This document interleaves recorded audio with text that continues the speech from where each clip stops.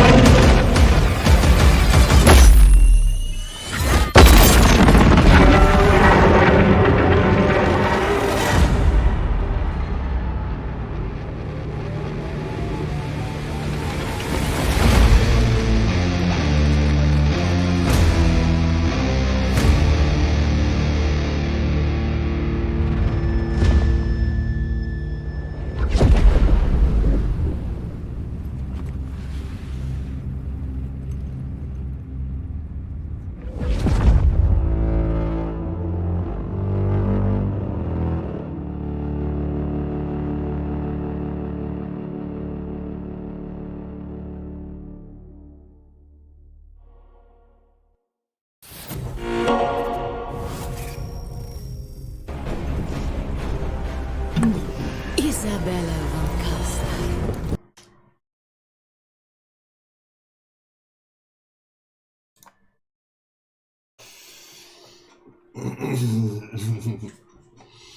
Oh yeah.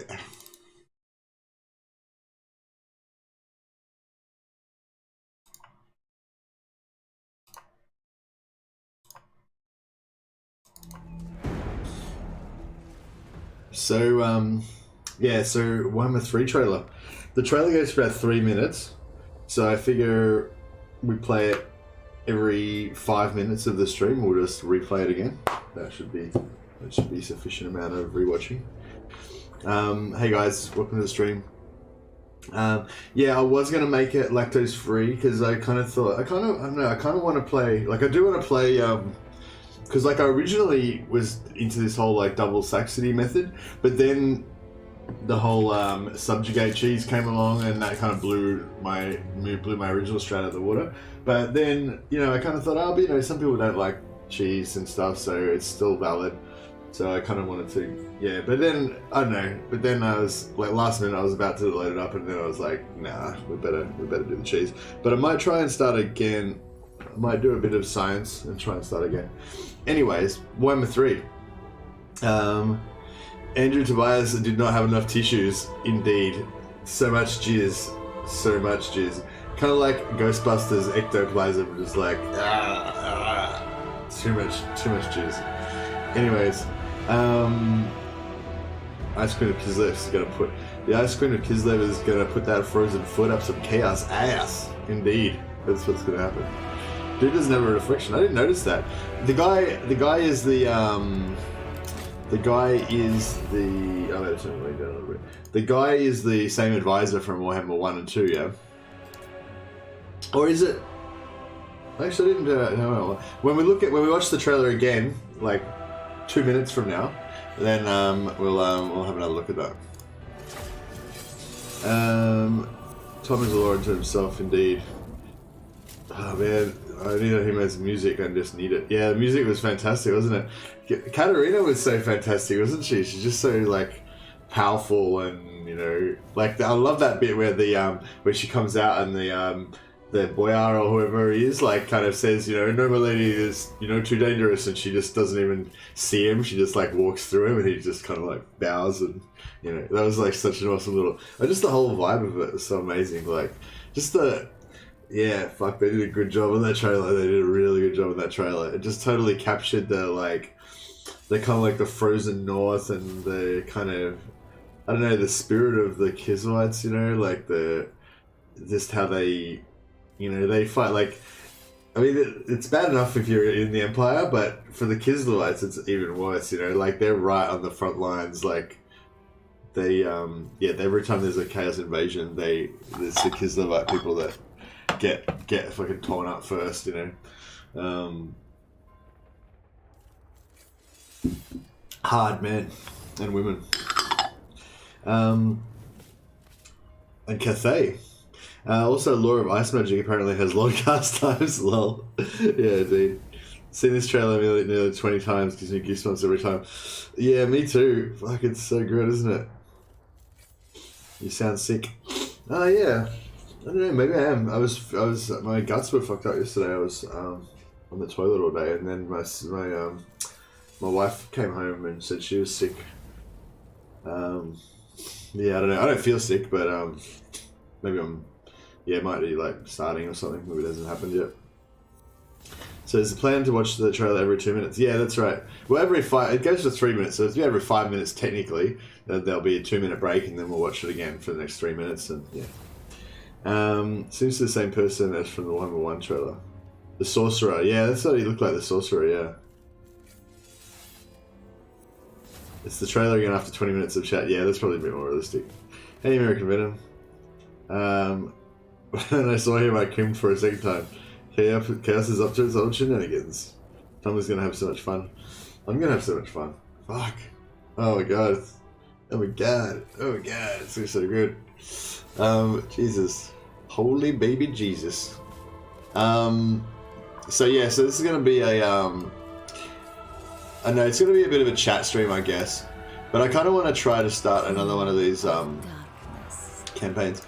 I think I want to do, I can't remember if it was Varix, was somebody was saying, like, the method where you don't recruit anything at the start. I think I want to, like, not recruit anything at the start and get, like, even more. Yeah, so my original plan was like we'll do the lactose free version with like no cheese, but then I thought, oh, actually maybe we'll do that ultra super hardcore mega lactose cheese version with twice as much cheese. That's, you know, basically the same thing. Since then they showed demons with corn and Kislev, I'm guessing there's going to be different star positions with the other three. Maybe. I don't think that follows though, Andrew. But yeah, I mean, I think that's yeah, it's very likely they'll have different star positions. Like you would expect that they would, because there'd be more variety. But I don't think it follows just because they weren't in the trailer. But yeah, I mean, it seems likely that they'll put different matchups with the different Chaos Gods kind of thing. It'd be interesting if they put some like down south, maybe. You know, yeah, it's interesting how they had that map of Cathay. We might have to look at that map again and see if there's anything else sort of detailed on there that we missed as well. Yeah.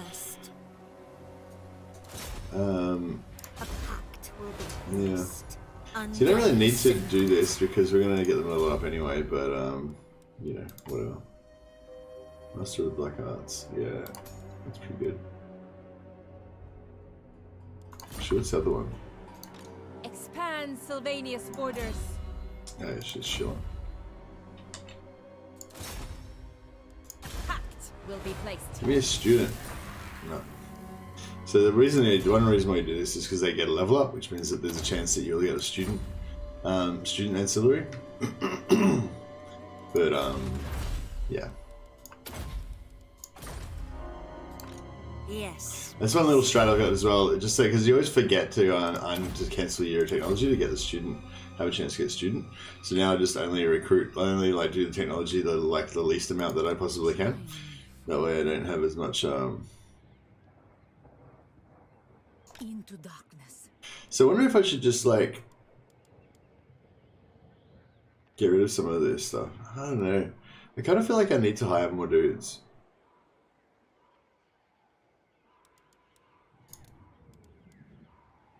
I don't know. Do I need to hire more dudes or not? Some people seem to think that you can get away without hiring anyone. But then I might have to fight a lot of battles. I don't know if I want to fight a lot of battles. That seems a bit like hard work, you know?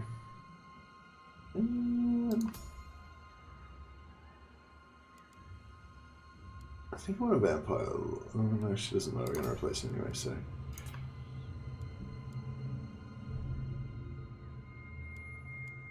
Darkness comes. Everything dies. Follow me.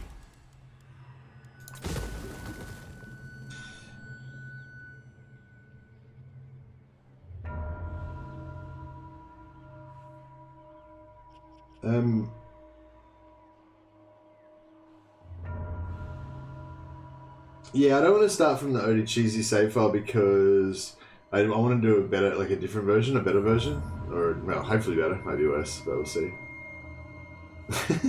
Yeah, sorry, man. I was gonna be a lactose free one, but then I don't know. I was just, yeah, I don't know. I just figured like, because the other thing I realized as well was because the way that when I released the video, I think I released the video, like I think the time that I released the video was like the right time for. I don't know, maybe it was like the right time for people in the US, but not the right time for people in the UK or something, I don't know. Whatever, the point is like there's like a second group of people that are going to see the video now that haven't seen it yet, so they're going to still be interested in lactose, you know, stuff in the cheese. So I thought I'd be a bit unfair to do that. I'll probably come back and do a lactose free version, you know, in a few weeks time after a few other things and, you know. Yeah, let's sell those skellies with spirit if you can. Yeah, maybe I will do that. I can't recruit them now, but I can recruit some normal ones.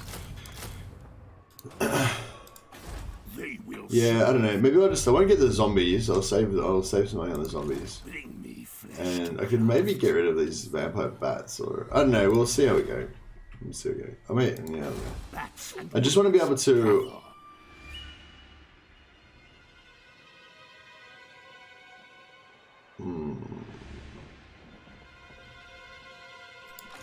See, if I don't hire them, then I could probably hire an extra vampire lord. And he's going to be better. Oh no, but it's bad to hire another. No, I'm going to. No, it's fine. Alright, I won't hire another vampire lord. We'll wait. We'll wait a bit.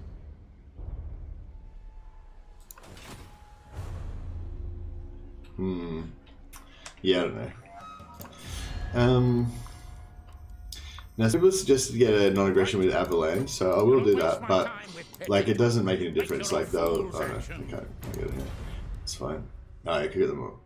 Yeah, I don't know. So, I know sometimes you can get it, quite often I can get it, but I don't know why they don't want to give it to me this time. Yes? The good thing about the lactose-free thing is because we're going to destroy our reliability and all that, excuse me, it doesn't matter what we do. Like, we can just literally, you know, we can like make an agreement, break it, you know, fuck over anyone we want. Like, we can just play like completely evil, you know. So it's kind of cool in that way. Welcome to my realm. Let no man. Yeah, right. I think we're good.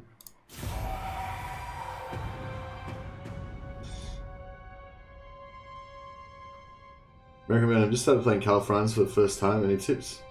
I've got a video called 4-Turn Reichland. If you do that, kind of. No, well, you don't need to do that really for Carl Franz because he's got enough movement to just. So you kind of do, yeah. If you look at my 4-turn Reichland guide, you kind of do that, but you don't need to. You can attack on the first turn.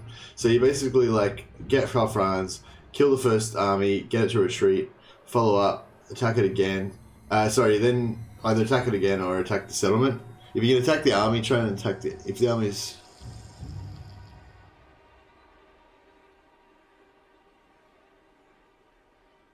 well, yeah, you probably just make sure you attack the settlement. Anyway, whatever. Make sure that you get the settlement on the first turn. That'll unlock your quest for you, and it'll give you the settlement. And then you also recruit a second lord on turn 1. No, that doesn't work. Yeah, you don't really need to recruit a second lord on turn 1. Just, yeah, I don't know. I don't play Carl Franz, really. I play Bogmar. But yeah, you can basically take Reichland in 4 turns, I think, or in 3 turns.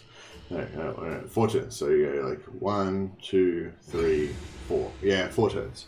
Yeah, you can take all of Reichland in 4 turns if you want. But what I prefer to do is take... recruit a second lord if you want, or don't, and then conquer Grunberg, then sack Obersreich, and then just keep recruiting and using Obersreich and the other one as sack cities, like double sack city. That's my plan. But I don't know. That's just I don't know. If you watch the 4-turn Reichland video, then you'll get the idea of kind of how I play. But you know, you do a Carl Franz version, so you take Grunberg 1 turn earlier. You take it on turn 1. So do I want these guys? I think I do. Darkness comes.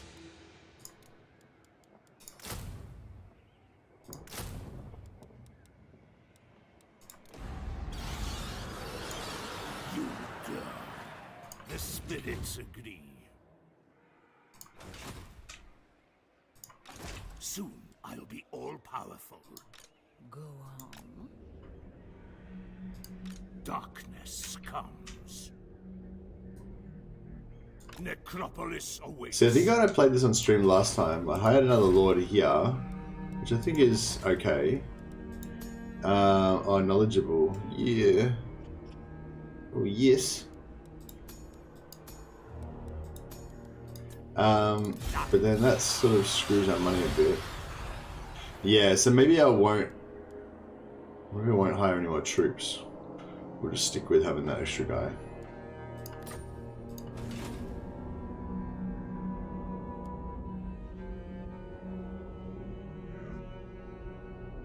This action does not have my consent. Indeed. Yeah, I normally play Velma. It's not that I'm against Carl Franz. I've actually come back around to maybe thinking Carl Franz is actually a really good lord. But I just haven't had a chance to fully explore that avenue of thought yet. So I don't really have any like crew strats or anything right now. But yeah, Carl Franz, he's got more movement. So he's got the highest potential movement out of any of the Empire factions. Which can be pretty high because you can get like 2 or 3 other movement ancillaries, so you can get their movement up really high. And also, I like the +10 relations that he gets with all of the different Empire factions. It's kind of cool. Now does he want to go?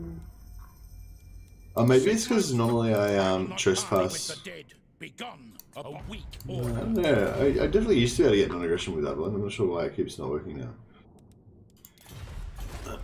Well, that's okay.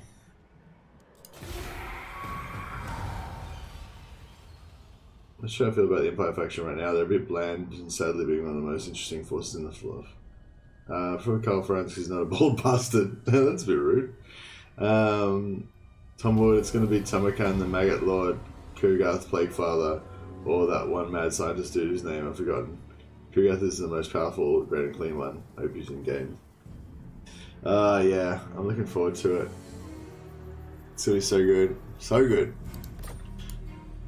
Might be nearly time for us to watch another,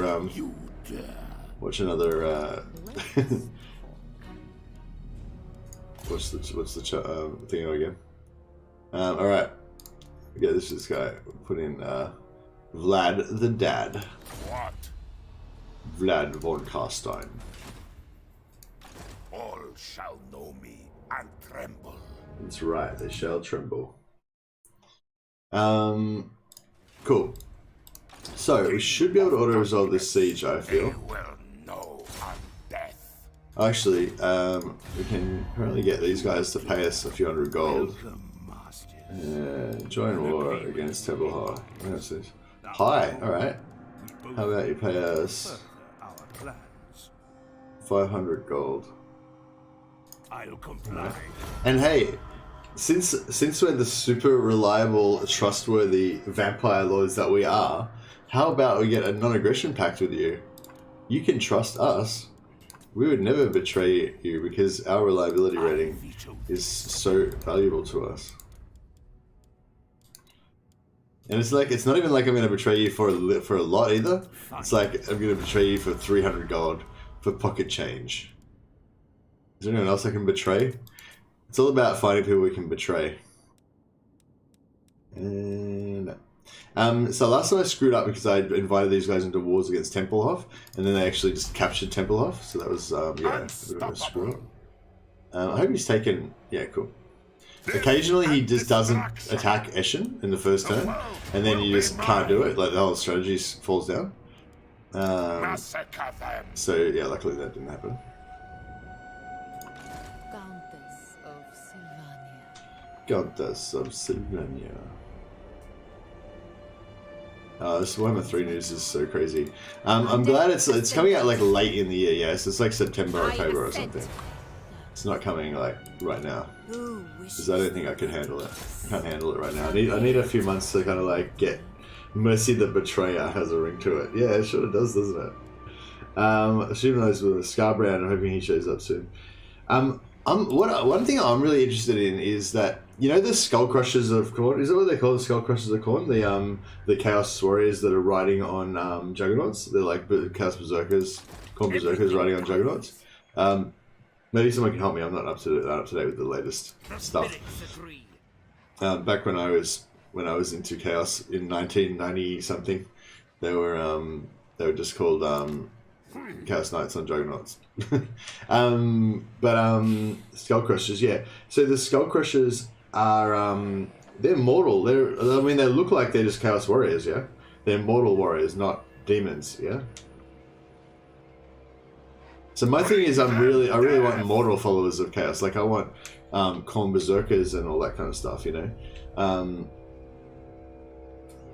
So yeah, if yeah, they're mortal, yeah. Yeah, so do you know what I mean? Like, I don't really dig the idea of just having heaps of armies of, like, demonettes and stuff like that. Well, I mean, I do, but not as much as I do, like, the Warriors of Chaos kind of aspect of it. So, like, I don't know. I guess the mixture of having demons and mortals is pretty awesome. Like, having, like, Khorne Berserkers mixed in with Bloodletters and Skull Crushers and stuff.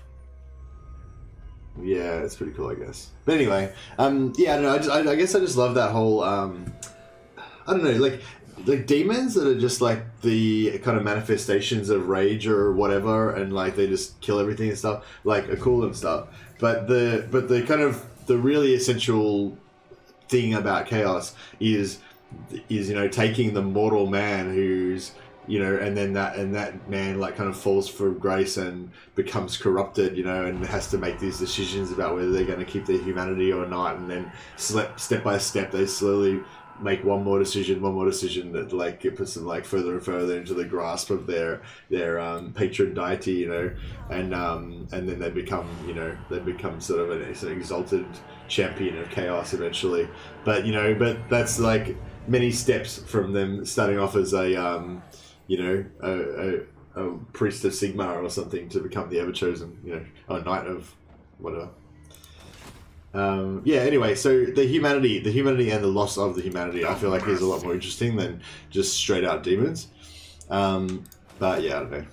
So what do we got here? See, that looks pretty bad, but I'm pretty sure we would still win it in auto-resolve. We would definitely win it if we fought the battle.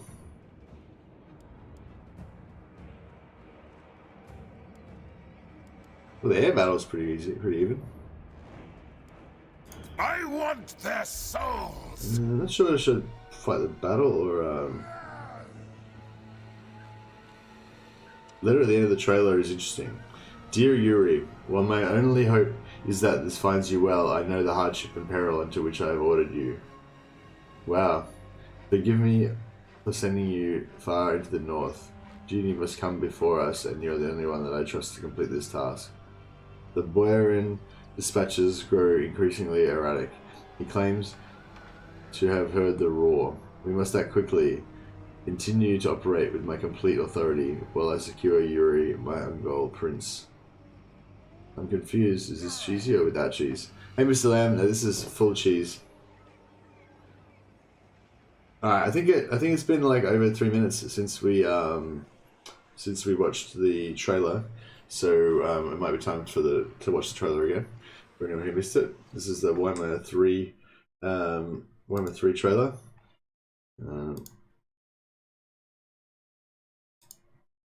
I'll just go away for a second.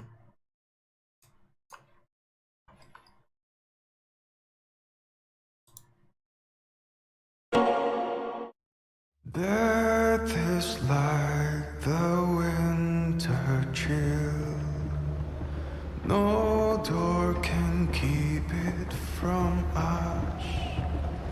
And summer yet may bloom again, though ice be all upon us.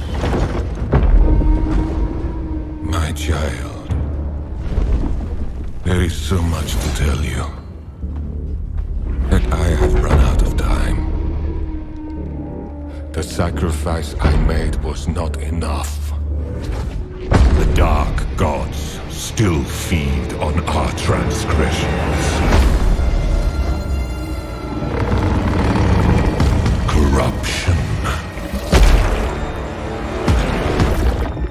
Obsession. Deceit. Rage. You must face these demons.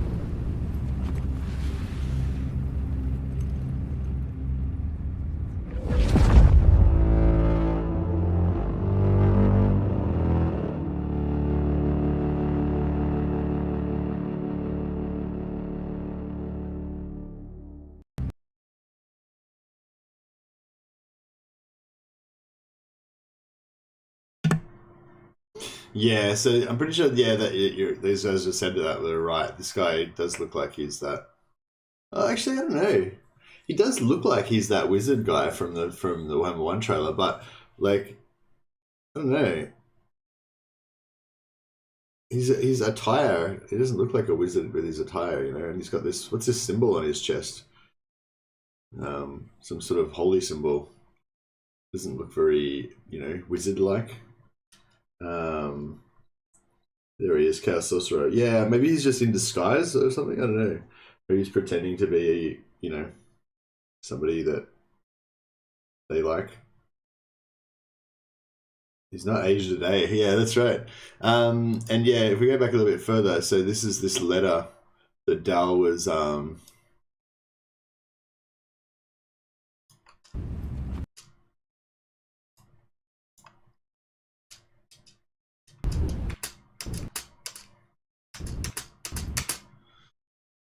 yeah. This is the letter that Dal was trying to translate for us. So, dear Yuri, while my only hope is that this finds you well, I know that the hardship and peril which I have ordered you into which I have ordered you.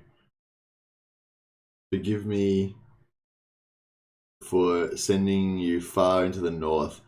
Duty must come before us, and you are the...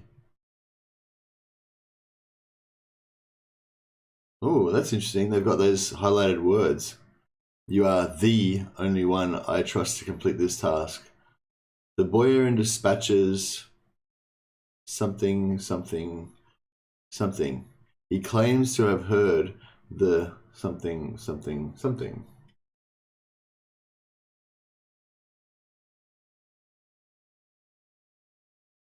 We must act quickly.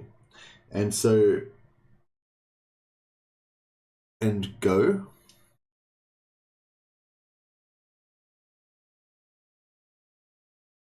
Something with like complete authority.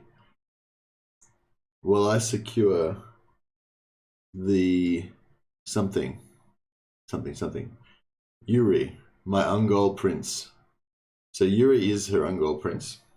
The Ungol are the I think the Ungol are the kind of historical like race of like the rulers, like they're kind of like the hereditary kind of step riding kind of dudes, sort of like I don't know. I guess it's sort of like when like Kublai Khan, you know, like when Genghis Khan took over China, and then Kublai Khan was like, you know, the ruler of it or whatever, and then you had the sort of Chinese people beside the people that were descended from the actual Mongols, and they had that kind of like warrior race and stuff. I guess that's kind of like the Ungols are those guys that are kind of like descended from the original warrior race type of thing.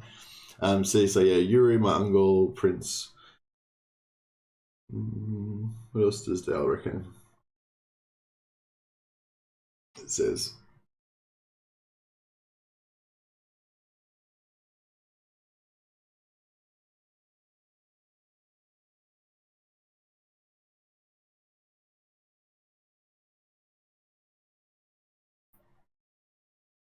can't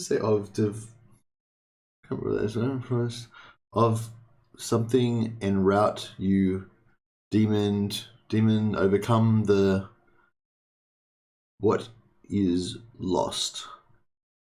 Anyway, and then there's the highlighted words, which is like, dear Yuri, the prince demon is Katarina.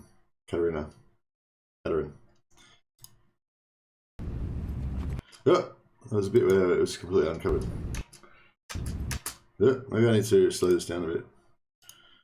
Put it on like playback speed 0.25. Oh, missed it. Oh, missed it again. Motherfucker.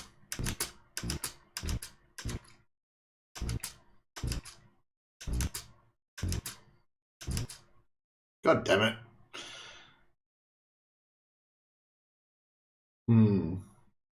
Anyways, yeah, I don't know. If anyone's got any ideas about what that all means, Kislev. Indeed, that's what I think too, Rosroth. That's what I think too.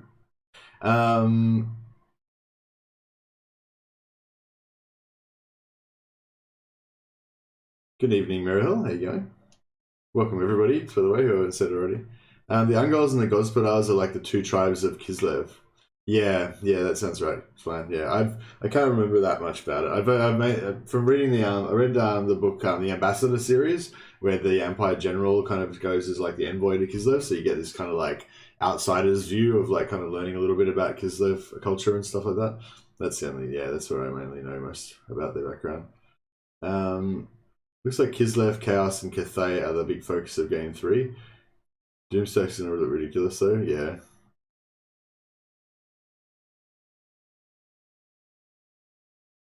Oh, is there next last frame in YouTube? How do you do that? I don't know how to do that, but yeah, whatever. Godspadars basically conquered the somewhat civilized Ungols. Oh, okay, sorry, it's the other way around. So the Godspadars are the like Mongols kind of thing, and the Ungols are the like Chinese type ones. Not not really, but in my analogy that I was saying before. Sorry, got that around the wrong way. Yeah, the Godspadars are like the warrior type dudes.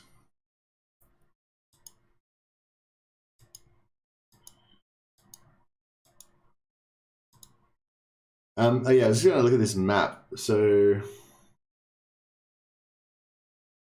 yeah, we can't really see very much, but this is like, I guess this is the Darklands over here. Yeah, we can't really see much of it. And then Grand Cathay.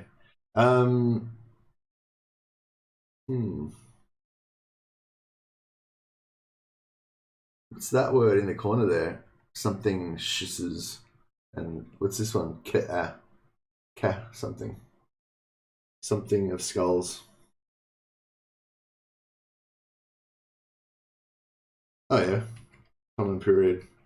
Cool. That's really useful actually. Oh, we can see more of the map. Ah. Cool.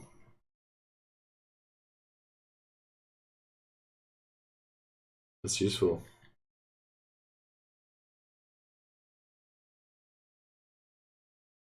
I mean, yeah, I mean, now that, like, I sort of arguing for them not putting in Cathay until they put in all of the other races first, but I don't know. Now that he has actually, like, you know, announced it, then I'm like, yeah, okay, that's pretty cool. And yeah, what is this? So the Jade Dragon obviously is Cathay, and the Ice dude is obviously Katarine. But yeah, what's this one? Is that? Oh, that's a Bloodletter's head. So it's Khorne. Yeah. Yeah, so whoever said that is sounds like it's right. But wait, there's only 4 factions. So is there going to be like a surprise faction?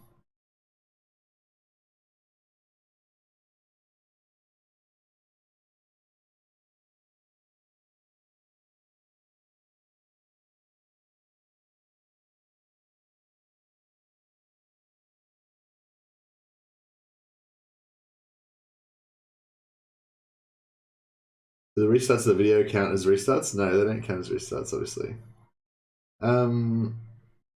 4 Chaos, Cathay, Kislev. Nah, I don't know, Rizgaratha. I think that this is telling us it's not going to be 4 Chaos. I mean, yeah, obviously there are 4 Chaos factions, and yeah, I'd say each god will be there in faction for sure. But it looks like at launch it's only going to be Khorne. So it looks like it's going to be, yeah, Kislev, Khorne, and Cathay are going to be the 3 main factions. But not, you would assume they would do 4 main factions at launch, yeah? So I'm assuming that means because they're just going to save 1 faction to hold back. It's the same that they did with, what do you call it, with, yeah, we'll check the store page for sure.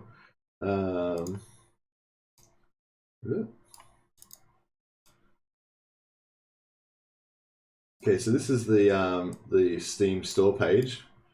See what information there is on here. Pre-purchase to get an additional free race pack. 4 race powers for the player. So, doesn't say what you get, you know, or anything. Just to get far beyond the world, the interdimension, far beyond the world and its petty wars, there exists a dimension of pure malevolent magic, terrible place incomprehensible to the mortal mind. It whispers promises of power, but to behold it is to be seduced by it, to relinquish your soul to it, to become it. The four ruinous powers rule over this place, ever seeking to slip their bonds and engulf the world in a tide of demonic corruption. Nurgle, the plague god, Slanesh, the lord of excess, Zinch, the changer of ways, and Khorne, the god of blood and slaughter. On the border between worlds, two mighty kingdoms stand sentinel, the stern warriors of Kislev and the vast empire of Grand Cathay, but each is beset by its own trials, and now both have cause to cross the threshold and send their armies into the realm of chaos. The world stands on a precipice. A single push will plunge it into cataclysm. And there is one who schemes to achieve just that, an ancient figure who desires nothing less than to wield supreme power, but to succeed he will need a champion. Oh my god, that's Nagash, isn't it? I mean, I guess we knew Nagash was coming, so it's crazy. Yeah, 4 Chaos plus Cathay plus Kislev plus 1 unknown pre-order. Yeah, yeah. I just, when I saw that picture, I thought, yeah, reading this, it's 4 Chaos, yeah. Yeah, I wonder if that extra one's Nagash. It says, and there's one who schemes to achieve just that, an ancient figure who desires nothing less than to wield supreme power, but to succeed he will need a champion.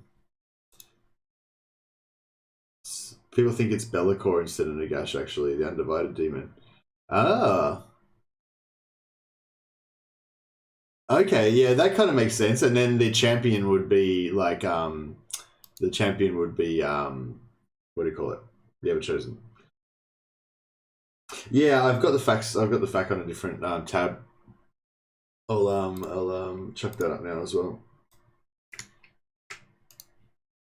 What am I doing here? No. Wrong thing.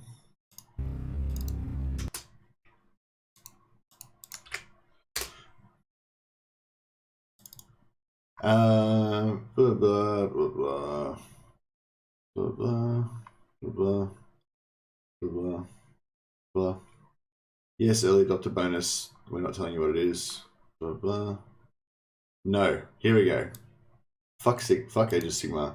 No, as with Total Warhammer and Warhammer 2 and Warhammer 3 is set around the reign of Karl Franz, our primary source is Warhammer Fantasy Battles 8th edition, although we have and will continue to use older editions for inspiration where appropriate. So it's not Age of Sigmar, it's not the End Times, and it won't feature anything from Age of Sigmar. Thank God. Thank Holy Baby Jesus. Also, I'm worried about this old world stuff as well. I feel like I feel like when they bring back the old world stuff in Warhammer Fantasy Battles, they're not actually going to bring back the old world. They're gonna like fucking design the old world to be like Age of Sigmar style. Like that new Witch Hunter model that came out, like it does look really cool, don't get me wrong, but it's a completely different fucking art style from the original Warhammer Fantasy art style, and it sucks. Like, fuck that shit. But they should just bring it back the way it was. Anyway, sorry. Got a bit carried away there. Just, yeah, fuck Age of Sigmar. Sorry. No, so it's not even fuck Age of Sigmar. Like, I have no problem with Age of Sigmar. If you like Age of Sigmar, that's great. It's just, it's a different world. It's not Warhammer Fantasy Battles, you know, and I like Warhammer Fantasy Battles. That's all. And so, yeah. I mean, I'd sort of accepted Age of Sigmar. It's a different game, and people enjoy that, and that's fine. And I mean, I'd probably enjoy it too if I got into it. I just haven't got into it. But I know I really like Warhammer Fantasy Battles, and that's why I love Warhammer 2 so much, because that's where it's set, you know. And when they said they were going to bring back the world that was, I thought that was cool. But now it seems like they're going to bring back the world it was, but like fucking mutated into some Age of Sigmar version of it, which seems really shit. But I don't know. Maybe I'm wrong. Hopefully I'm wrong. Is all this new Kislev and Cathay content for Total War Warhammer 3 legit? Yes. Games Workshop has expanded and created these factions and partnered with us. You can find out all about it from them on the Warhammer community here, including some great interviews. Okay, so that's a whole other aspect we should look into as well, probably. There's if we go and look at the Games Workshop website, there'll probably be like new information about their new miniatures they're going to be releasing for Cathay and stuff like that. I wonder if Games Workshop only just figured out they could release like Cathay and miniatures and sell them to China and make heaps of money, based on like Total War doing it first, probably. Will it be a combined map for all owners of all 3 games? Yes. Although our current focus is on Total War Warhammer 3, we will release a massive combined map. There'll be a huge DLC for owners and free. Oh, okay, so it's going to be like Warhammer 2. So Warhammer 3 is going to come out first, and then like sometime later, the Mortal Empires campaign will come out. So you won't be able to play, you know, Empire versus Demons of Chaos initially. We'll be continuing to support Warhammer 2 after the launch of Warhammer 3. As you might expect, our focus will shift towards Warhammer 3. However, there will be a further DLC for Warhammer 2, which will be releasing later this year. Awesome. Blah, blah. Blah, blah. Chinese fact. Cool. Well, that's all pretty exciting.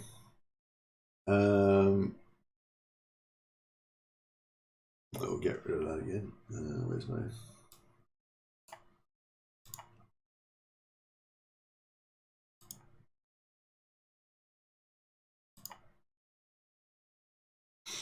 now the races are pretty much set, excluding the pre-order bonus.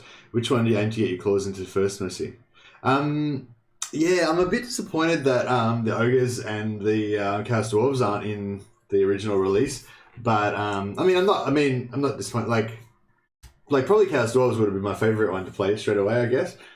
So you know, but I'm totally happy for them to be released later as a DLC. That's no problem with that. I don't know. I'm pretty into. I don't know. It's really hard to say. It's basically whichever one's the most fun to play. You know, I'm not super committed to any one particular Chaos God. Like I kind of like all of them a little bit. You know, like there's different aspects of the different ones that I like. I like Corns and Marshall. You know, Marshall. That's an AOS model. It's not fantasy. Oh, okay, cool. Thanks, Flan. That makes me feel a lot better. Fuck. All right, so that whole rant I had about AOS, that was based on some incorrect information because I was wrong and it was an AOS model, not a fantasy model. So, all right, apologies to all the AOS fans if I overreacted a little bit there. Yeah, they're basing the old world around the reign of Magnus the Pious, I think, which is a bit confusing to me, and I'm a bit worried about that as well because, why? I don't understand why. Like, yeah, it's really weird. It's like so they take the setting that everybody loves, and then they destroy that, and then they make a new game called Age of Sigmar, and then they're like, oh, we're going to bring back the setting you love, and then it's like, no, actually, we're not. We're going to bring back a different setting that's slightly different from the setting that you love. It's like, what the fuck? What the fuck are they doing? Are they just doing it to fuck with us or what? I don't know. Anyway, but no, I'm down with Magnus the Pious, the time of the three emperors and all that stuff. I think that's right. Yeah, I think that's when Magnus, is that the one with Magnus the Pious? Is that when the three emperors thing went down around that period? So yeah, I think it's an interesting time period. I don't know too much about it, but yeah.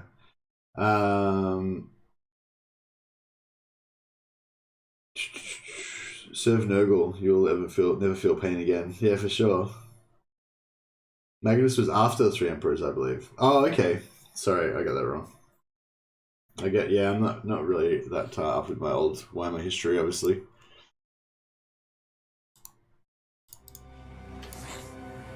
Oh yeah, so should we fight this battle or should we just yeah. So basically it seems like this is going to be a sort of chill stream where I maybe play a bit of Warhammer, but there's going to be quite a lot of just talking about and rewatching the Chaos trailer over and over again. I think that's how it's going to go down. And I'm going to keep turning the microphone off and on so that I can watch the trailer, and then I'll probably forget to turn it back on at some point, and then yeah. So pre-order race pack Bellacore, you reckon? That'd be pretty cool as well. And that still leaves Nagash to be a DLC, because they want to have like a shitload of DLCs afterwards, so yeah. Like, that's the thing, like, my only real problem with Cathay was just like, I don't really have a problem with Cathay. It was just like, when people asked me about Cathay and stuff like that, I was like, no, they shouldn't have Cathay until after they have Chaos Dwarves and ogres. And I still think that. But I think that, you know, they had to decide on, you know, the best races to have it launched for Game 3 and stuff like that. And I think, like, yeah, having a Chinese faction in there is really a really good idea from a business perspective. I love the fact that the bloodletters look like old school 5th edition fantasy. Oh, I thought they just looked normal to me. I didn't know there was a different version. Yeah, I thought the bloodletters looked cool. I love that battle scene with the bloodletters. Like, oh, it looks so awesome. Like, I think that, I don't know, I kind of don't like demons that much because I think of them in terms of like the other realm of like demons fighting demons and stuff like that, and it seems a bit jarring to have them like fighting against humans and stuff. And like, I don't know, it's just a bit weird. But then in the context of that, like fighting in Kislev, like in the icy wastes of Kislev, which is kind of only just one step removed from being in the Chaos Wastes practically. Like Kislev's a scary fucking wild place up in the north where fucking demons stalk the land and shit, you know? Like like I said, hard men, a land of hard men and hard women that live on the edge of annihilation, you know? That's why they drink so much. Blood! No mercy. Yeah, so we're still this thing. Should I hire some more dudes? Should I fight it manually? Death and destruction.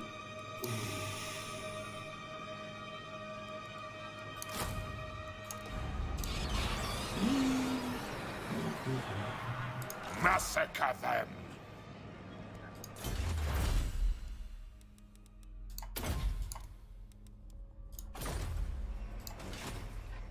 Annihilate them. I really want to just auto-resolve it, but if we fight it manually, we'll probably have a better result, won't we? Really? I don't know. Might be better off auto-resolving it. Araby fans might be up for a DLC race in the future.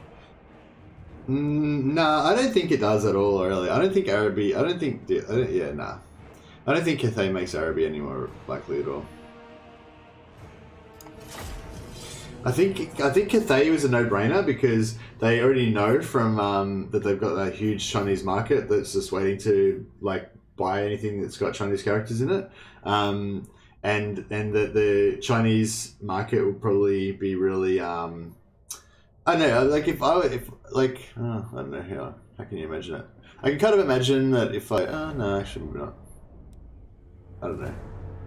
Anyways, whatever. The point is, like, they already know DLC, like, Warhammer 3 is going to be huge because of all of the fans of Warhammer, because of us, like, all just, like, completely jizzing over it.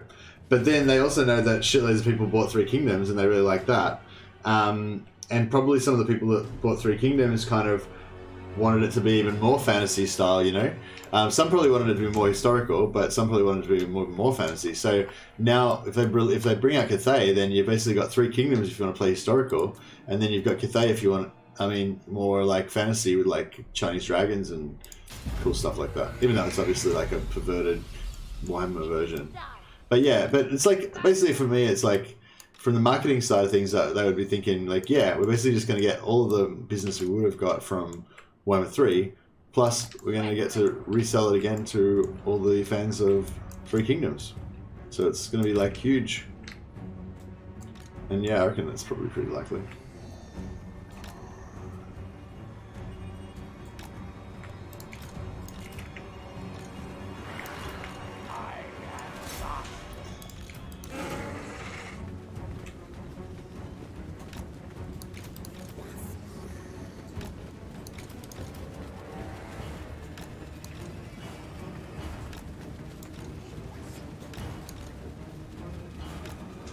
We're going to go for the old blob attack strategy. It's an oldie but a goodie.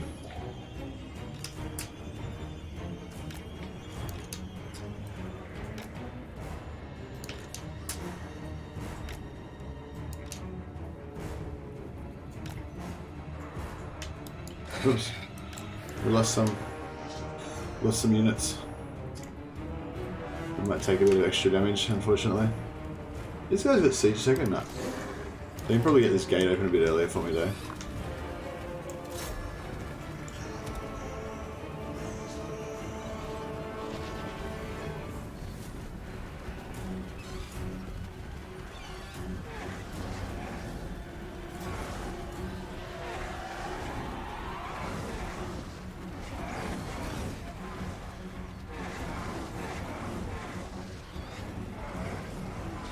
Yeah, I mean, I guess in terms of like, yeah, if they're going to milk the last game for every faction they could possibly make, then yeah, maybe Arabi, Nippon, and all that would be done at some point. And I would love that. Like, I would love that. Like, whenever I argue against a faction in Warhammer 3, like, it's only because I want them to be after someone else that's more essential to the game. And yeah, I think like, yeah, in this, like, I think Arabi, Ind, and then Nippon would be like, you know, those three would be after like every other race in the game, pretty much. Or maybe like, I don't know. I mean, I guess Amazons are kind of like around the same. I'd say like Amazons are probably about the same kind of as important, but they're probably like more popular in the just because they're like, you know, semi-naked women.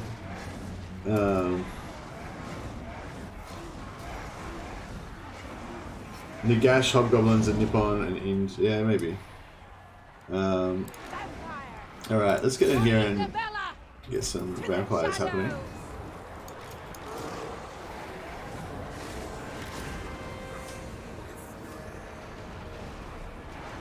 Now, we don't have any abilities or anything, so...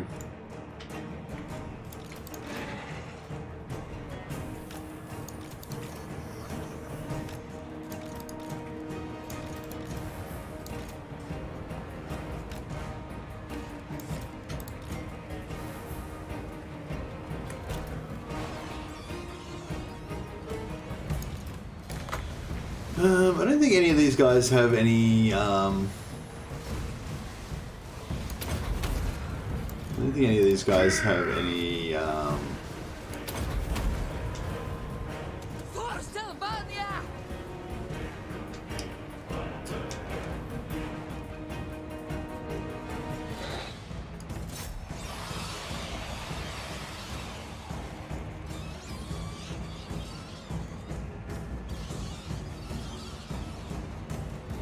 Hey Jeremy Dodger.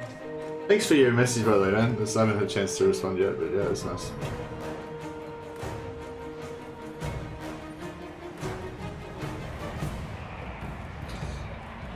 Nego says, I think the first legendary lord for Cathay will be Winnie the Pooh. The Poe. Winnie the Poe. Yeah, you reckon? I don't know.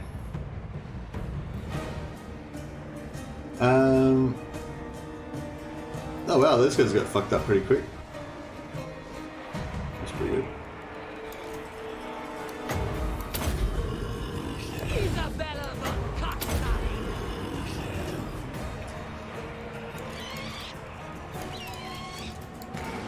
Yeah, a bit of like, get some more charge bonus happening here.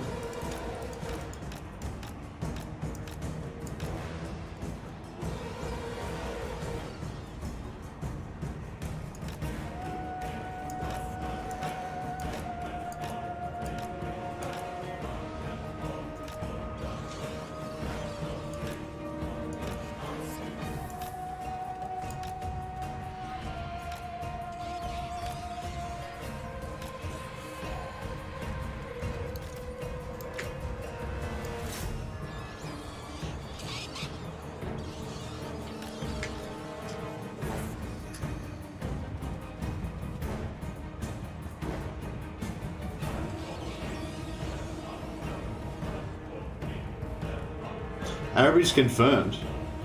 Really? That's... oh, okay.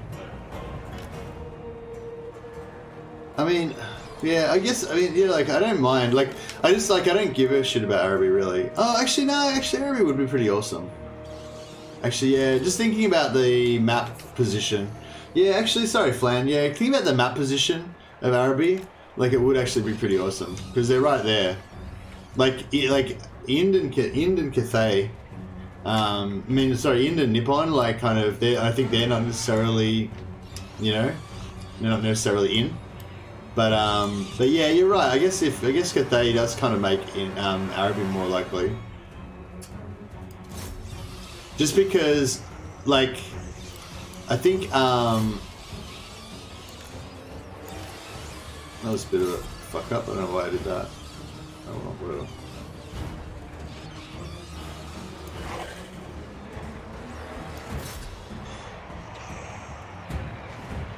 You don't want to play Aladdin, Mercy? Yeah, that's it, yeah.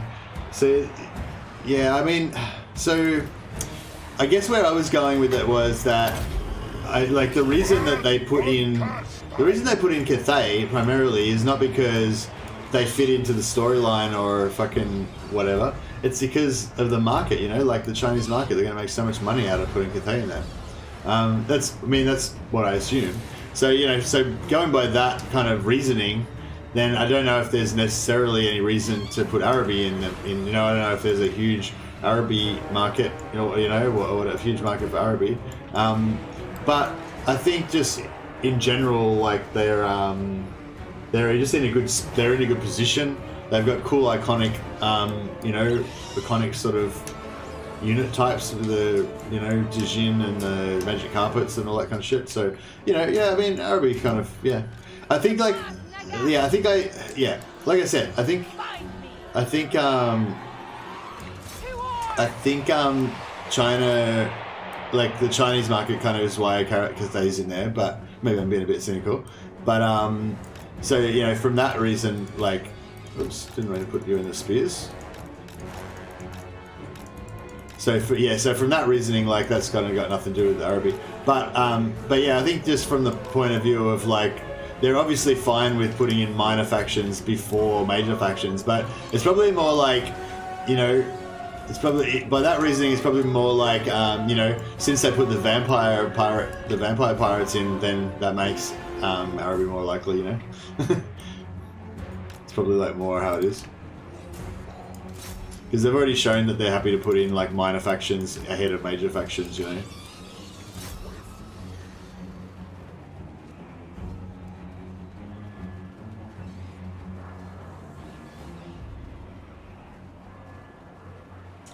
How can they market this game in China? It's loaded with skeletons, for example. They're strictly banned in China. Actually, yeah, that's a good point. Yeah, I don't know how that would work. Maybe I'm way off base with that China stuff. Maybe fuck, that sucks. That's gonna suck. If they have to like redo the whole game for a Chinese market where they take out half the shit and like, if that causes massive delays, I'm not gonna be too happy.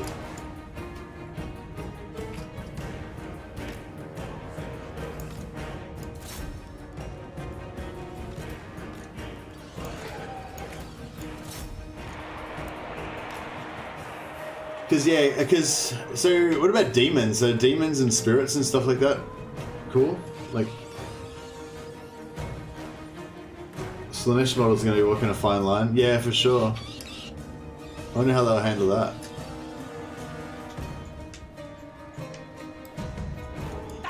But yeah, I guess they could make it so that Blizzard removed all skeletons from WoW for China for that reason. Spirits are a no-go too. Oh, okay, so they're probably not going to release it in China then, I guess. I don't know. It seems weird that they wouldn't, like, you know what I mean? Like,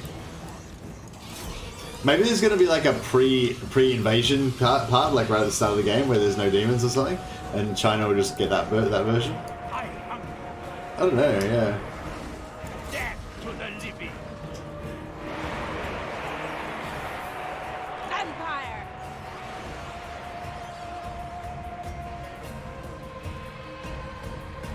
Yeah, I mean, I don't know. See, I mean, those seem like pretty good points. Like, how will that work? But then it's like, but they'll make like millions and millions and millions of dollars. So, like, obviously they're gonna release it in China. You know what I mean? Like, say, I don't know. It's a bit like, I don't know how that works.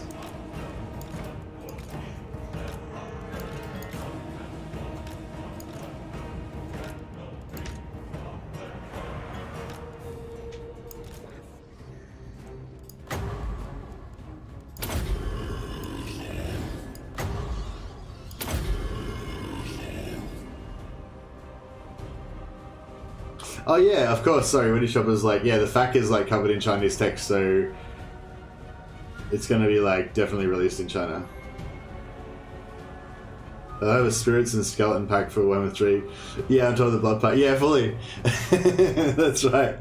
The demons of Khorne faction will just be like skull crushers of Khorne and immortal champions of chaos, and then you have to buy the demons pack, or demons and spirits pack, to get all the demons.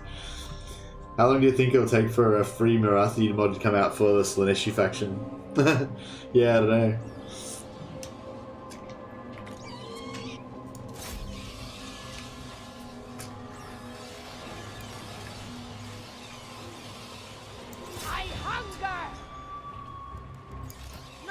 of the night.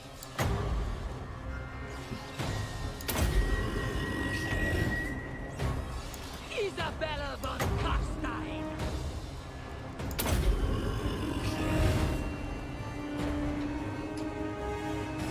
Oh, what? My heroes aren't here. Vampire. I fucked up there.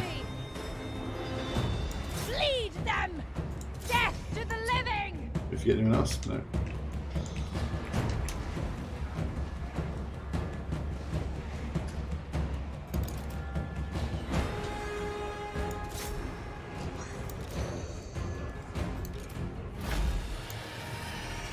Well, that's like the best I've done that battle for a while. I usually just auto resolve it all the time and like take huge casualties. Free Marathi. Oh yeah, somebody asked me a question about the cheese. Hey Divrik, welcome to the stream, man.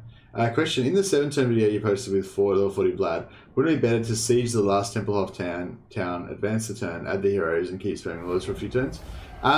Yes, it probably would be. Yeah. That's probably maybe what I will do. Actually, no. I think what I'll do is because the other thing with the Divrik is that you get like massive lag from like doing it. Like every time you do it, it brings up another little. You'll see. I'm gonna do some of it on this stream. So yeah, I might like play the video while I do a bit of it, and then like or something like that. But yeah, you get massive lag. So you may as well like do it on turn 7, get Vlad up or whatever, or get Vlad up partway or whatever, and then advance the turns to get rid of most of your lag, and then do it again on turn 8, and then advance the turn and do it again. That's probably the best way to do it. Because yeah, I'm still wanting to look into. Yeah.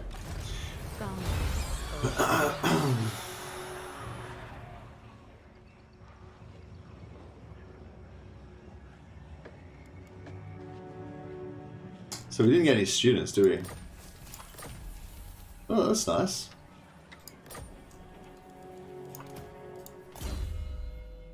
Staff of Damnation. I like it.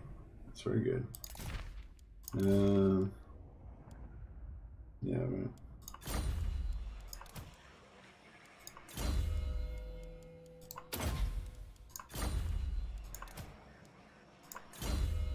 Yeah, she could actually be quite good because Penumbral Pendulum might be handy in this early stage of the game. Yeah, so this time round, I think we'll go for the vampires first. I might go for vampires and growth and just deal with having no money because we're going to go full cheese version anyway, so we don't really need the money. Yeah, I think this is, working out. I'll keep those extra. They will serve. Going. Probably should get rid of this guy for now.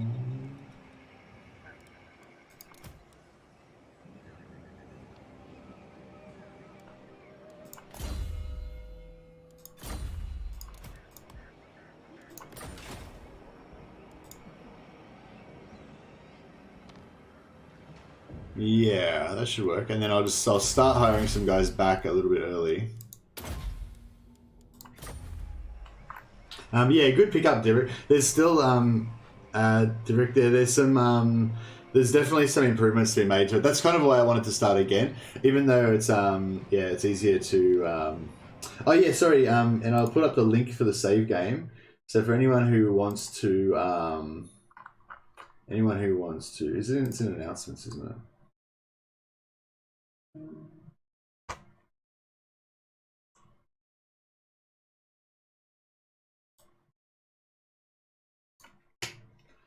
So yeah, so it is a little bit tedious doing the exploit, as you will all no doubt see soon. But I'll put the I'll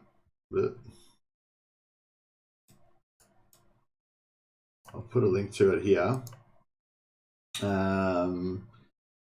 Turn 7, level 40, Vlad, save, download here.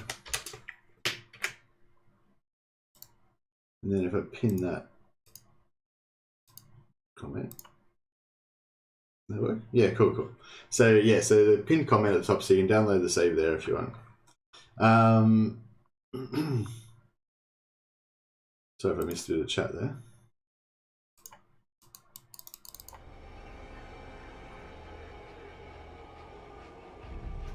I want to see some great and clean ones as well.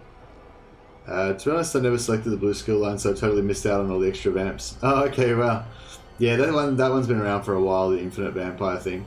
But yeah, I tried to include like a lot of tips for different stuff for vampires. There's still a lot more vampire stuff that I didn't even get to include in this, so that's what I was thinking about doing a second video. But yeah, we'll see. We'll wait till I'll see how we go. It's not spam, it is the words of truth. That's right. It's not spam, it's just Kislev. Kislev. Kislev. Kislev. Kislev. Kislev. It's not spam.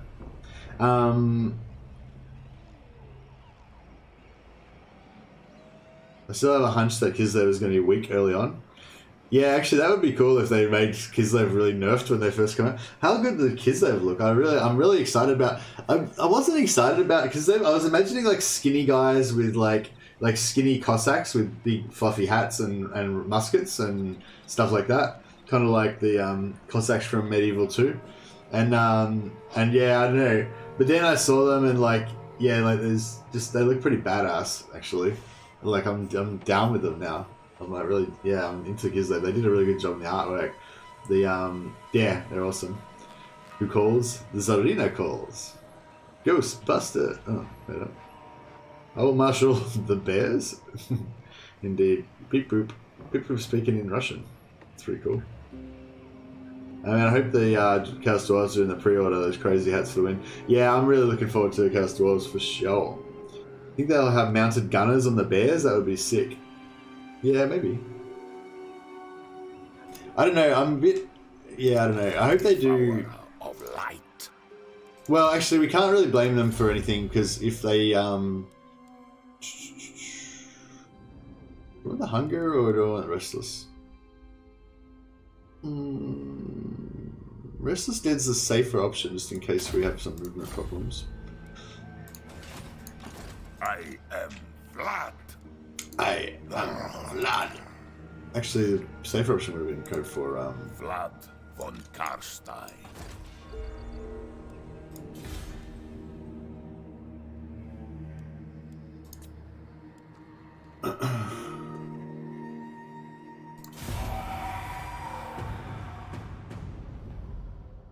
It's just Kislev and Cyrillic. Kislev.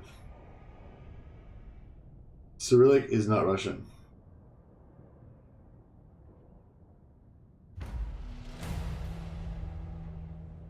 Beep Boop says, in all caps, Cyrillic is not Russian. I don't know if that was an all caps type of comment, Beep Boop. Like, I mean, Cyrillic's like, the type of letters that is the alphabet. And it's commonly used in Russia. So, you know.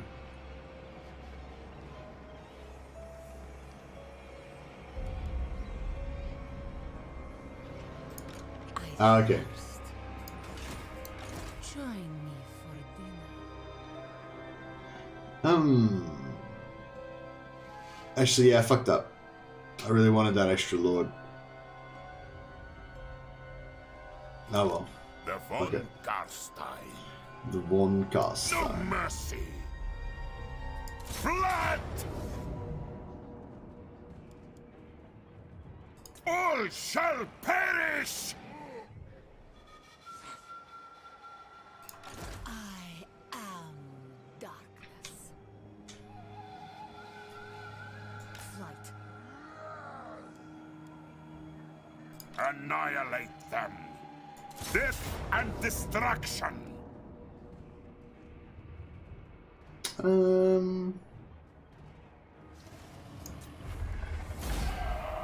I didn't cancel my. Okay. Darkness. Didn't cancel my phone technology. God damn it. Cower before me.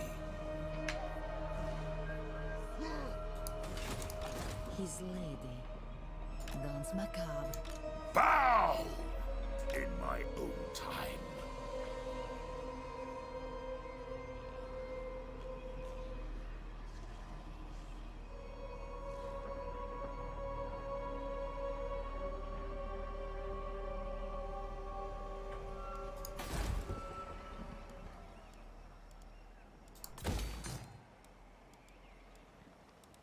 What about if I hire another dude now?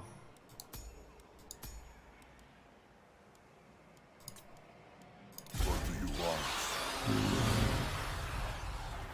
It's a bit exy. Will drown She's a bit in exy. blood. How many of these do we have to get rid of? Countess. Or is it good if we just like not take attrition? Descendant of Bathory. Isabella von Carstein. Join me.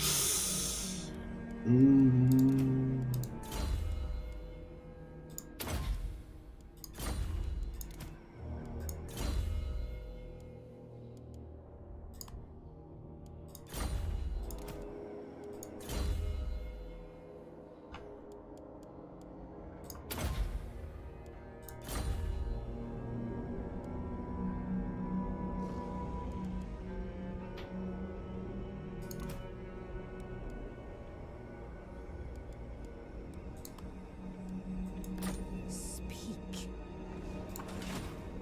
It's probably, I don't know, I might have gone a bit over the top with the,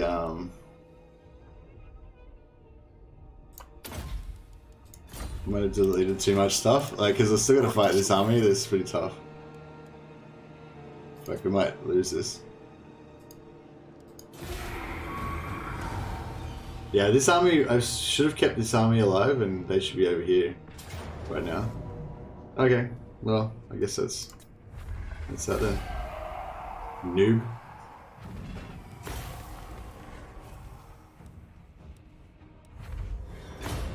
I like that money.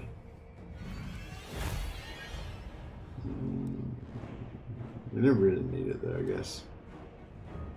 Or do we? We kind of do. We'll take it right now. That's fine.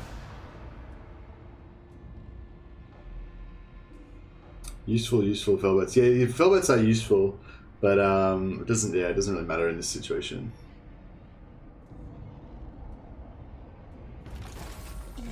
Because there's more of a Russia-Poland mix than just a Poland or a Russia or just Russia. Because Poland doesn't have polar bears.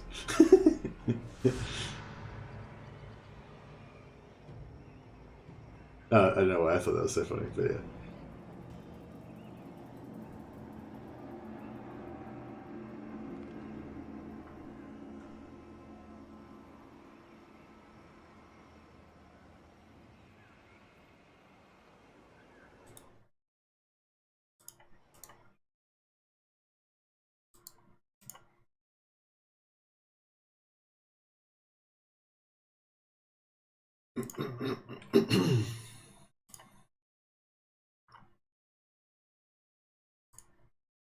The mouse is still a piece of shit.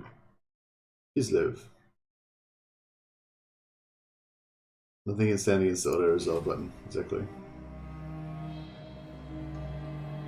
I've been trying the VC cheese, but Vladimir keeps dragging me into a war with everyone. Any advice? Who's Vladimir? Hey, Ella. See you, Linksy. Thanks for dropping by, man.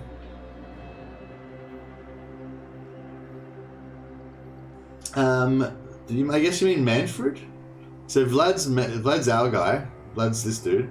Manfred's the von Carstein. I mean the Vampire Council Lord.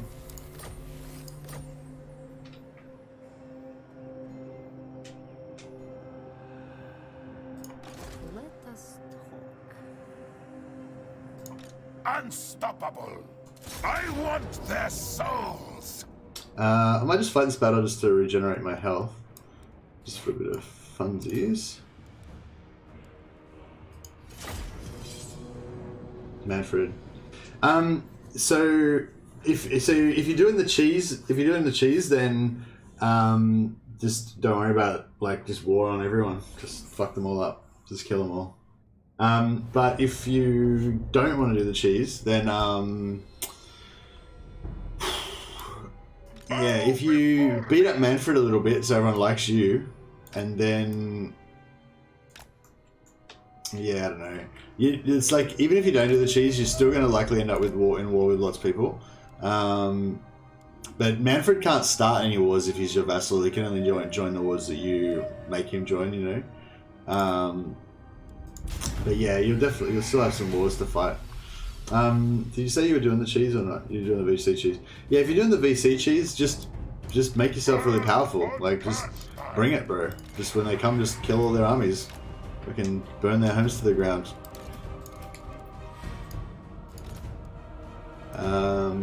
One thing I noticed was it's quite good to put like a couple of your vampires, your leveled up vampires into Vlad's army, because I found that they kept, like, when I had Vlad and Isabella together, they're both high level, they both got Wind of Death, but Isabella had all of the extra vampires, giving the heaps of winds of magic, whereas Vlad didn't. So like they keep attacking Vlad, and then you wouldn't, because Isabella's army with the vampires, the vampire winds of magic batteries aren't the primary army, you don't get it. So yeah, if you kind of split it up, you only get half as much, but at least, you know, it's spread across. At least Vlad's got some as well.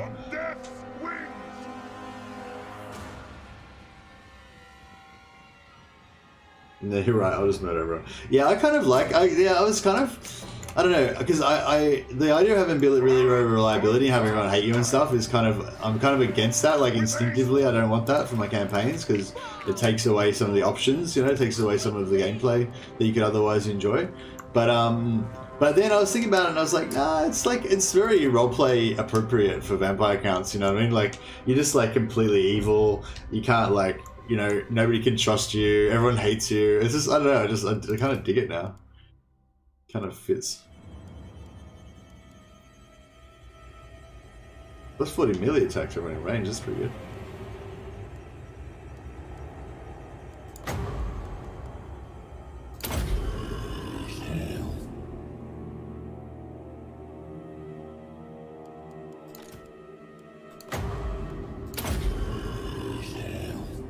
Alright.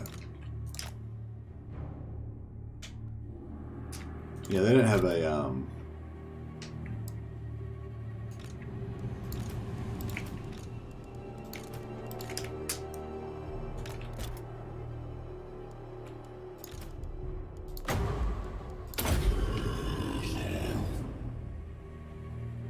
Mercy slowly going dark side. Good work, boys.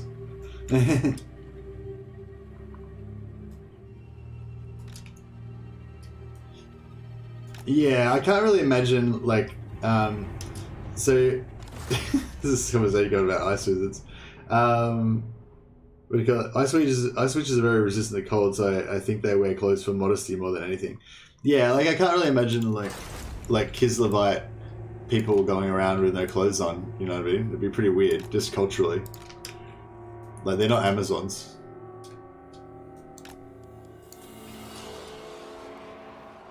Like, even if they could survive without clothes on, you know, they wouldn't really do it. I mean, maybe those, like, dudes that go around with no shirts on. Those, like, blade dancer guys.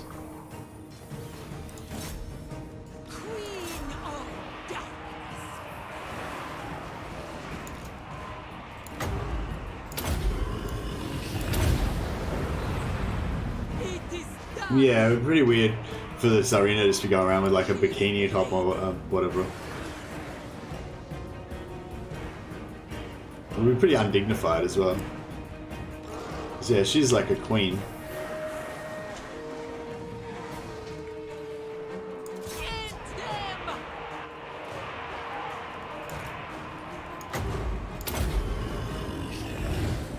Mercy, how hyped are you?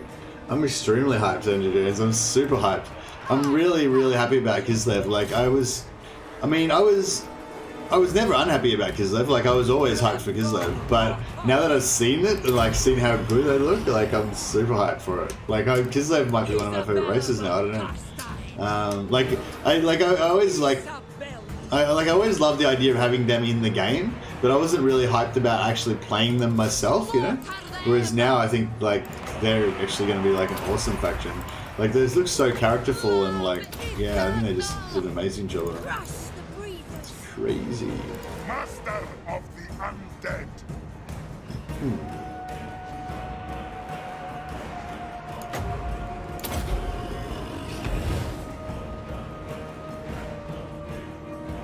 See how they play, though? Yeah, I mean, we don't know how they're going to play, you know. I imagine the bear cav should be interesting. I hope they're not like, I hope the bear cav aren't like cold ones, like really slow and just like shit. Having that unique magic would be cool, yeah. It'd be cool if they could do ice walls. How cool would it if they could make like ice walls pop up out of the ground to make like temporary barriers? Just have something completely different.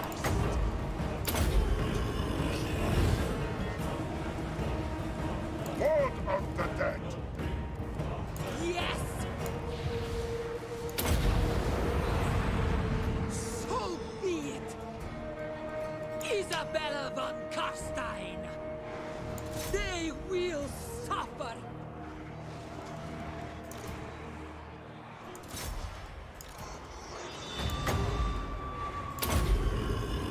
Countess!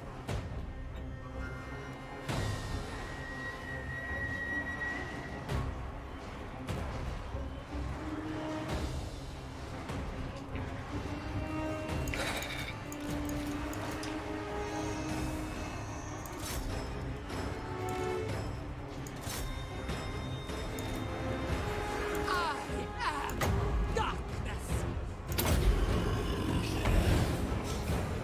Even the art for Serena Sosa wearing an insane amount of furs looks good, so I can see why.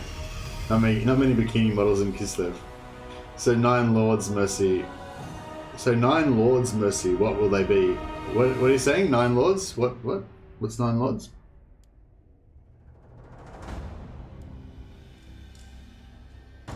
Yeah, freezing units would be pretty cool. Real life bears are fast, says Cock Monkey. Okay. But I mean, how fast are they? Are they as fast as griffins?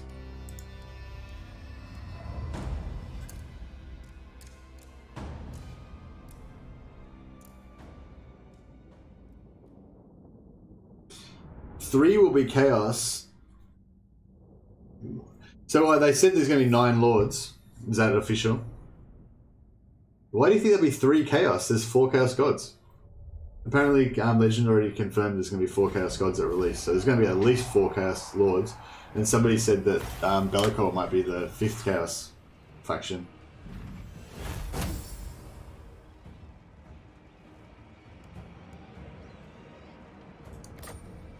Bears in real life are super fast, says Woody Chopper. I don't know. I mean, maybe over short distances. I doubt that they're very fast over long distances. So, you know, and so yeah, maybe they'll have a slower movement rate on the battlefield, but their charge speed would be really fast. That would be like pretty accurate representation, I think. Confirmed 9 lords on release. If there's 9 lords on release, then yeah, I don't know. That's a hard one. If you heard Bellicor earlier, if I'm right, I'm a genius.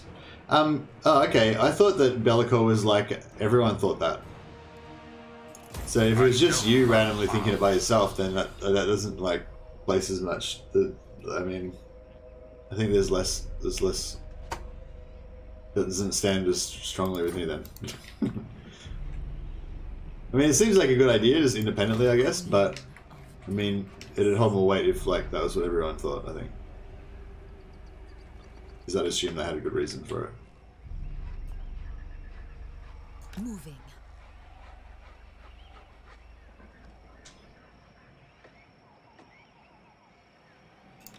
Vlad von Now, Carstein. I'll stop my fucking research a bit too late, but that's fine.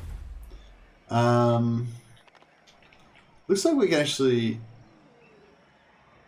Like, I could actually start it right now, if I really wanted to. We could get it a turn earlier. Isabella von Carstein.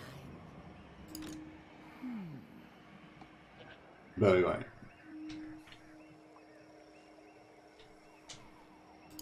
All shall know me. I don't know, yeah, should we worth going for it? Like, I could just go for this now. My bloodline calls. We should just leave Manfred alone for a bit. Let him build up a bit more.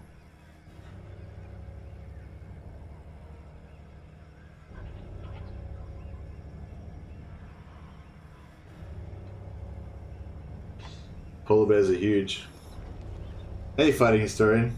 Oh yeah, the Warhammer 3 hype train is strong. Polar bears are huge, but the size of a drop bear. Yeah, that's true.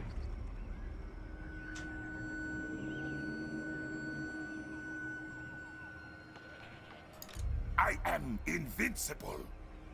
Well, you aren't yet, but you very soon will be. You got that right, Mr. Vlad. You got that right. I might give you, actually give you the Divine Arrow first up. Just give us a little bit more, So yeah, I don't know, I mean, so... I'm saying, I'm just realizing now that Vlad can actually make it... Just make it here. So maybe that's what we should do. Just get it on.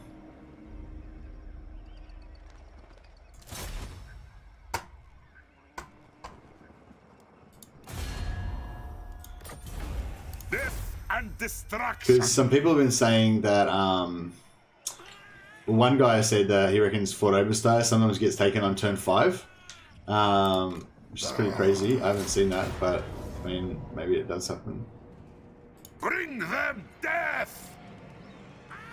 So yeah, so as much as it's tempting to kill all these dudes, what we'll do actually is bring it over here. I know the way. I'll bring this guy in as well. Night March.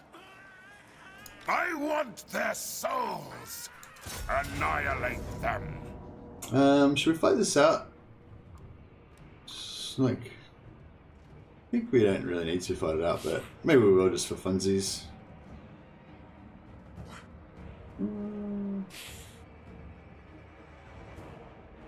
Yeah, I think it'll be fun.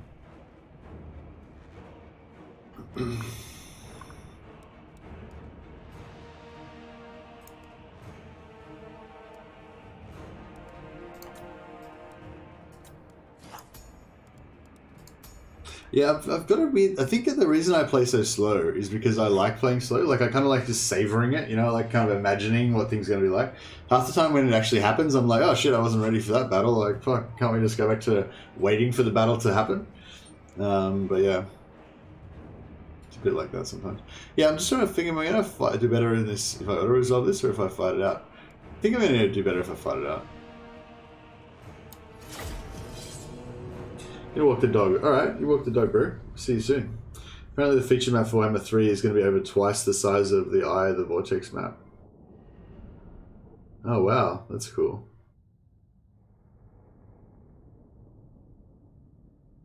Hey, Zackman Gaming. Thanks for dropping by. Cass was farming new Discord members. I don't know what that means. But yeah, thanks for dropping in, guys, and thanks for sharing the Warhammer 3 hype with me. I think we'll watch the Warhammer 3 video again after this battle, because it's been over 6 minutes since we watched it, so we probably should get it going again.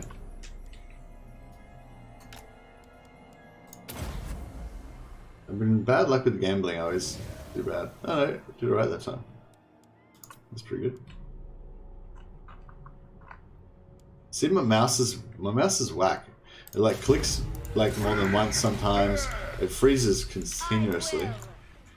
It's not my mouse, it's something wrong with my computer, I think. But yeah. I thought it was my mouse, but then I changed my mouse and I had similar problems with the new mouse, so... yeah, I'd say I have like maybe I had a virus or something, or like something's fucked up with my settings or something. Blood von Carstein. Yeah, it's weird. The mouse is like, I don't know, like, see, now it's been working fine for a while, but I think it's like, I don't know, I'll like, if I press a certain thing, or if I move it in a certain position, or if I don't move it for too long, it gets fucked up. Hype! Hey, Henry Cavill, thanks for the super chat, man. I'm hyped as well. Do you have any requests or anything? You never usually do a message half the time. Do you have any, like, requests or anything for your super chat? Von Carstein.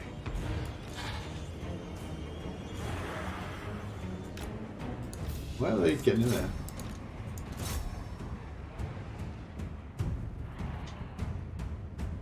Vampire! Swiftly! Tonight I feast. Lead them.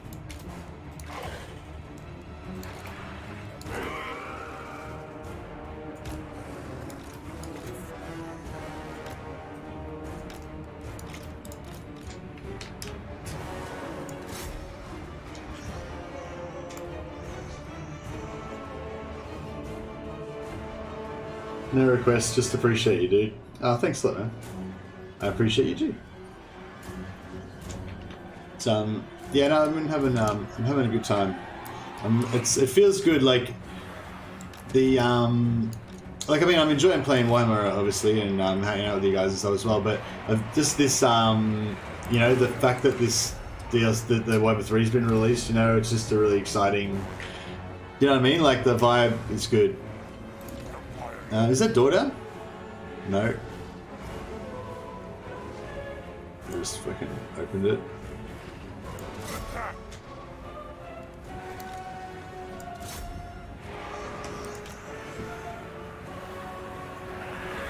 No, it seems like they're sending some skeleton spearmen in to counter my Vargeists.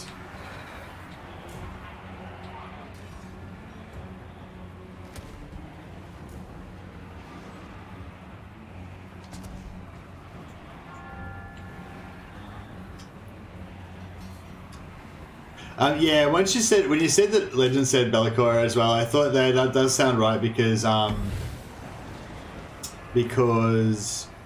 that way they can save Nagash for a big DLC later.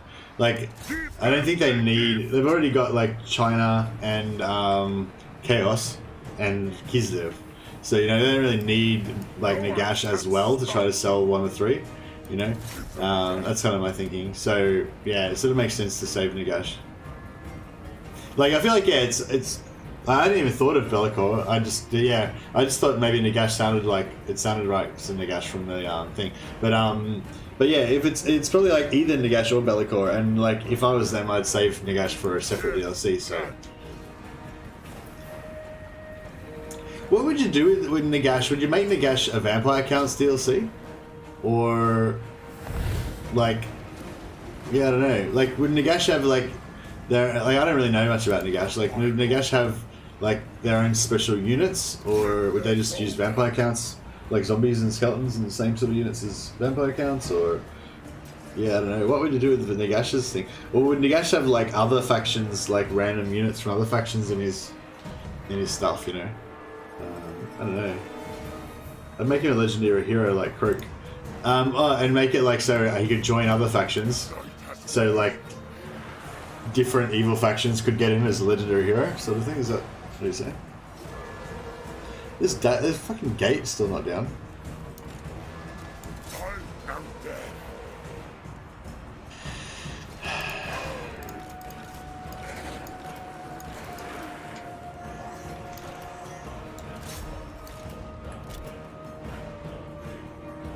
Tomb Kings maybe? The Arcane the Black, isn't that Nagash-like, man, dude?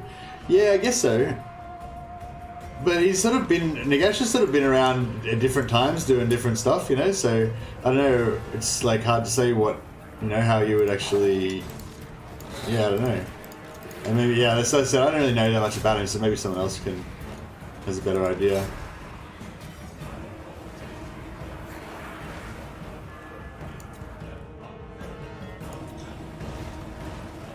Well, Andrew Tobias, you reckon he'd be Tomb Kings?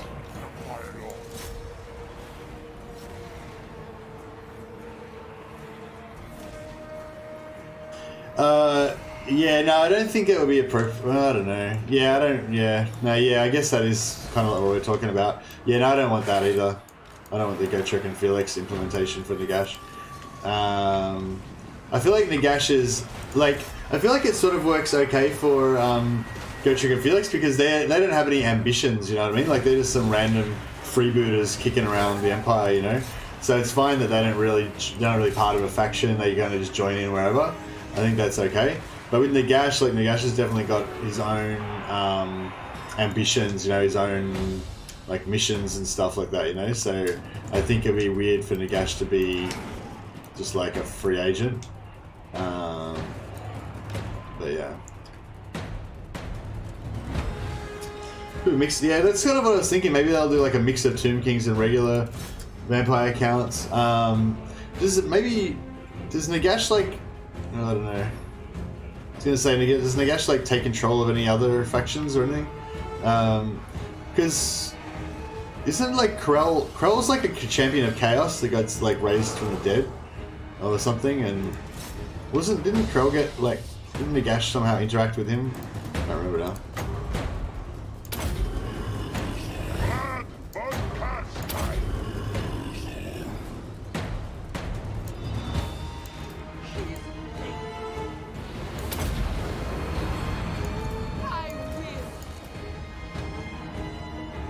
What the hell? LL is bats fucking kicking my ass of my fucking. This is bats like was beating the shit out of my Vargeists. It's like what the fuck? I mean the Vargeists are kind of winning, but they had like 4 fucking healing spells, 3 healing spells cast on them, and they're still like taking pretty high damage. So yeah, it's pretty bad.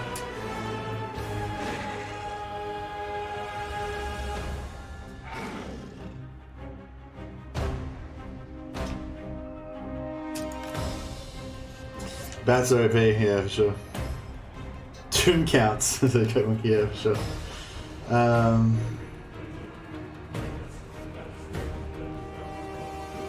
3.6k, what the fuck? I remember when you had 700. Yeah, it's been been growing a lot. Thanks for being around for the journey, Lola. I think actually a lot of the guys that are in chat have been around for the journey. But yeah, welcome for the people who just kind of came along as well. Yeah, we're yeah, it seems like the channel's growing and it's set to be, you know, a bigger channel soon. Well, not soon, but you know, eventually. So that's cool. I think like I didn't really. Oh yeah, I don't know. I guess my next goal is to get to 5,000.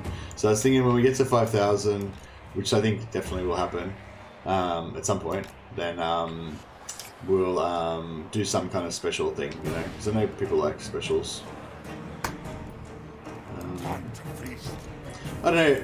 Gaming Den offered to do a co-op, and I do want to do a co-op, but I was sort of thinking maybe not for the 5,000 subscriber special. I'll do something a bit more. I don't know, something a bit more for the community. Like maybe like some other ideas we were talking about was like playing multiplayer games with just single player players playing multiplayer. See how bad we are. That could be fun. Just like random, I'm not really telling it, just like random games, like pickup games, you know. People just, whoever wants to play can just announce their intention and we'll have a fight. I really want to charge into the back of these guys with this, but I know there's all these spears in here that are going to fuck me up. We can actually do this, that would be good. Alright, fuck it, let's do it.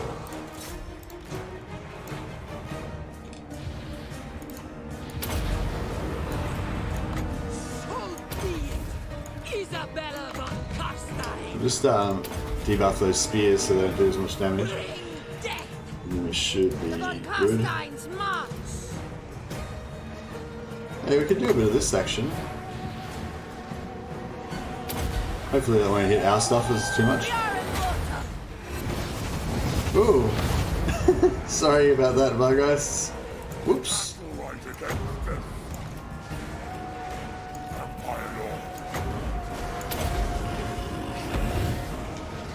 5k subs, casual multiplayer bonanza. Yeah, that's it. That's OP, they've got the entire world in a pandemic. Yeah, that's true.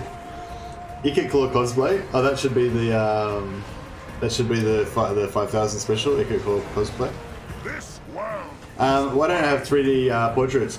Just because they use extra graphics resources. How's the say name?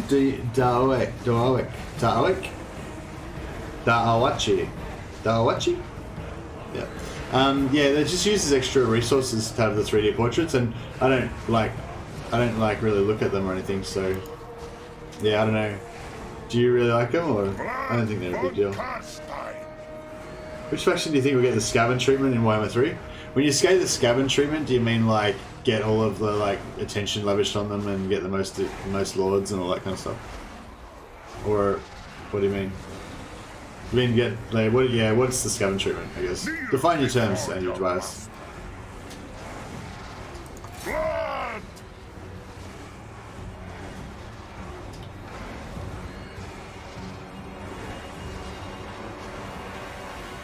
Yes, that's not very specific. I just don't know what you're talking about.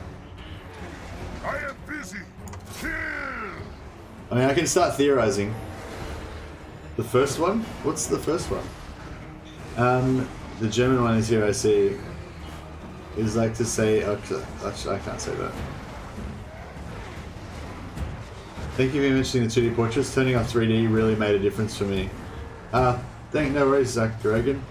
Yeah, I kind of like... I don't know, whenever I look at like graphics options and stuff, I always...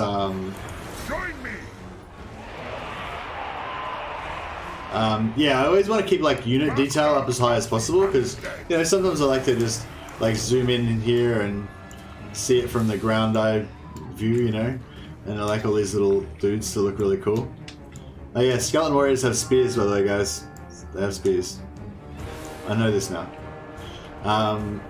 See, in the portrait they clearly don't have spears, but in actuality and on their thing here, they clearly do have shields.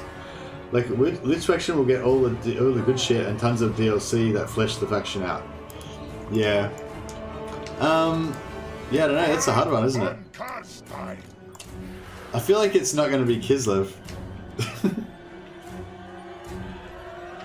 Forbidden Workshop, Thanos Snap, and Flesh Lab type stuff. Yeah, I don't know.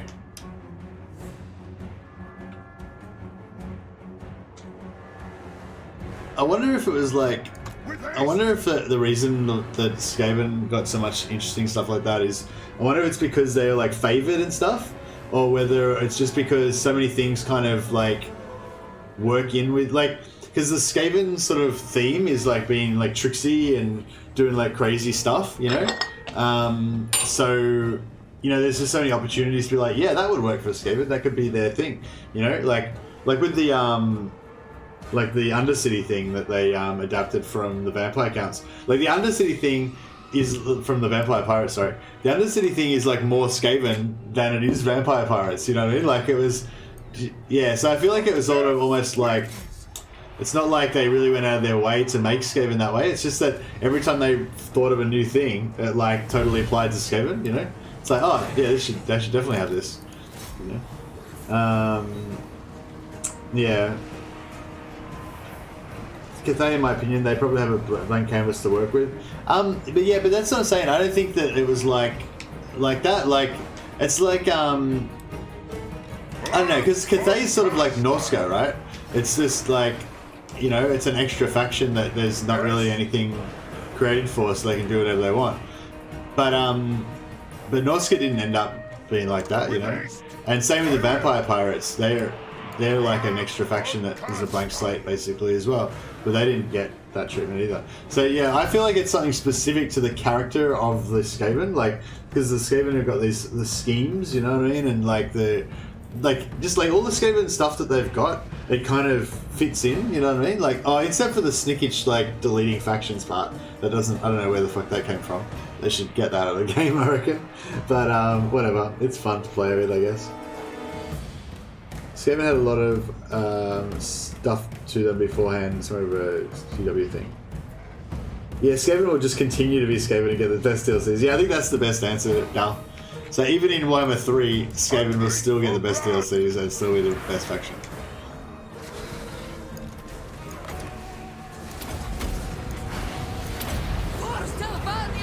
That item, that Staff of Damnation, is such a good item.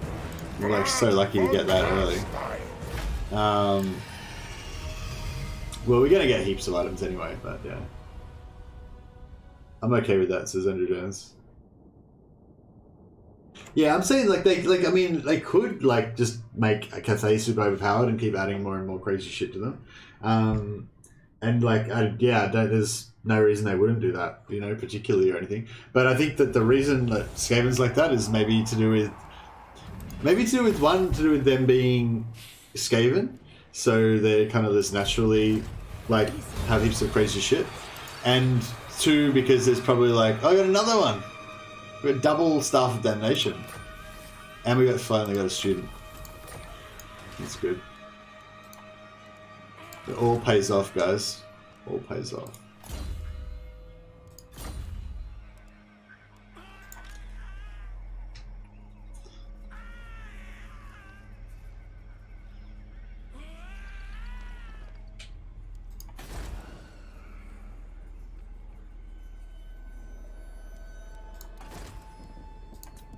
Nice. Devious and disciplined.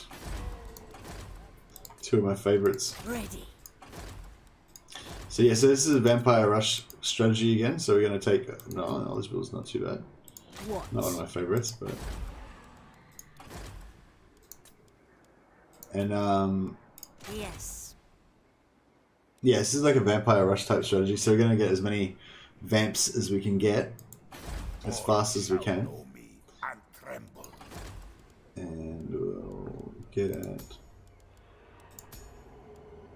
one of these bad boys.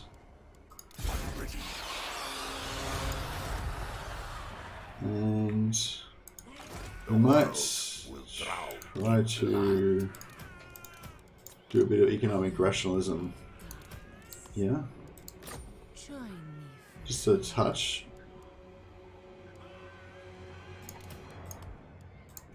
Speak.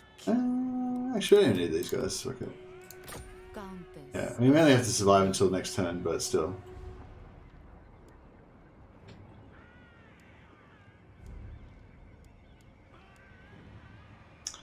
Could hire another lord here as well.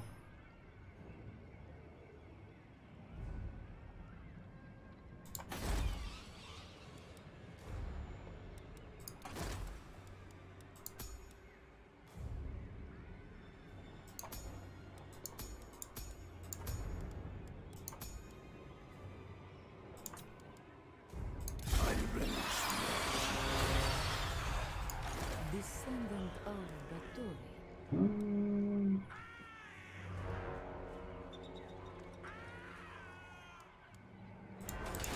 Isabella von Carstein. Isabella von Carstein.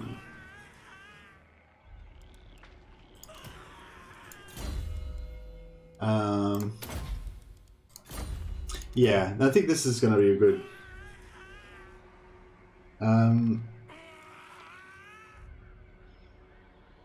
Freeman's very buggy, yeah, basically. I'm from Bavaria. Oh, that's cool.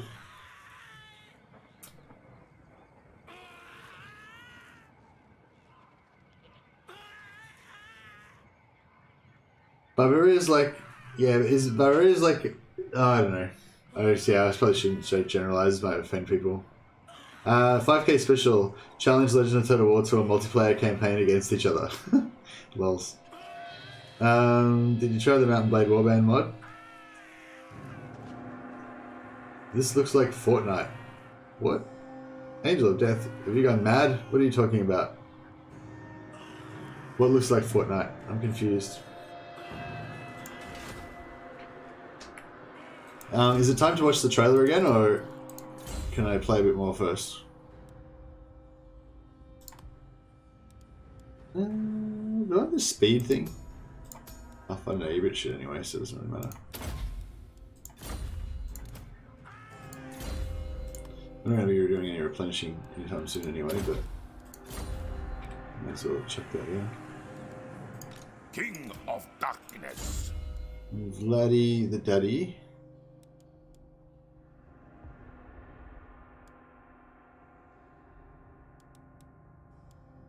Probably doesn't matter too much.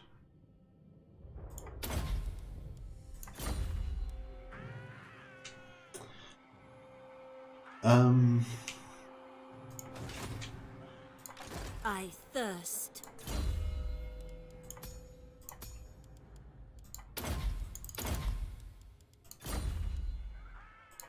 Expand Sylvania's borders.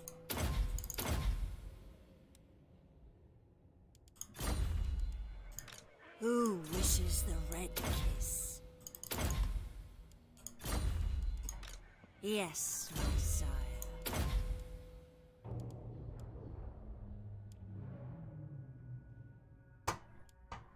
Can that be AOE? Yeah, it can be AOE. That's kind of cool.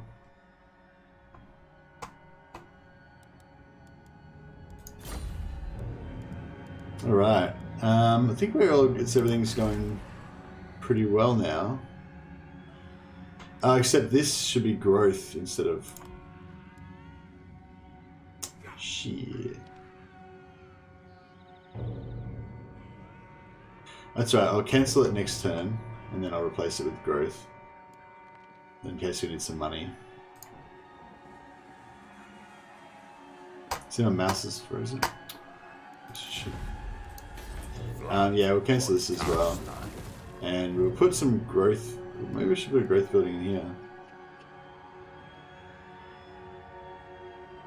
No, that's fine. Yeah, I don't think anyone's going to capture it right this turn. So I'll do that just to save the money. Rick and Venom, it would be cool if you and Legend did a collaboration, Aussie Boys versus the World. Yeah, I think that'd be cool too. I have asked him about it, and he said he's like open to the idea possibly at some point in the future. So yeah, it might happen one day. But yeah, I'm just conscious that you know, like any sort of collaboration with Legend would obviously help my channel out a lot more than it would help his channel out, you know what I mean? Like, it's not going to do anything for his channel, you know? Yeah, I don't know. Before I do that,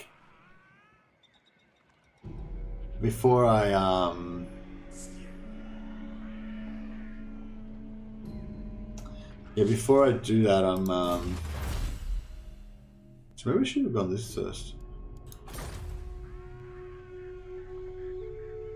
So normally I subjugate. Oh, that's okay. We'll do it. Yeah, that's fine. So we'll have it next turn anyway. So normally I subjugate Manfred here, so I get the Blood Kiss on turn 5, or turn 4 or 5.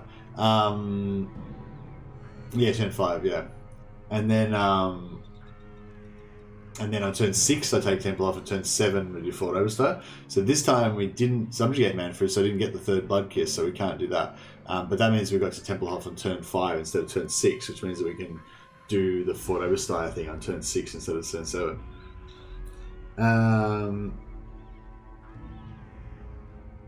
So basically for a Legend collab you need to be this tall to ride this ride. No, it's not like that. No, it's not like that, Rosgrowth. Like, Legends really been really generous and really helpful to me, and like, yeah, he's helped my channel like heaps. Well, helped me heaps is what I mean. And I think he's well, I don't know. I mean, I haven't really talked to him about this or anything, but you know, I assume that he, you know, helps out smaller channels because he thinks it's a cool thing to do, and he enjoys helping out other smaller channels. You know, I guess probably because he remembers what it was like to be a smaller channel, and you know, he wished that everyone wasn't a cunt to him when he was small, you know, or whatever. I don't know, but yeah, but you know what I mean. Like, so he does. I think he, like, when he helps out other channels, like with raids and all that kind of stuff. It's like he doesn't do it for his own benefit, is what I'm saying. I don't think. I think he just does it because it feels good to be a good dude, you know.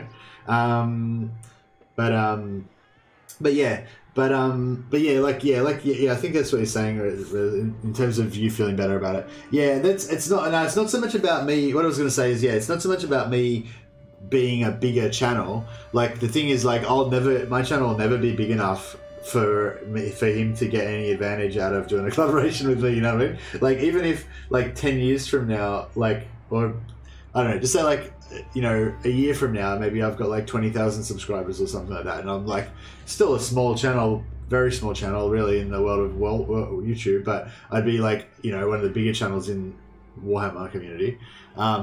You know, then Legend will have like 500,000 subscribers by then, so you know what I mean? Like, it's still like nothing. So yeah, so I'll never be big enough from that perspective, but it's more like, if I don't know, I just feel like I don't know what I'm trying to say, really.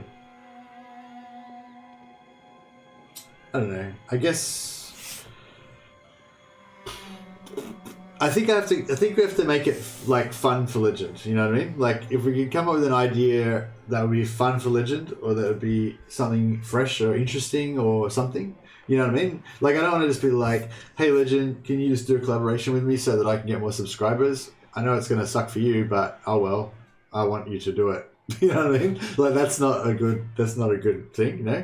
Whereas if we can think of like a cool idea, like, oh, how about we do this cool campaign? It'll be like really crazy and be something, you know, you've never done before and something that you would really like to do. You know what I mean? Like basically you want to find something that he would really like to do and that would be really fun and that would be unique and you know what I mean? Like so it'd be good for him basically.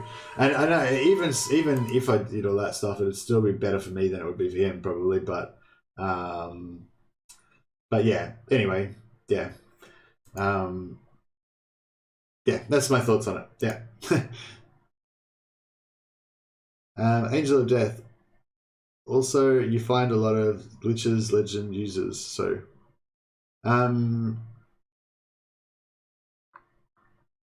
you go to at Mercy the Mad Bro if you don't want to get ignored, Angel. Otherwise, I don't see it as much. I try to read everything, but you know it's a bit hard to read the chat sometimes and play as well. So yeah, if you feel like you're getting ignored, just write at Mercy the Mad, and then it shows up with a big orange like highlight thing so I can see it straight away. Fighting Historian says, I have some obligations, I have to leave. Just wanted to breathe some Warhammer 3 hype air with you fellow enthusiasts. Mercy, crowd, having an awesome time. Sorry, Fighting Historian. I was about to play the trailer again, but I just got distracted. Angel of Death. Which comment did you want me to answer? Oh, about the glitches.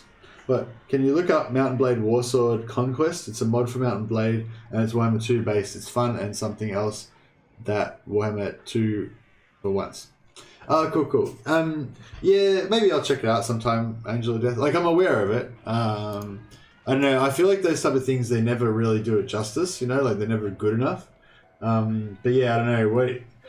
Yeah. Well, okay. So for starters, I don't think Bannerlord's good enough yet. Like it's good. I'll catch you next stream. No worries. Oh no, you're talking. I'm confused. Yeah. Yeah. Like I feel like Bannerlord still needs some more time in the oven. You know, it still needs some more expansion. It needs more content. I feel like. But I don't know. I mean, maybe.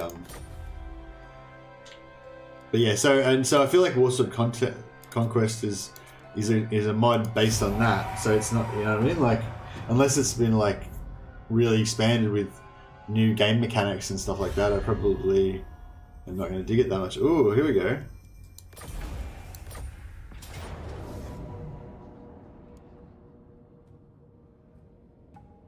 Interesting.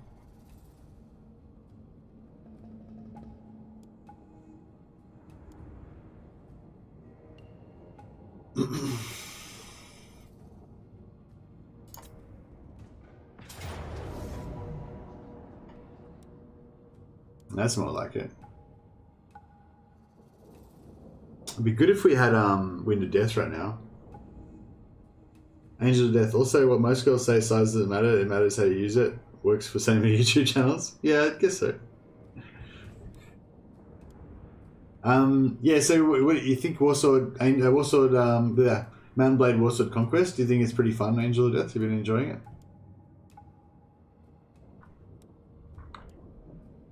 Alright, well, it looks like we have to fight the battle, otherwise we're going to lose. We do get a blood kiss out of this, though, if we win. And this random dude, Jurgen Posner, is going to get Dryker's defeat trait. It'd be nicer if we got it on one of our other dudes, but, you know, whatever.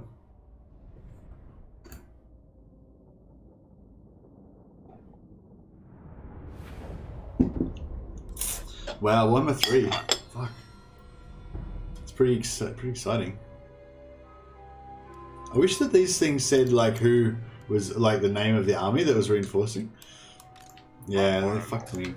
They fucked me pretty bad.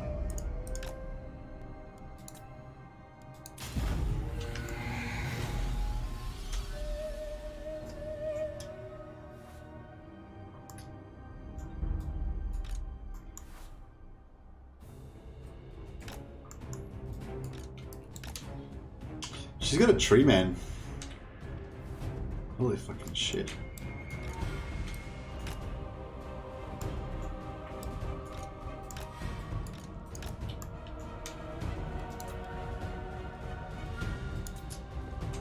I think my bats are in deep shit.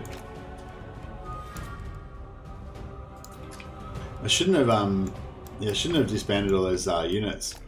I didn't realize I was going to end up going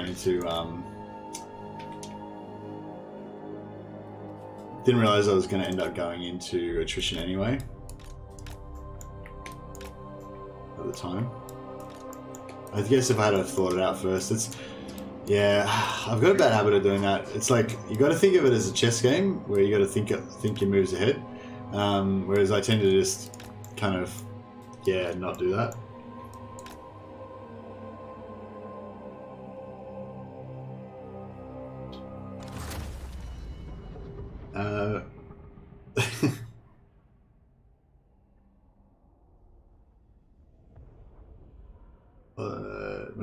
It's basically Warhammer 2, but instead of recruiting certain units, you get level 1 units and you need to level them up. Also, the fun part is you're basically a general and you can play first person. Yeah, it does sound pretty cool. I mean, when you put it that way.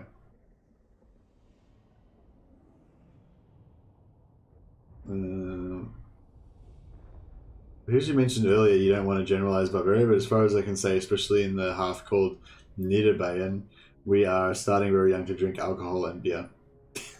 Is that your generalization, Dayachi?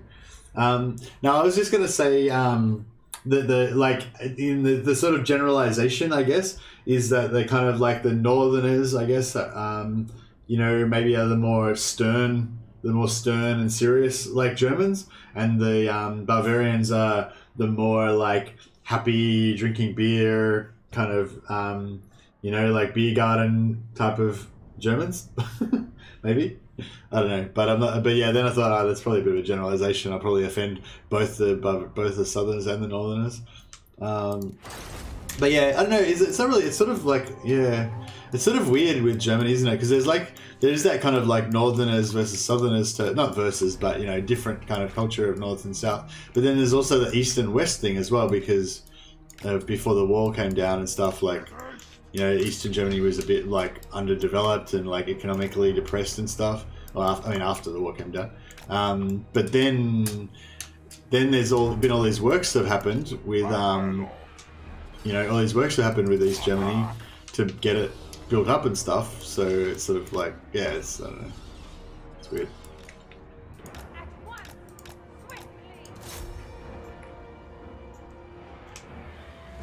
I wonder if these eagles are going to fuck this guy up. Vampire Law.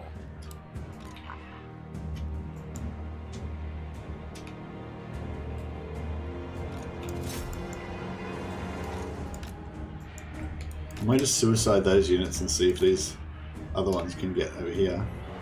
This Lord seems to be going okay. Surely these guys are beating these fucking wolves. I just want to try to group up my vampires, and then hopefully we can have a back-to-back kind of vampire fight thing going on. Shit, he's getting fucked up.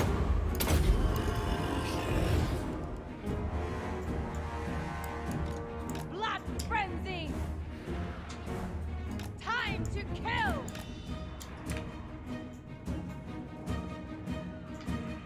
The forest at the edge of the map would have been the thing.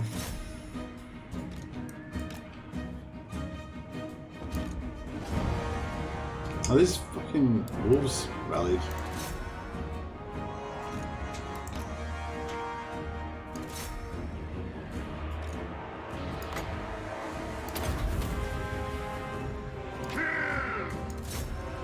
Vampire Law. Master of the Undead. Yeah, I don't know, we might lose this, hey?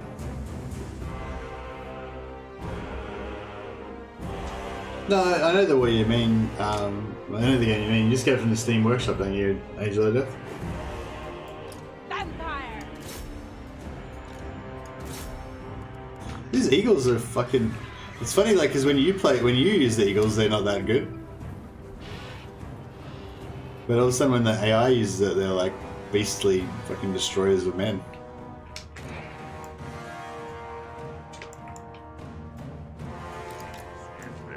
Fucking eagles.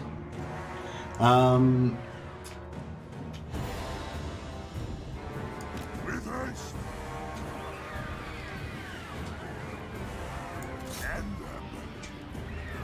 And Aim them rightly. Carstein.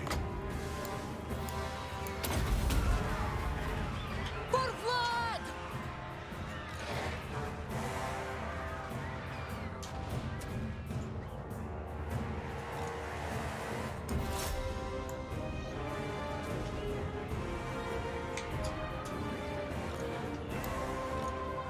Cut out their blood. Fucking birds.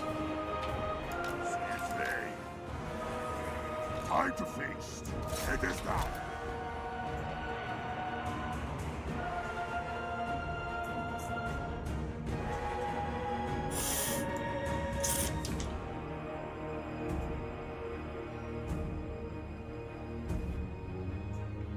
With haste. Swiftly. Vampire law. With haste.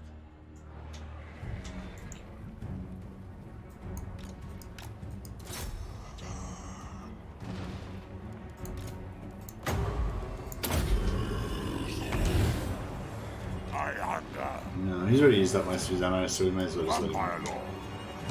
keep shooting us, I guess. Night has fallen. It's kind of fucking himself a bit, but Vampire Lord. The cutter runs against us. Swiftly. I wonder if we're gonna be able to kill this fucking tree man. I kind of feel like the tree man is just gonna kill us all. Vampire Lord. I am busy. Attack! Vampire Lord. Give them death. No, we've lost all of our units. It's gonna hurt. Maybe I should have summoned some. I should have chosen summon skeletons. It's not in Steam Workshop, it's from my DB. Oh, okay. I don't know, I probably won't bother playing it then, because I won't be able to bother doing it. Yes, for the cutter.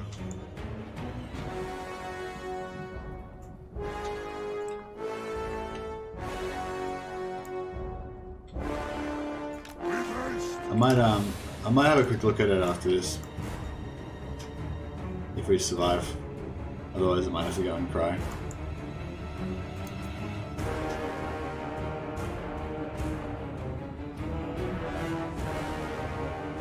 I might get the bloody trait, yeah, if I live. I'm just a bit worried about that tree man. Like, how bad is that tree man gonna be? Like, with the buff melee and stuff, like, you know, it's potentially gonna be pretty bad, isn't it?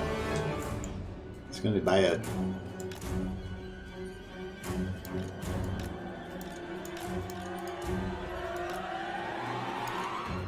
She's got the frenzy and everything on all of her dryads.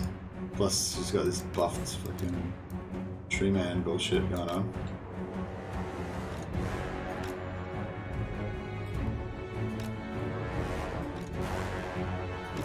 Oh. How many of those fuckers have they got? Shit. Alright, we're taking a bit of damage for sure. Bit of damage. Not gonna lie, we are taking a bit of damage. Isabella von Carstein! No one can stop me. Isabella von Carstein! We gotta kill that fucking tree man.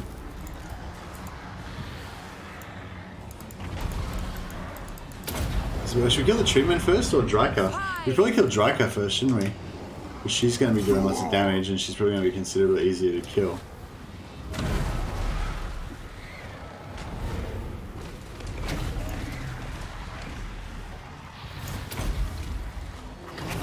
It shall be so. Lord and Master. Maybe the tree man's gonna be easy to kill.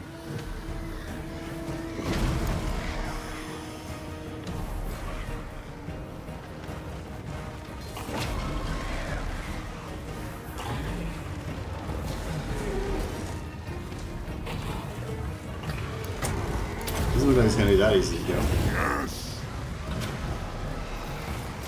Bring them. All shall bow. Yeah, this is looking grim. before me. I think we're in a bit of strife here. They've got the Vampire! faster and stronger enemies, yeah, because they've got too many units around us. Your time has come!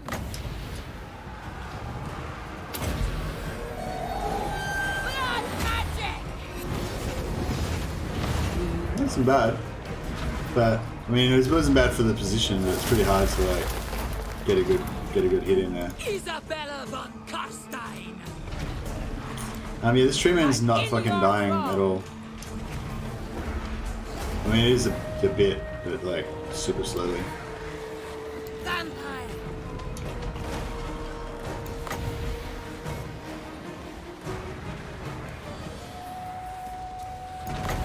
I don't think they can really. We are the new order! Yeah, it's not really Darkness! happening for us. Yes, good! For Sylvania! Blood von Carstein! No We kill that tree man. I mean, maybe. Are you winning, son? I don't know if I am winning. I think I might be losing. Kill all the other units to make amuleses. I don't know if we can kill the other units that fast though.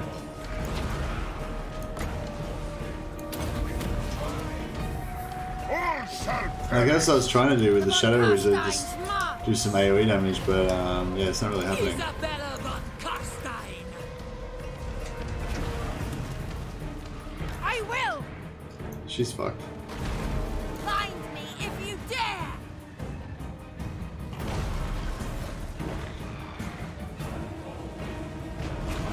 Blood von Carstein! How much magic we got left? Okay, 20 seconds. Yeah, it's pretty bad. Pretty bad. Alright, we'll just fast forward. I think we, yeah, fucked up. I shouldn't have disbanded so many units, especially because I knew I was going to take attrition anyway. Well, I should have known. I didn't really know. I didn't really think about it. Kneel before But yeah, I mean, this is not lost, but it's like, it's looking a bit grim.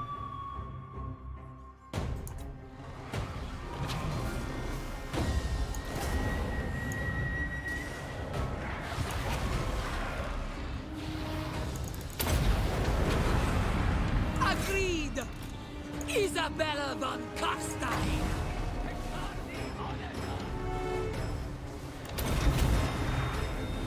Bring death! what do you Fucking, want? fucking mouse is fucked. I can't fucking click on shit. Isabella von I'm trying to like heal, but I can't fucking get my mouse to click on shit. Isabella! Now Vlad's dead. Might God damn it. has fallen. It would have let me click on shit. I could have healed him. All shall bow! Countess! Bellicor might be the legendary lord. Yeah, it might be. Did you kill the lord for army losses? No, I couldn't really get to her. This is her out here. So the tree man's just staying in combat, so he's like, even though he's hard to kill, like I was actually able to do some damage to him.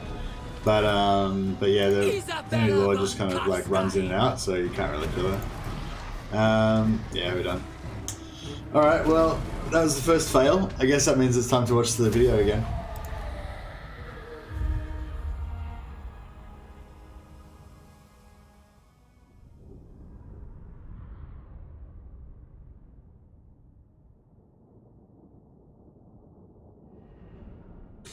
F's in the chat. Exactly. That was rough. That was a rough one. Yeah, I think it's restart time, guys. 6.5 hours. We wasted 2.5 hours on that playthrough.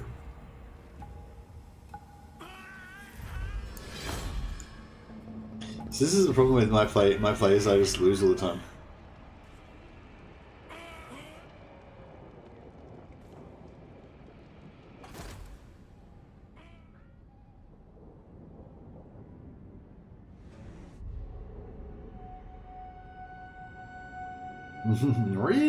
Restart.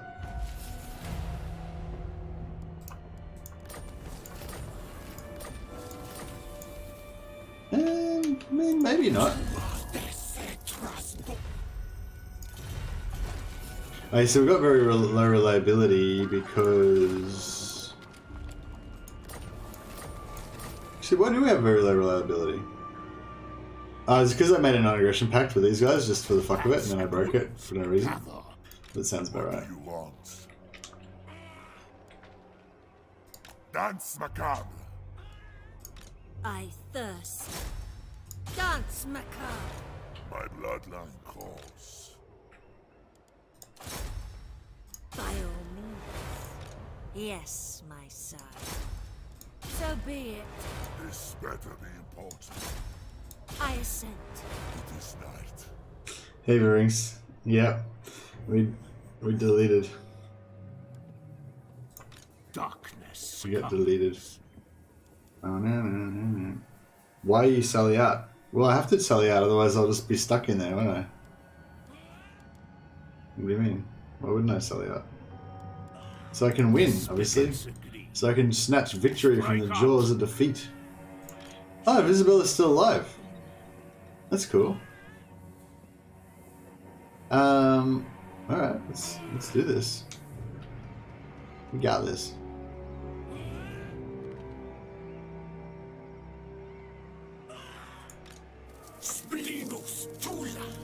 Kill them.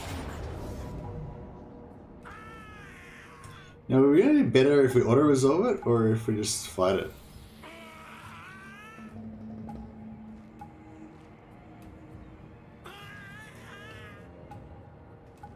I feel like if I auto-resolve, I'll probably win, but maybe we should just fight it just to be safe. Not that I feel that safe about it, but yeah. Fight it? Alright, let's fight it. I feel like it's been a long time since we watched the Warhammer 3.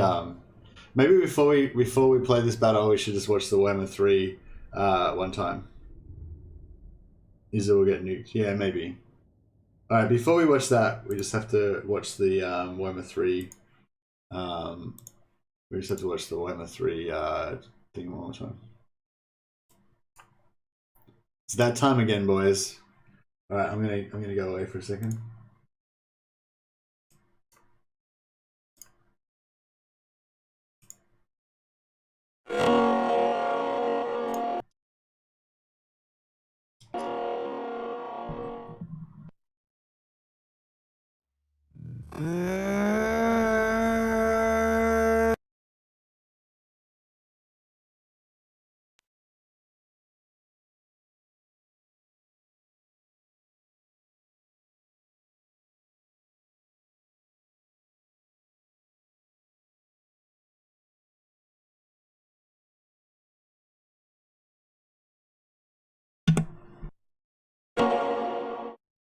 Death is like the winter chill.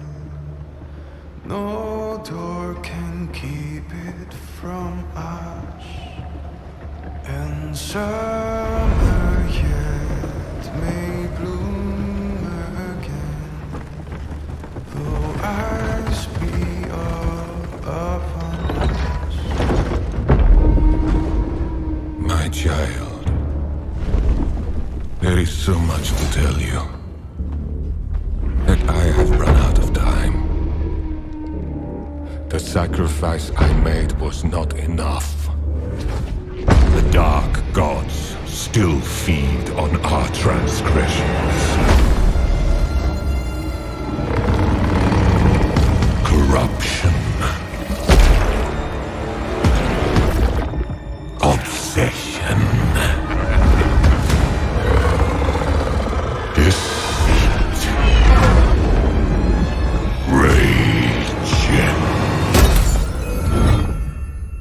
You must face these demons.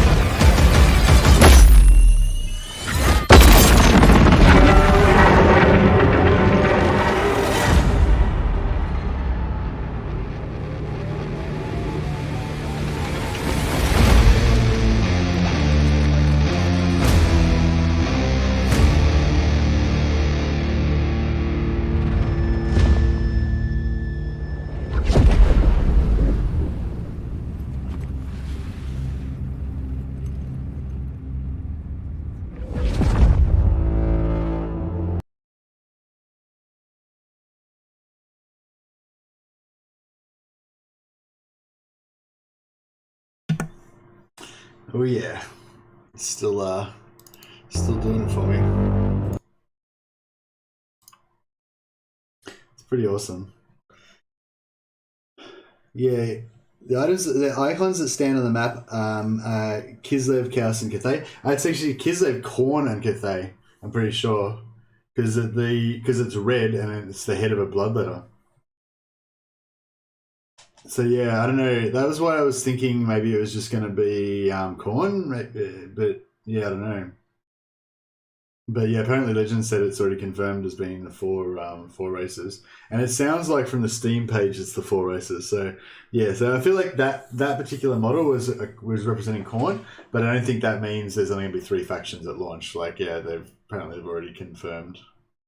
Yeah, or maybe the Khorne icon just represents chaos. Yeah. But yeah, I don't know. Yeah, maybe it was just that Khorne was. I don't know. Yeah, I don't know what that means. Isabella Carstein. I think that our corner camping mission Of darkness. was all right. Countess. I don't think there's anything essentially wrong with that.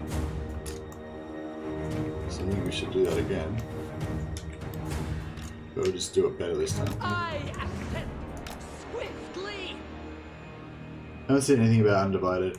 No, I haven't seen anything about Undivided. There's another faction that's not been discussed yet. There's a secret faction, bonus faction or whatever. So yeah, some people were saying that might be divided. Undivided. Corn camping. That's right, we're corner camping. Corn. I am darkness.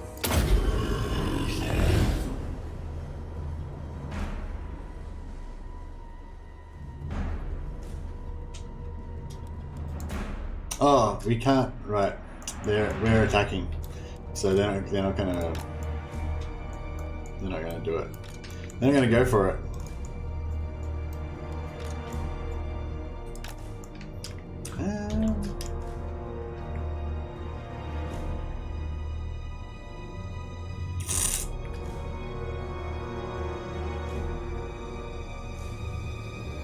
I don't have any summons, I don't think.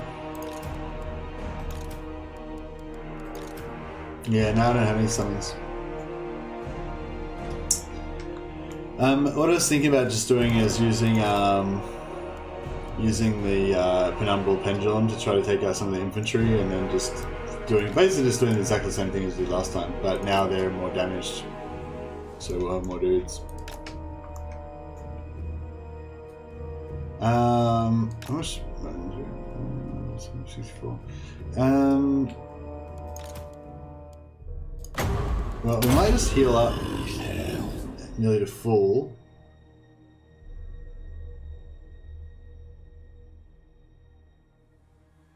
Chaos Dwarf for the pre-order. Chaos Dwarf for the pre-order would probably make it would be a bigger draw. Like, would make more people buy it. But I don't know. I mean, they want to save some stuff for DLC as well, so I don't know.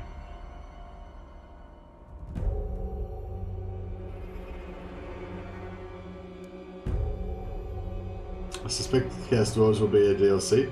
Not the pre-order, you're saying?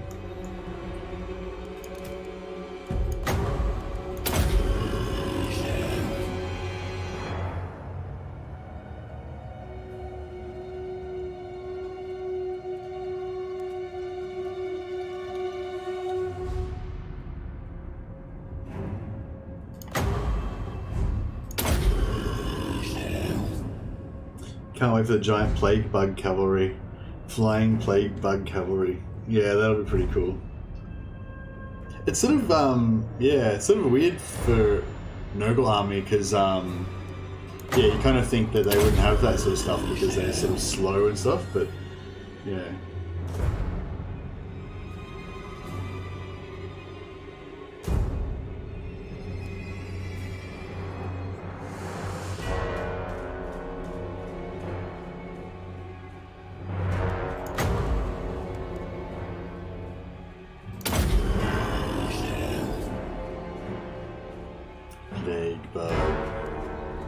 Indeed.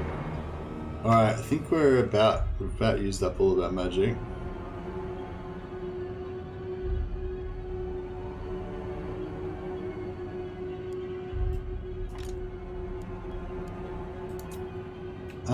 Isabella von Carstein!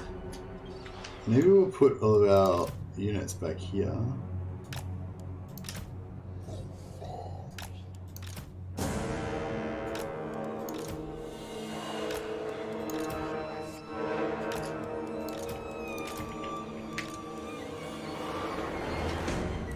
Quickly! Into darkness!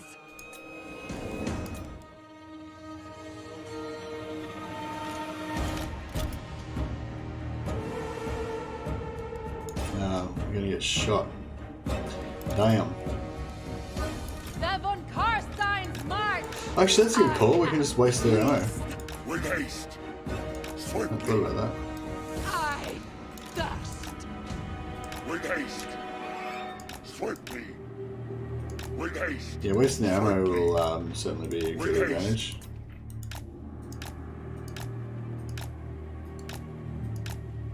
Dolby versus Dolby Lord packs, yeah, that's cool. Man, so cool. So cool. It's exciting.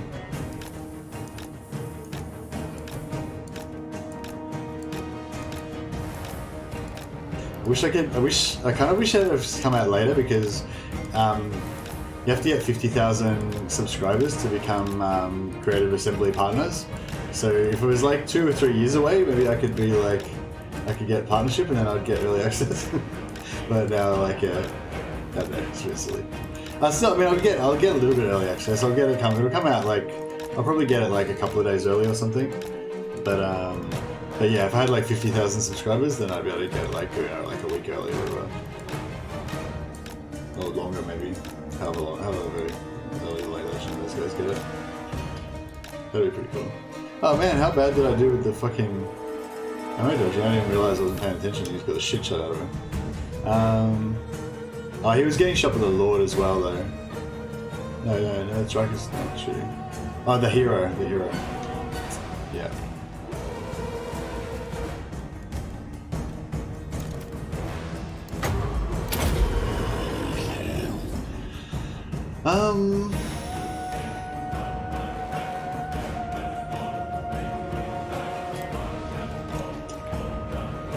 So, next job.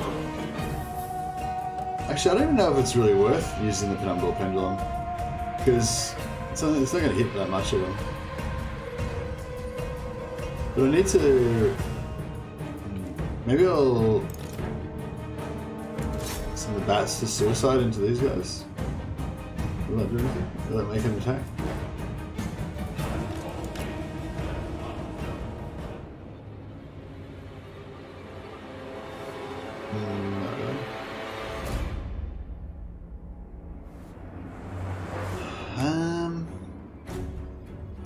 I was hoping to like get them to route off the field, but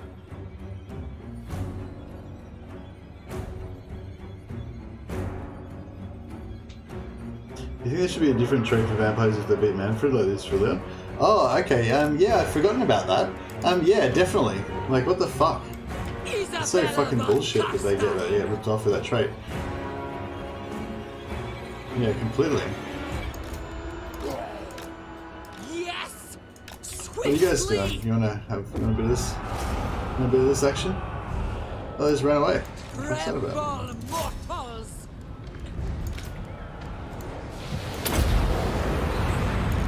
I will.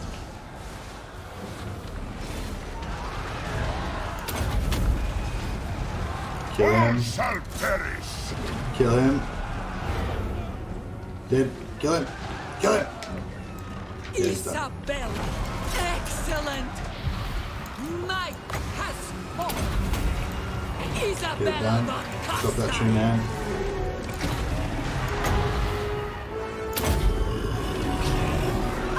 Drop him. Immortal. Kill him. Slaughter them!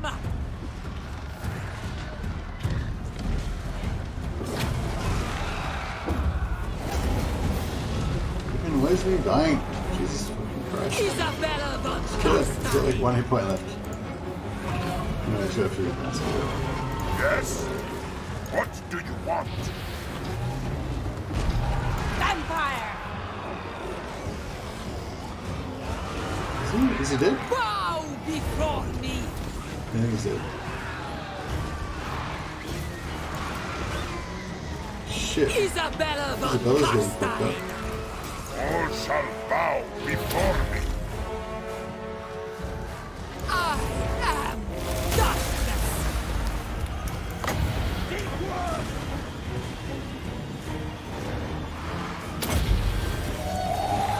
We are the new order!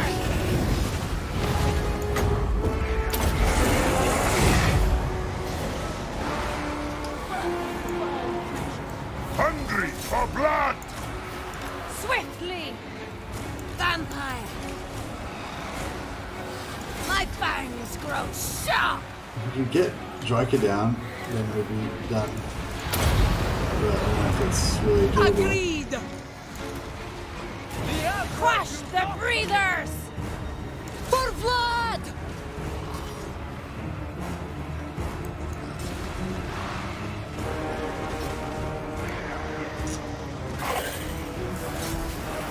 Stop them! Your time has come! Isabella von Carstein. No one can stop it! Attack! We're struggling to get Draker. It's just not going down very fast.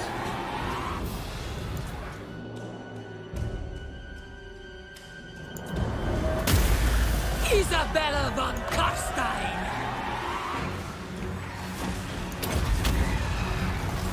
Bring death.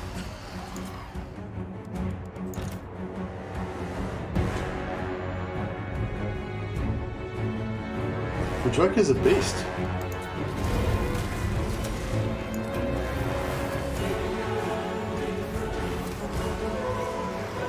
She's whipping up her whole fucking crew. So be it. End Oh, them. for fuck's sake. Lord of the dead! I am eternal!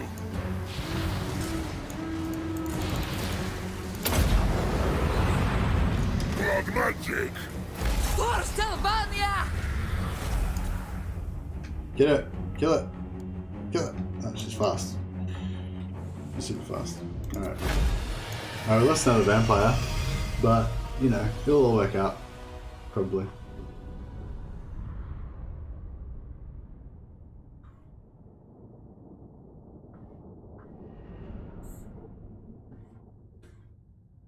Legend said Darby will be the Chaos pre-order most likely. Did he say why he thought that?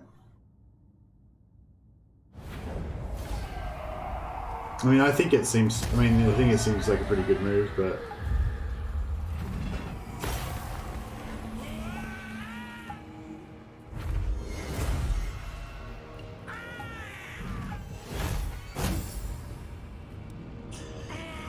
I really want an Empire DLC. Hey, this is the mad big thing I want from Warhammer 3, 4-player co-op campaign. 4-player co-op campaign would be crazy. It'd be really exciting, but don't you think that's a little bit ambitious? I mean, I don't know. I don't think that's going to happen.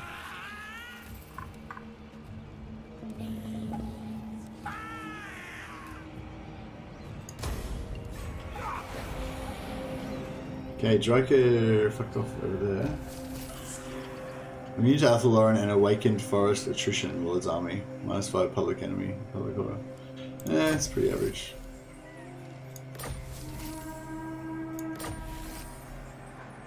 That's pretty nice. Alright, so we might not have to restart after all. There's apparently another Warhammer 2 DLC before Warhammer 3, which I assume will not be the race pack pre-order DLC. Yeah, I would assume so. But I mean, who knows? They could be saying it's a Warhammer 2 DLC, but really it's a race pack or whatever, you know, pre-order bonus or whatever. I assume they wouldn't have said. Yeah, no, I think you're right. Yeah, because they would know there'd be a backlash if they said there was going to be another DLC for Warhammer 2, and then it's like there's another DLC for Warhammer 2. It's the pre-order for Warhammer 3. Then people would get pissed off. So I would assume they're not going to do that. So yeah, so hopefully there is a pre-order for DLC. So hopefully there's a pre-order for. Hopefully there's another DLC for Game 2, and there's a pre-order for Game 3, which you can use in Game 2 as well, the same as way they did with Norska. But hopefully not in a way that screws up the whole game like Norska did.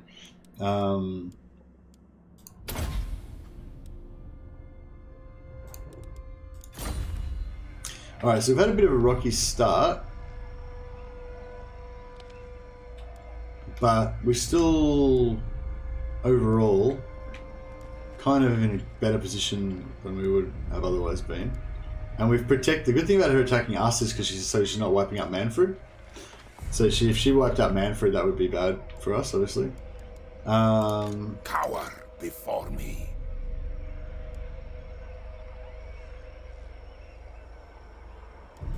Bring me flesh to craft. Shuffle this way. What do you want?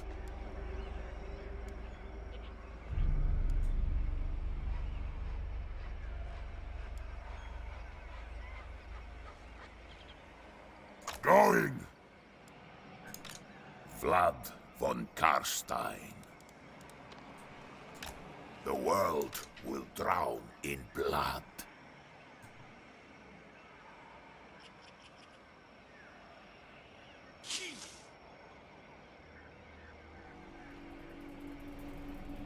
Blood. Look at this. We can still 50-50.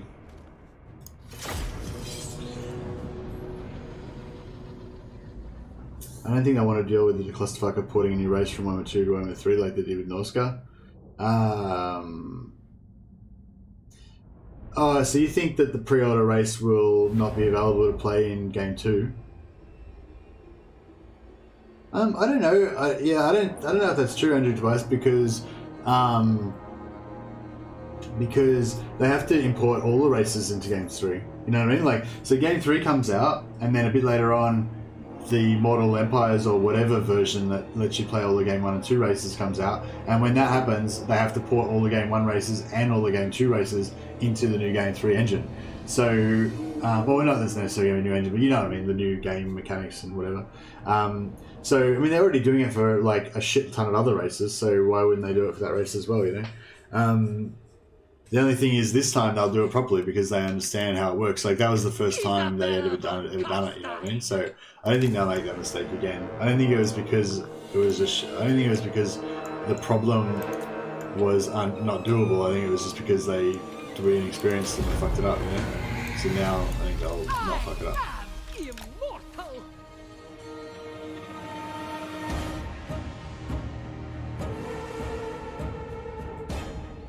Might not have the development time to have it ready for me. Yeah, that's true. Yeah. Back pretty much confirms that both a pre-order early adopter race and a DLC. Warhammer 2 DLC. You're talking about, I assume. Mortals will perish.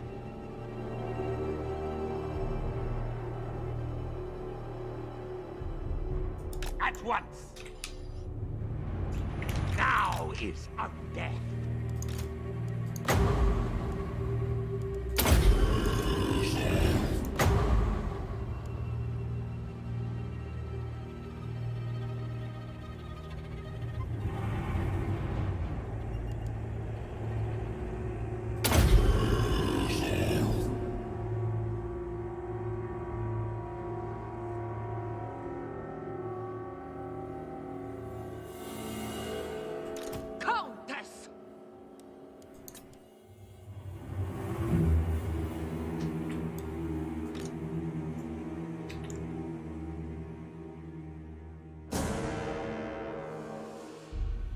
Who's the leader of this army? Is this Isabella initiating the attack? Shouldn't have wasted the trade on her. Doesn't matter. Because yeah, this trade's pretty shit because we get the Oh, actually no, we only get immunity to non-vampiric corruption attrition, don't we? We don't get the immunity to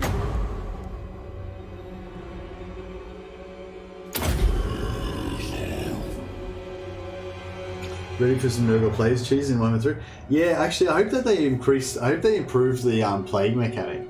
I think it'd be cool if they had a plague mechanic, sort of like a bit like the Skaven plague mechanic, but maybe doing a little bit less damage and stuff, and make it so that like if it's like a plague corruption type thing, like it's something that interacts with corruption as well, and you have like noble corruption, and when the noble corruption gets high enough, maybe you can like summon demons for free or some shit.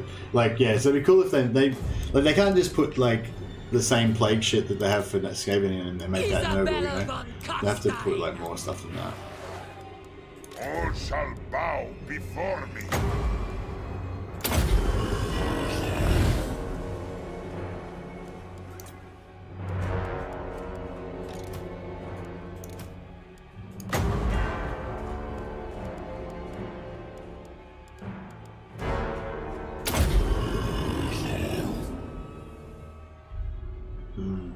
I'm just, it's just so,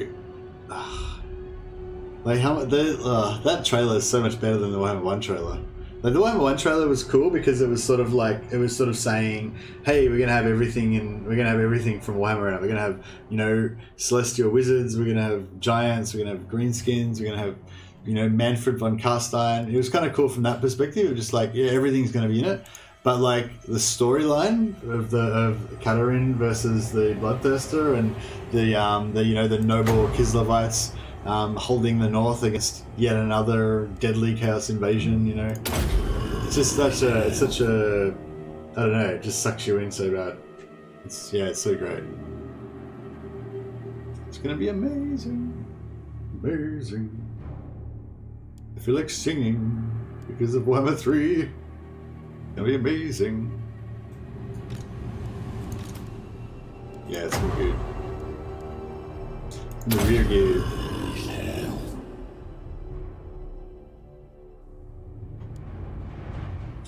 It's running down the timer. How come I don't have a timer? Normally I've got a timer on. I don't know, maybe the field battles don't have timers. I've watched like 15 times already. Hey, Miss Awesome. Yeah, I've watched it a few times now as well. Well, I've only watched it with you guys on stream. I've watched it like 3 or 4 times. I kind of want to pause this battle so we can just watch it again.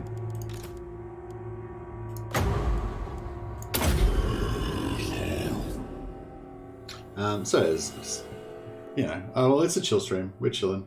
See, I've like the reward for getting through all these really tedious battles is that we're going to do some really tedious cheese after that. So don't be in any rush.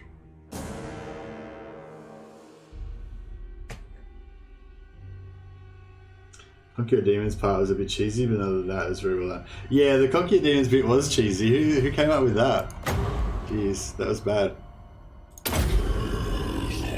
I don't know, I hate when they do stuff like that with Warhammer. Like, it's like...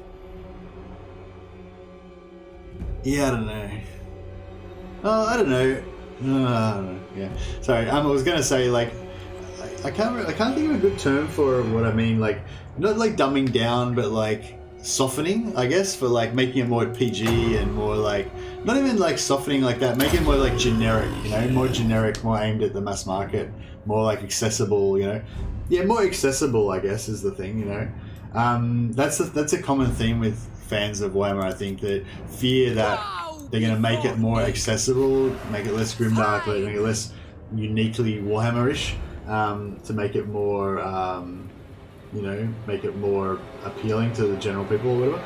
But the thing is, like, you know, the thing that makes Warhammer so cool is that it is Warhammer, not that it's fucking appealing to everybody, like, that it's just generic fucking fantasy bullshit.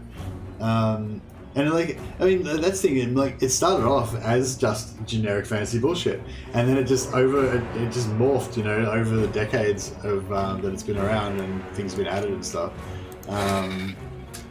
Yeah, it just became what it is, you know. Yeah, I don't know, I'm just rambling really. But anyways, yeah, when I saw that, you know, that fucking Conquer Demons part at the end, I kind of had that little twinge of like, they're just like vanillaizing this shit to make it more appealing to the mass market, you know.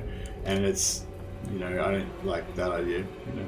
But then on the other hand, like it kind of works in a way. Like it's like I don't know. It's like personalizing the thing. Like for Katarina,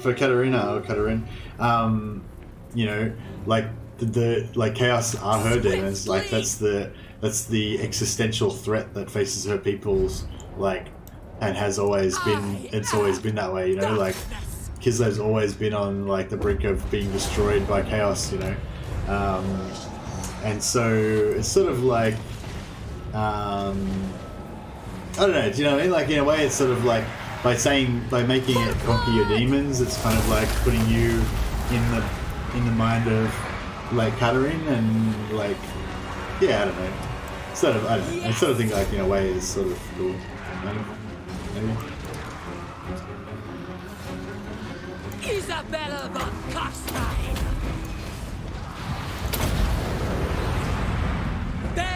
Tear him up, vamps.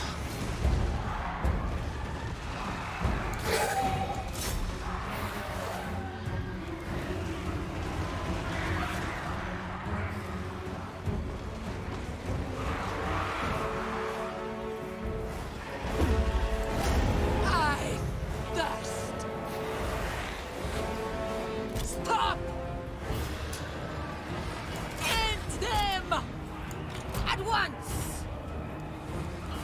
Blood von Carstein!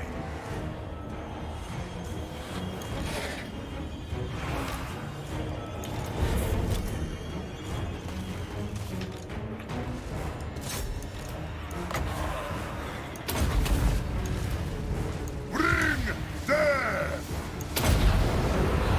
The last time, even with everybody gang up on her, we couldn't fucking kill her. She just fucking wrecked everybody. But this time, hopefully she'll be different. Why is she so good? What's her melee defense? 140. Did she just wreck herself with her own spell? Oh, she backfired herself. Lols. Owned. Oh, do I have to kill her to get the blood kiss, or does just defeating her do it?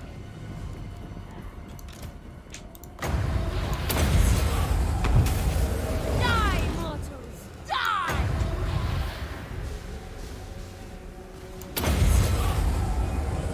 Blood magic! He's late.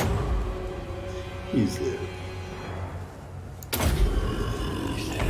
Die, for fuck's sake. Isabella von Carstein.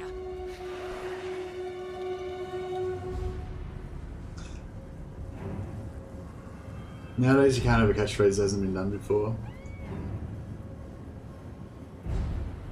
Yeah, they could have made something like less cheesy than that, for sure. Come in, steal. Is the only point of subjugating the faction in your level 40 turn that you can just recruit the faction's legendary lord later? Hey, come and steal. No, so there's two different things. So there's subjugation or vassalization, and then there's confederation. So are you talking about when we subjugate Manfred? Now that part's that's not even needed, really. That's optional. So in this particular playthrough I'm doing now, I didn't bother to subjugate Manfred yet. You can subjugate him later on if you want to. But no, the idea of subjugating Tempelhof, like on turn 7 when we get to Tempelhof, and we start sacking Oberstyre over and over again and subjugating them. The point of it is just to be able to re-attack them again on the same turn. So normally you can't just fight the same settlement over and over and over again. But when you subjugate them, it actually gives them back a little bit of an army to defend with, and that allows you to then initiate another fight on them again. So the whole point of subjugating is that you subjugate, then you get into the diplomacy screen. You have to do it in the diplomacy screen. Cancel the vassalization, so they're not your vassal anymore. Then attack them again, still same turn. Subjugate again, cancel the vassal. Subjugate, attack them, subjugate again, cancel the vassal. You can just keep doing it over and over again. I'm just about to start doing it now so you can see a demonstration. But yeah, so that's the point of subjugating. Previous one we used something. Sorry, the reason is so that you can confederate him later, exactly, yeah. But what I'm saying is you don't need to subjugate him, you can just sack him and just leave him alive as an enemy. It doesn't make any difference because he's going to break the vassal treaty anyway. So there's no real advantage to There's no real advantage to subjugating him at that point. So in this particular run, see, I didn't subjugate him. I still bashed him, but I just left him like an enemy. Countess of Sylvania.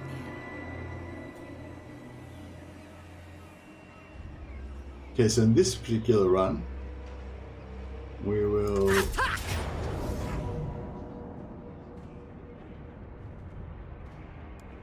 Bring them death! come in here.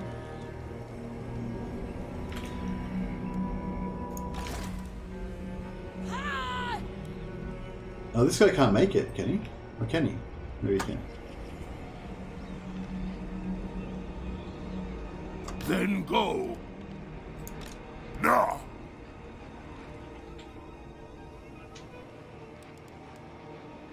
We are in agreement.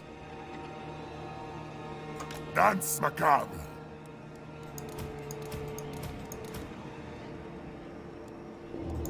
All shall know me and tremble. Death and destruction!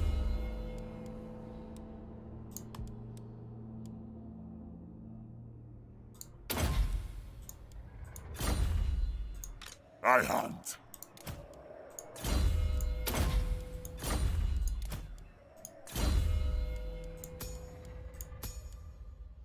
Devious. So yes, this one we want to be the map hero eventually. We'll get our into some skills in here. Blue Bloodthirster is blue. Oh yeah, where was that blue Bloodthirster again? I remember seeing that somewhere.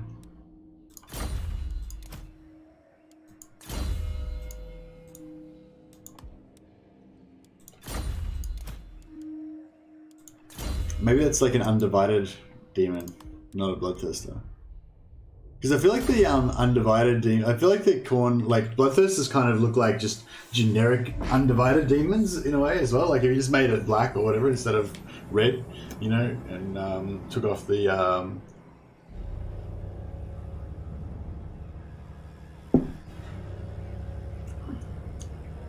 watch me fuck up the cheese. I don't see how I'm fucking it up. I'm doing it better. I'm doing it on turn 6 instead of turn 7. My cheese is better than your cheese, Verix. One turn earlier. Bam. Although actually you could do it on turn... Well, technically you could take Dagonoth with Vlad on turn 2. Then you could do Eshin on turn 3. Waldenhoff on turn 4. So you could actually do it on turn 4 if you really wanted to. Check the trailer. The Bloodthirster is probably Baland, and he looks blue. In the trailer are all legendary lords. In the trailer are all legendary lords for Chaos and Kislev. What the fuck? You're saying in the trailer that all of the legendary lords for Chaos and Kislev are shown in the trailer. So okay, so you're saying there's only going to be one for each. There's going to be 5 Chaos Lords. Are you saying that when they did the Rage and the demon's face came up, that's the same Bloodthirster as the one that Kataryn fights in the video?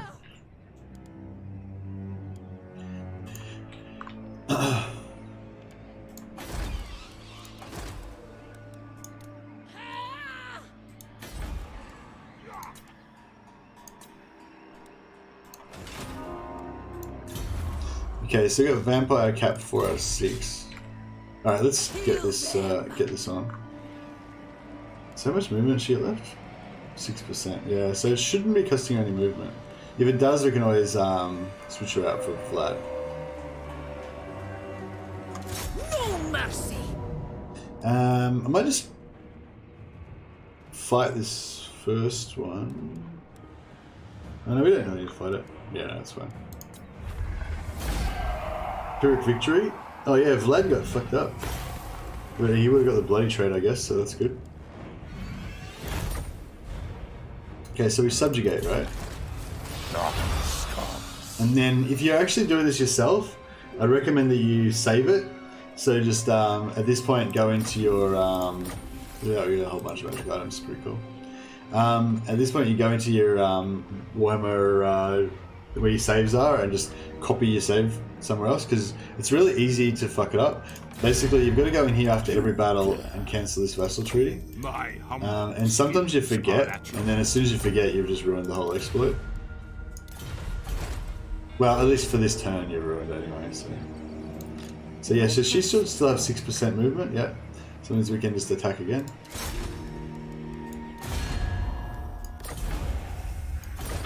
And every time you do that, you take a massive hit to your reliability. So our reliability is going like negative, negative, negative into like negative millions now. Might just fight this battle manually and heal up Vlad. I don't know if it really matters because I don't think that the lords can die, but I don't know, maybe they can.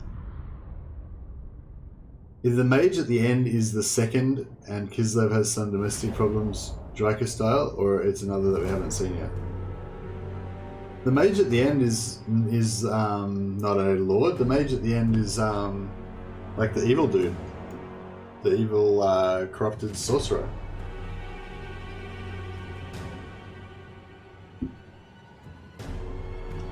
Isn't that the same guy from Warhammer 1?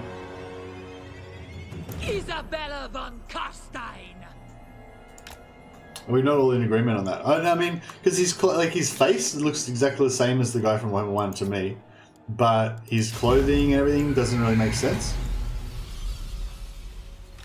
This world is So yeah, I'm a bit like I don't know, I'm a bit unsure about all that. hungry for blood. I move swiftly. With haste.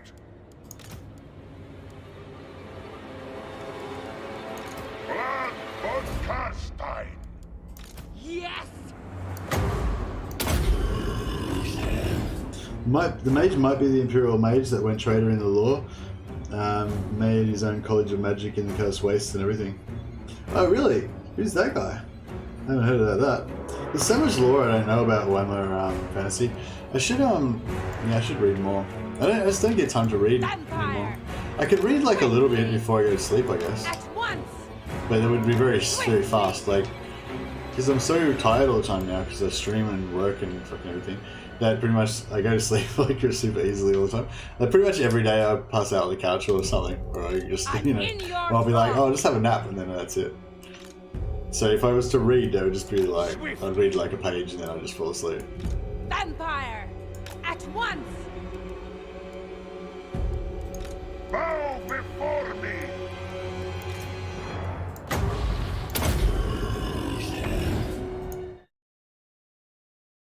Regardless of the mage at the end, the cursed depictions are legendary lords. Are the legendary lords for chaos, I must admit.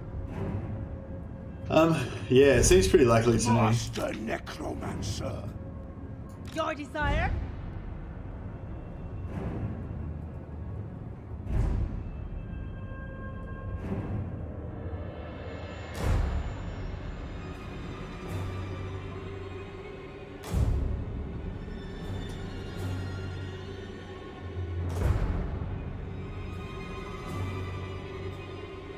Kneel before your master.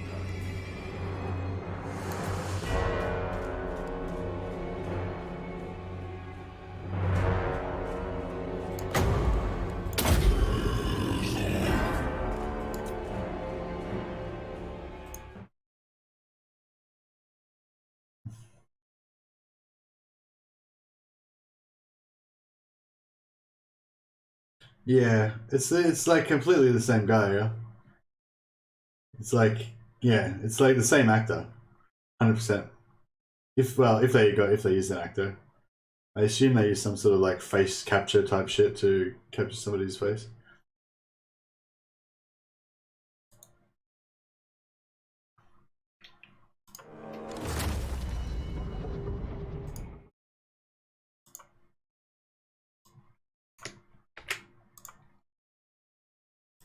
Oh yeah, for anyone who's interested, I'll just whack it up on the screen for a second. I don't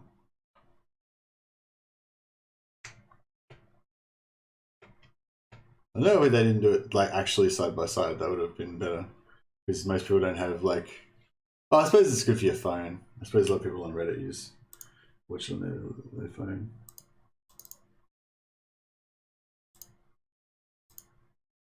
Yeah, so you can see here the two faces. For me, like it's like clearly the same guy, but I think before, like, I don't know. Don't think that's very good. Like, it would have been better if they had the face, you know, not when it was all turned into chaos and shit. You know, that wasn't like the best picture to compare, but yeah. I don't know. To me, it seems like it's totally the same guy, but I mean, it could be totally wrong as well. I don't know. What do you guys think?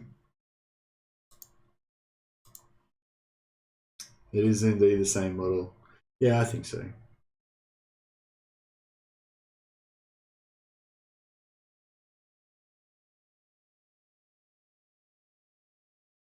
The light mode, it burns.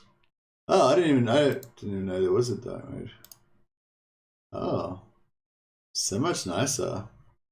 Yeah, because I normally have dark mode for my. Well, you can see I've got dark mode for my Google and for my what do you call it? Other stuff. See, like my banner up here's like dark mode, but then the page is light mode. Yeah. Anyway, all right, we won't watch the trailer again just now. We'll play a bit more of this battle.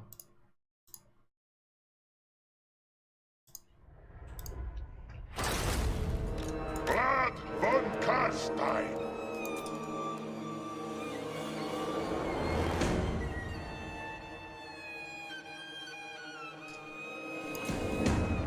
Light mode is for people that need to get the sunlight from their screen. Yeah, pretty much. I'm probably in that boat actually.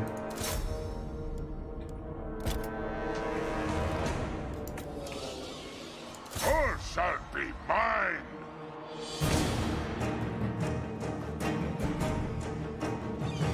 All shall bow before me. Pennsylvania.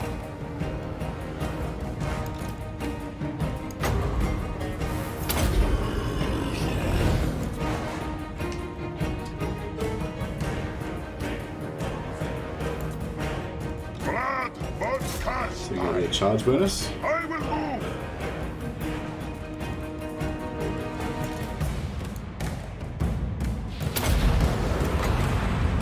Hide!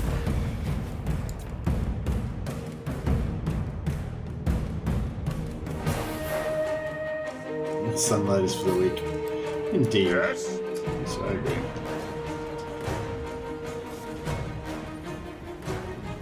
All shall perish. Charge again. More charge bonus.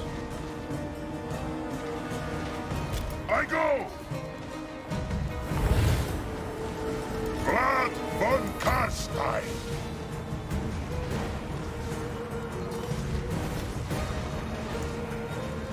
Countess! All before me will perish. Empire Lord. It is done.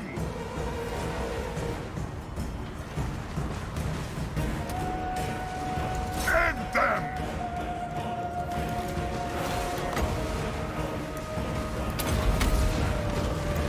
All shall perish. Night has fallen!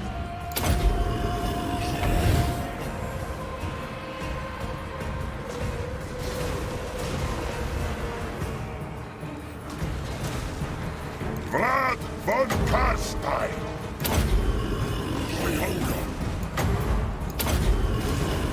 Blood von Carstein.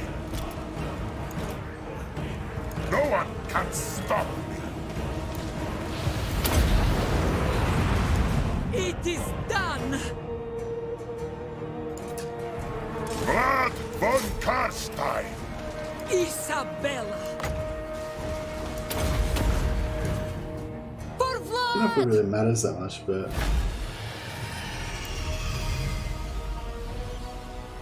I wonder why Vlad keeps getting wrecked. Maybe it's his position in the battle order or something.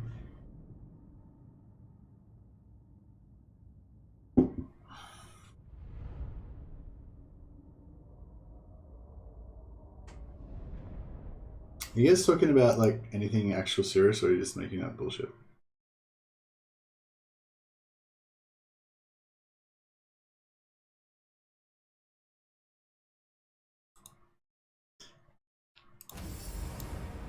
Yeah, like, are you guys actually talking about like actual legit theories that you think could be true, or are you just kind of like being funny? Look, another one of these Staff of Damnations. We love those. Everything dies. Yeah, so after the battle, they go in here, cancel How may I the serve treaty. my master? Doesn't cost any movement, so you can attack again.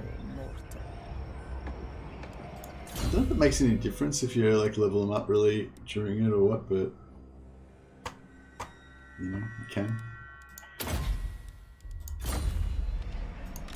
Vlad von Carstein. I if you make Vlad.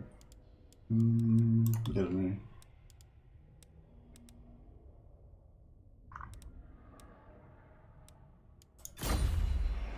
Speculating actual theories. Okay.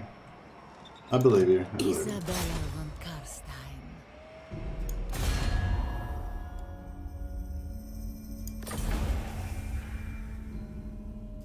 Kill them! Yeah, it seems to have stabilized now.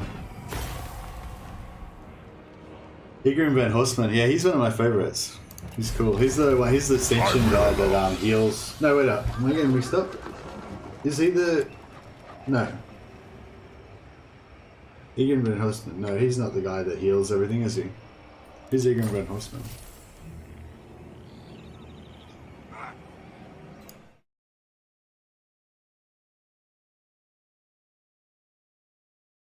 Oh, right. He's the mage guy, right?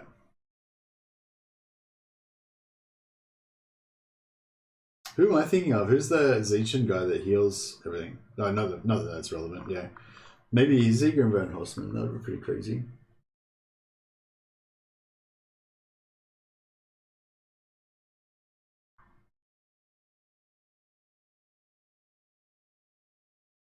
I'd love to read a good like Warhammer fantasy novel that kind of had that sort of mysterious kind of element of like history and stuff. So like an evil bait, but also like, yeah, nice. Because like I've read a lot of I don't know, like I've read a couple of the Gotrek and Felix books, but they're very like zoomed in. Like they're awesome, but you know you only kind of find out about what's going on right then and there. You know, like. You don't really get like a lot of history of the world or anything like that. And I've read like, you know, like the Blackguard series, and again, it's very like zoomed in on what's going on with those particular characters and stuff like that. Yeah, I'm not sure if there's any stories that are kind of like epic, where people are like researching stuff and they're talking about things that happened in history and stuff like that. You know, maybe there's some sort of, you know, epic evil they have to fight, but they need to know about like where it came from or something, so they kind of recount the story of things. Let us not waste our time comparing. I don't know, yeah. And I really like the kind of like old Gothic horror style stuff. Like, it wasn't even a story. I think it's just like a quote, one of those little quotes that you get, you know, those little lore quotes you get in one of the army books or something like that. And it was something about like, you know, they came across this poor wretch who was like blind and, you know, whatever, messed up in some way. It doesn't like. Yeah, I can't remember the language exactly, but it's like they describe it in a really like subtle kind of way, but in a way that makes you think, oh my god, must be whatever horrible and disturbing whatever happened to this guy, and he's like now been like blinded and mad and stuff, so it's you can't even know what horrors that he must have seen and stuff like that, you know, like that kind of vibe that was like quite yeah, quite the way that the Gothic horror stuff like H.P. Lovecraft, exactly like H.P. Lovecraft. Yeah, exactly. H.P. Lovecraft is amazing. I don't know if it's just him or if it's just that's how they wrote that stuff at the time or what. But you know, yeah, I love that kind of style. You get a little bit of that in Lord of the Rings as well. I think it's because just the older style, you know, is like graphic and stuff like that, but they want to still inspire the imagination, and it's kind of almost better, you know, like It's kind of almost, yeah. Like if you said, oh, they cut off their head and they held up the head and blood came out and stuff, like, you know, it's very graphic, it's horrible and everything, but, you know, the way that H.P. Lovecraft would describe it, you know, would probably make it heaps more scary, you know, because your imagination fills in the dark places, you know. But yeah. Countess of So you just got to make sure he doesn't have the vassal, the blue shield on here whenever you attack. And then when you go in here as well, you'll see that they show up as a vassal. If you hadn't have cancelled it yet, you just got to be really careful that you don't initiate the battle while there's still a vassal, otherwise you'll ruin the exploit. I'll probably do it like while we're here, and then it'll be all ruined. So you'll get to see exactly what it looks like. Lovecraft is true horror, very well written. Yeah, I love Lovecraftian stuff. There's just not enough of it though. Like, you know, like I feel like there's only I don't know, maybe don't quote me on this, but I feel like there's only like really like 2 or 3 really good books, and the rest is just kind of like short stories, like really short stories and stuff like that. You know, like I've got a Lovecraftian omnibus, and the whole thing's only about the size of one novel. You know, and I think that's got like everything. You know. But yeah, At the Mountains of Madness was one of my favorite ones. And that's like a kind of perfect example of what I'm talking about as well, because it's got the story. The story is basically that they're going to find out what happened to these explorers that were lost in Antarctica, and yeah, it's basically, it kind of goes into this, like finding clues, I guess, and like just nothing's really explained, but there's also always this suggestion of just unknowable fucking horror and shit that must have gone down, yeah, but anyway, but in the end, you sort of get this insight into this really like primal, Shoggoths, yeah. This you get this like primal kind of evil and stuff like that, or yeah, I guess evil is the way to say it. But yeah, just things from ancient times, you know, and but it actually gives you like a bit of an explanation about it and stuff as well. Whereas yeah, a lot of the novel Warhammer stuff I've read, like it's just about the story as it goes down there. It doesn't really talk about other stuff that happened in the past that made it that way, or you know, that kind of thing.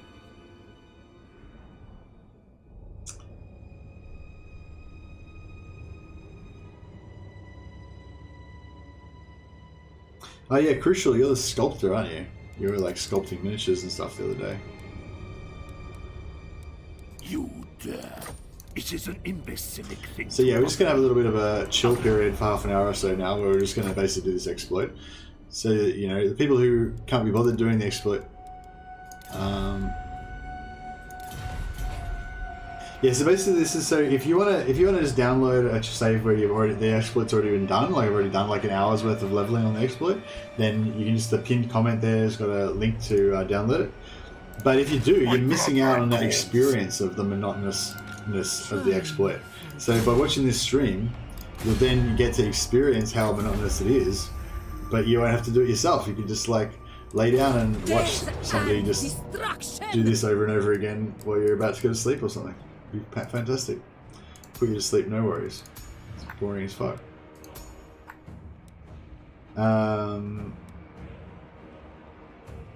Nurgle shows and woke up to some glorious hype. Yes, didn't we all? It's a glorious day. More like trying to be a sculptor. With enough practice, I might be able to make something decent eventually. Oh, well, you know, like, just attempting to make something is like more than 90% of us are doing, you know? And yeah, trying stuff out like that's cool, I reckon, as well. Like, I've never done sculpting, but I've done painting. When I was younger, one of my friends was really into graffiti, and yeah, he took me out a few times and did some graffiti and stuff, and that was pretty cool. Like we weren't like, we weren't just like bombing people's houses on fucking their like neighborhoods, fences and shit like that. So we weren't being like public nuisances to people. But yeah, we did it like at the train, in the train tracks, you know, on the like the walls and the train tunnels and stuff like that. I mean, I suppose it's pretty illegal and a bit dangerous, but I mean, we weren't drunk or anything. We were being like sensible and shit. But anyways, but yeah, but my point was that yeah, making like a big mural like with heaps of color and shit on a wall, it's pretty crazy, sublime type of thing, you know. I'd never had that experience before of like being able to just transform something with paint, you know. It's pretty cool, and also just painting smaller paintings and stuff as well. It's pretty yeah, I don't know, and I imagine it'll be the same with I imagine it'd be the same with sculpting, like just being able to create something, like even if you're not like a master at it or whatever, I bet you could probably do something pretty good. Oh, did we fuck it up? I fucked it up.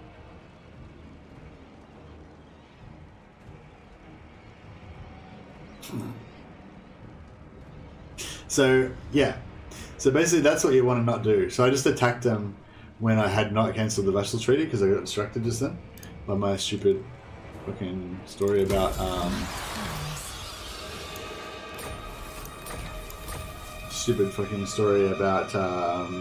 graffiti.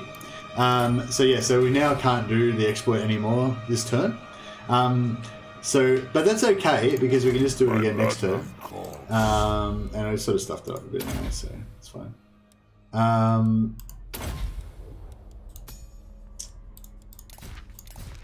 But you can see we got like 5,000 gold out of it. Got a few magic items, and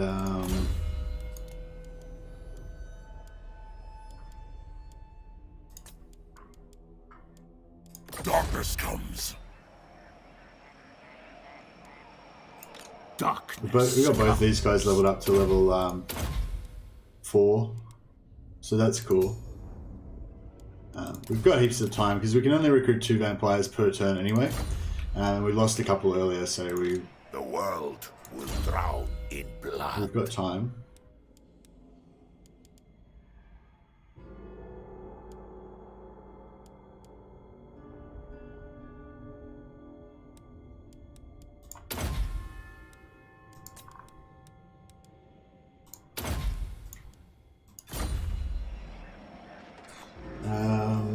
You have work today, bro? Yeah, I have work today, yeah. So we've got an hour and a half we've got left to play.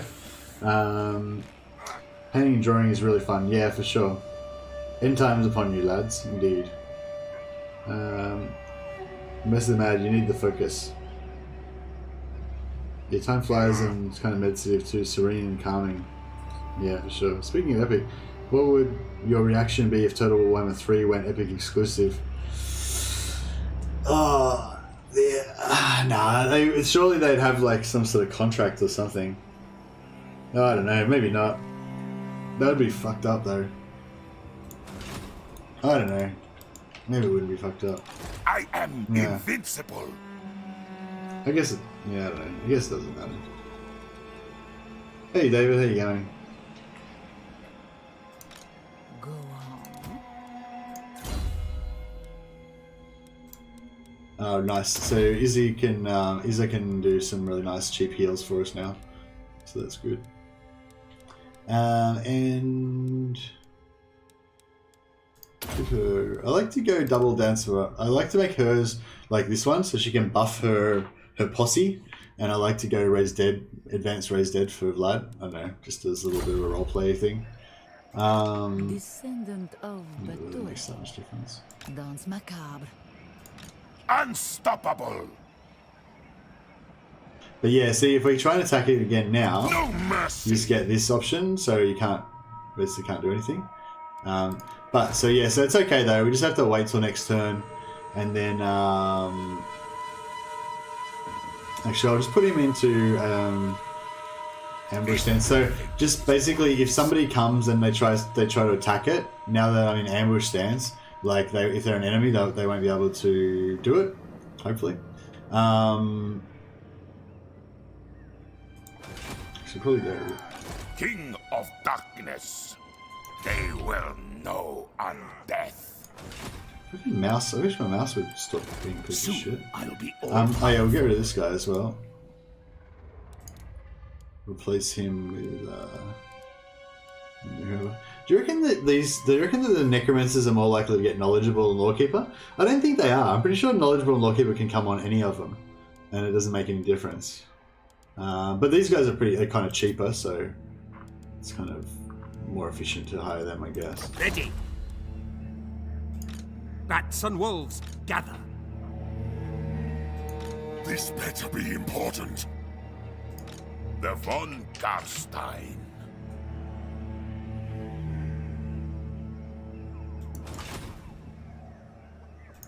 All shall know me. I think that's about as far as we can put him and still be able to reach Very well. to reinforce everybody. It is done.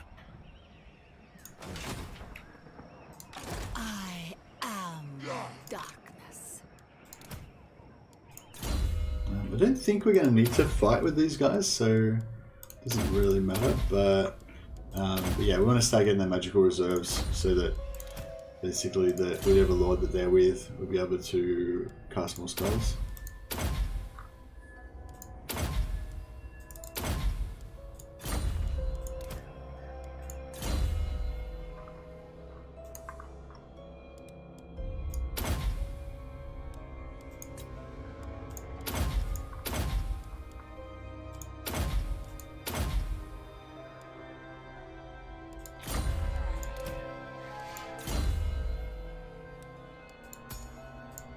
Previous one. This one we kind of want to make her our main assassin, I guess, for the moment.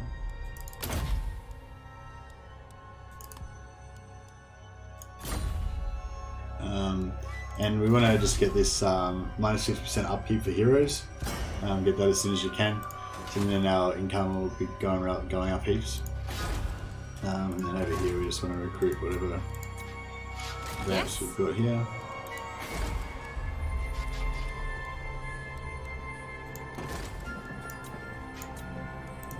Ready. And we'll cancel this and we'll build growth here instead. Because otherwise the growth, you'll just never get any growth. It'll just sit there eventually. It'll just sit there and just never grow. So yeah. So the Forester's Shack will do the same thing. We'll build growth there as well. Yeah, I shouldn't have put.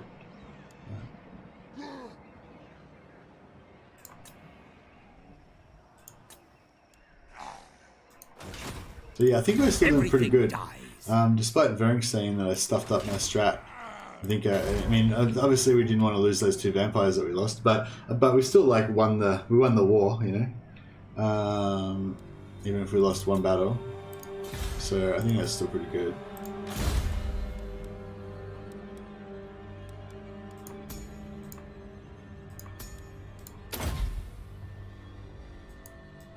Mouse. Yeah, now? when you probably notice constantly, it's like now, see my mouse just constantly pausing all the time whenever I'm doing something. It's not because I'm like just forgetting to move it, it's because it just gets stuck all the time. Yeah, I'm sure a lot of you have had this experience before where you get these problems with your mouse, like not, but I don't think it's the mouse though, I think it's the computer, because if I unplug the mouse and plug it back in again, it quite often fixes it for a bit, just for a couple of minutes, or a minute. Not well, not long at all, really. But if I go in and like delete the so the mouse is being good now. But then if I go in and delete like the drivers and stuff like that, and then put the mouse back in, it'll reinstall the drivers, and you know that seems to work for a while. But then it just starts fucking up again. So it's definitely some sort of software thing. As you can see, it's working perfectly now. But then it'll start fucking up again after a bit. I thirst. So yeah, I don't know what's going on with that. But whatever. Oh yeah, we put student on all of our... Who wishes the red there we go, kiss? now it started sticking in. Fucking annoying as fuck. Expand Sylvania's borders. Yes, you just want to put student on all of your vampires. We should have a few of them. Can't put them on lords, unfortunately, only heroes. That's it. Yeah, so once we get some more students, we'll put them on. Yeah, so at the moment we've got 100% research rate. Next time we'll have 140 or something. And, you know, keep going up. Oh yeah, so we probably want to go to a war with See, it's a hard call. Like, have you plugged the mouse into a different port just to make sure it's not that specific port? No, I haven't tried that, Dal, but I mean, I'll.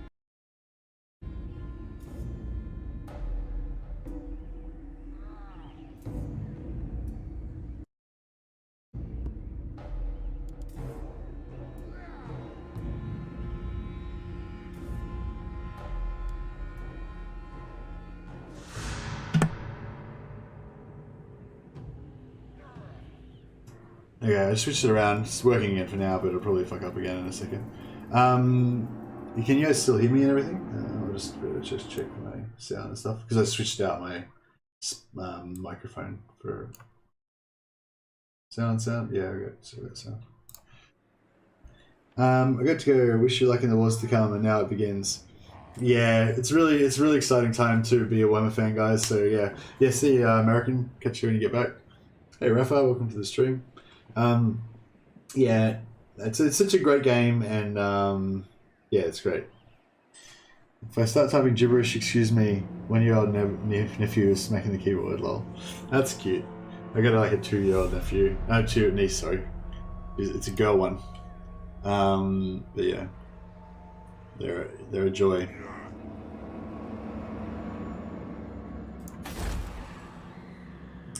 Actually, we could probably hire another lord. Oh, like discipline one. Oh, you always get like shitty traits on these guys.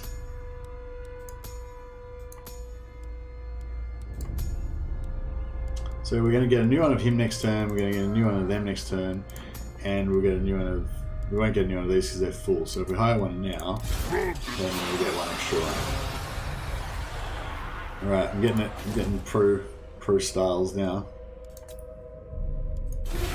So yeah, so I could have declared war on Sterling. That way, if they attack, because Vlad's in ambush stance.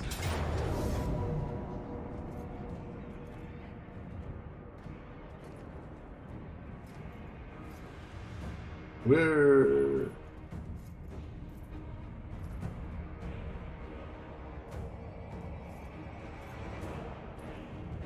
Shit.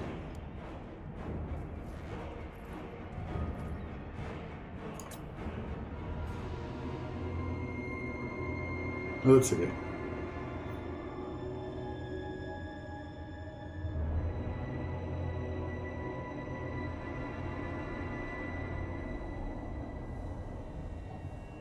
Yeah, so went into ambush stance, and then if I had gone to war with Sterling, then that would have meant that I would have been able to defend Fort Oberstar against them.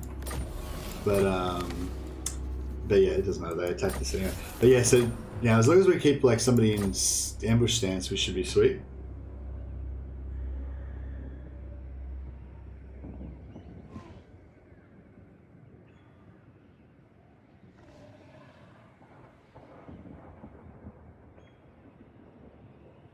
The hype will be unreal. I'm glad I don't get hyped anymore. Dumb question, but since I have no one to talk about is what are your thoughts regarding the announcements?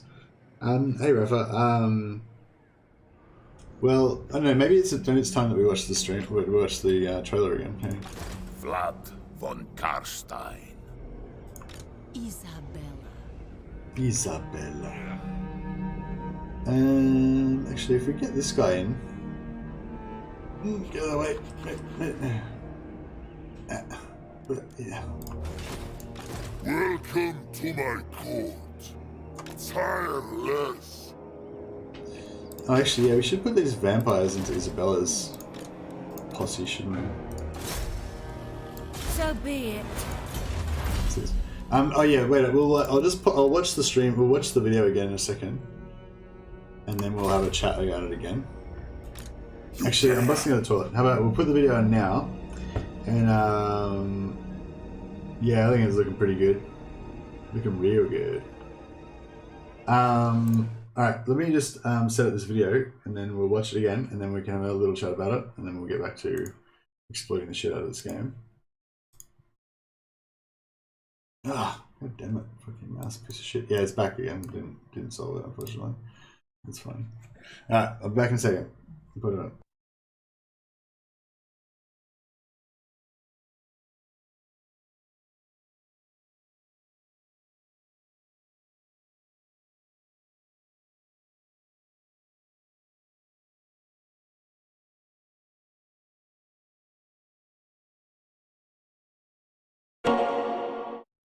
Death is like the winter chill. No door can keep it from us. And summer yet may bloom again, though eyes be all upon us. My child, there is so much to tell you that I have run out of time. The sacrifice I made was not enough. The dark gods still feed on our transgressions. Corruption. Obsession. Deceit. Rage. You must face these demons.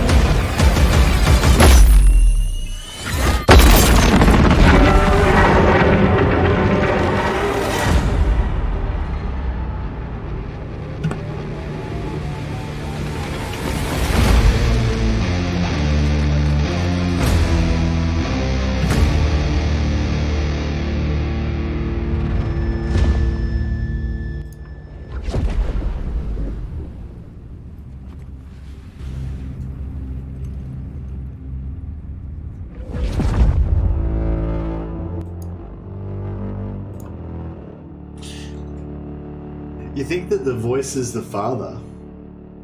Is that a named bloodthirster? Well, yeah, I think somebody thought that it was. My child, there is so much to tell you. Oh yeah, this is my child, so yeah, it must be your father. I was wondering if it was like this guy for a second, like the Yuri, but he wouldn't. If he's a like when she says my prince, assume she means like a lover.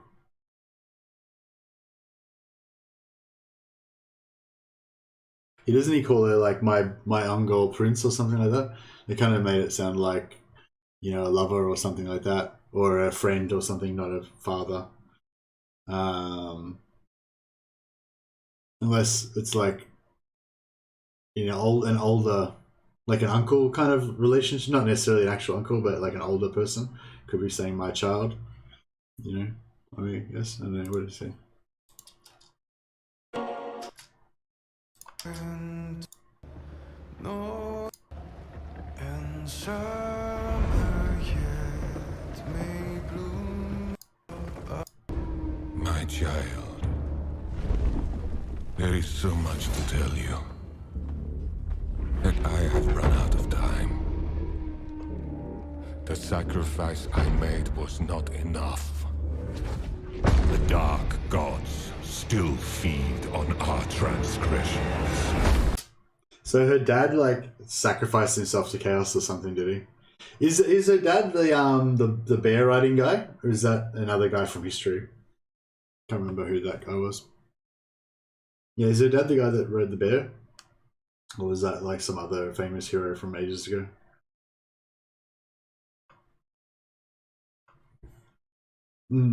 Does Kislevs have like Cossack musketeers. That'd be pretty good. Boris. Yeah, Boris is the bear riding guy, yeah. So this Ungol Prince guy that she's talking to this at the end is somebody else then. Yuri.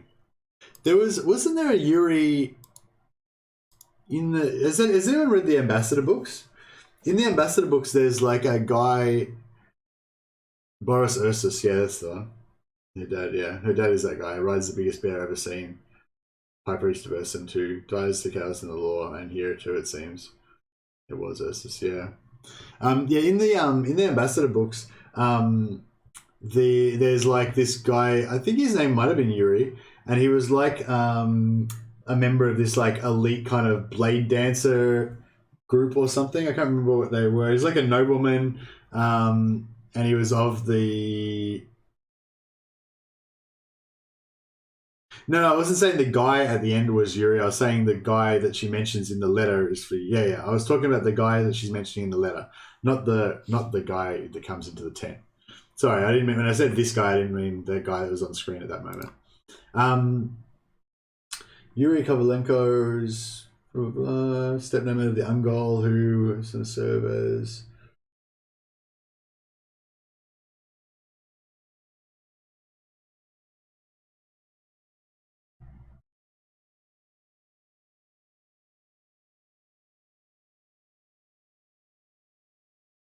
Okay, so this is actually who Yuri is by the sounds of it.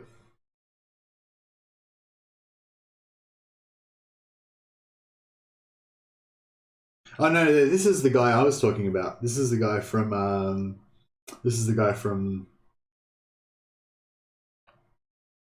sounds very similar.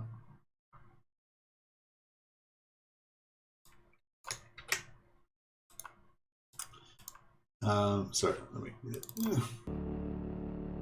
pause. Sorry, fucking stop doing that. Shit.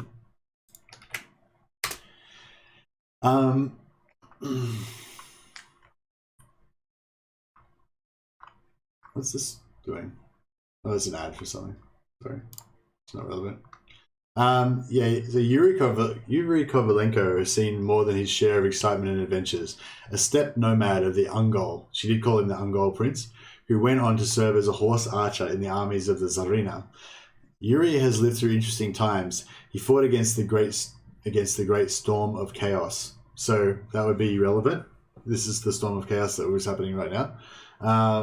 He was at Mazhorod when Boyarin Kurkosk defeated an army of chaos. Now he has had enough of war and adventures and simply wants to be left alone with his horses. He breeds some of the finest Kislevites warhorses in the land and is proud of his stock.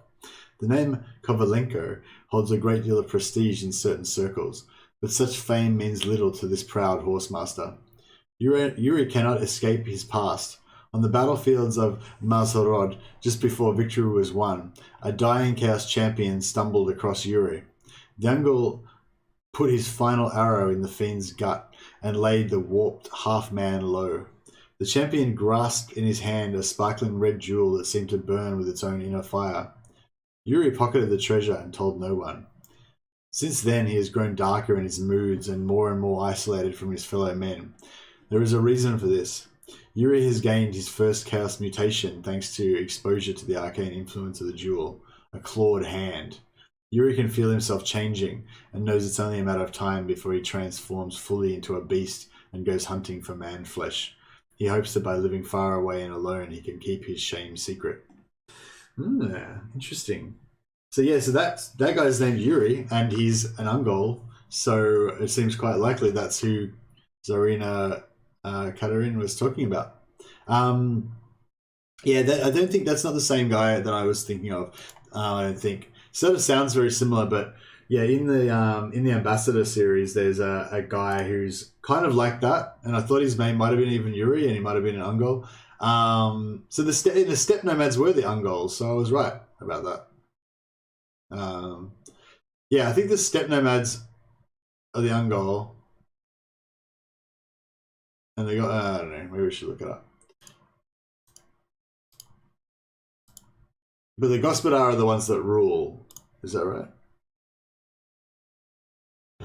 The Ungols are nomadic people who inhabited the land known as Kislev before the arrival of the Kislevites, known then as the Gospodars. They dominated the tribe. Blah, blah, blah. Okay, so the Ungols were the kind of horse nomads of the steppes, and then the Gospodars are the kind of more like the Rus kind of dudes that, yeah, I guess. The more like, yeah, I guess that's kind of how it is. Yeah. Anyways, no,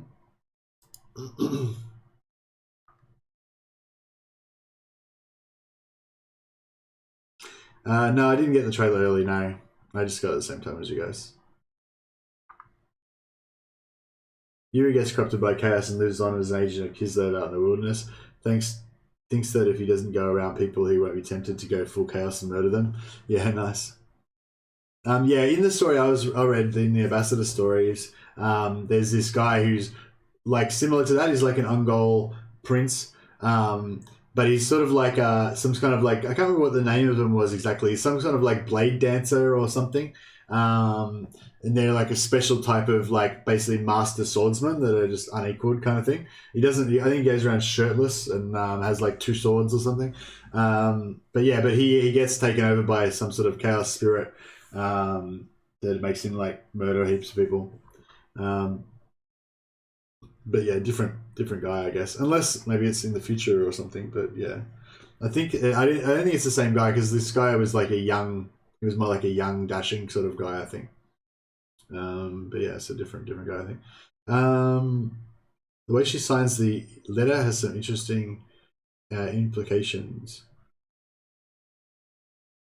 It's odd how the demon of it's odd how the demons of Khorne get ripped to shreds so easily. Supposed to be veterans, but let themselves get flanked. I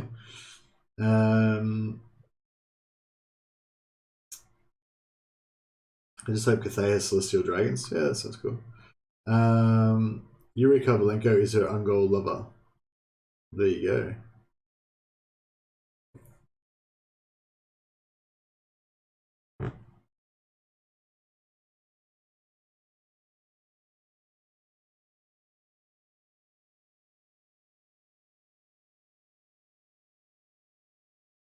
Woody Chopper says, I put the text of the letter in Discord. Oh, thanks, Woody. Appreciate that. So yeah, if anyone's interested, there's a link down below to the Discord.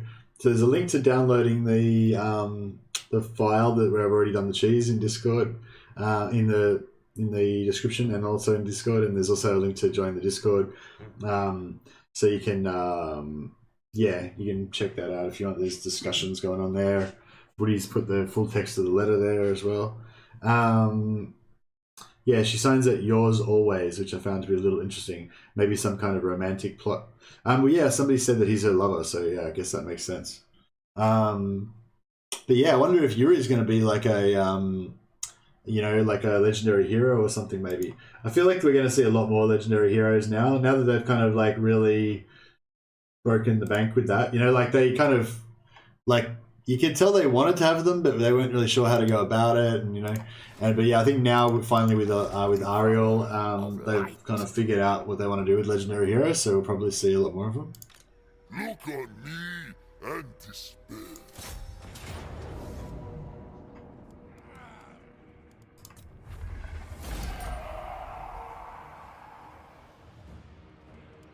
Oh, what's going on here? Have we broken it? Oh, that was a lot. Oh, it seems like we've broken the bug. It's not working anymore. That's okay.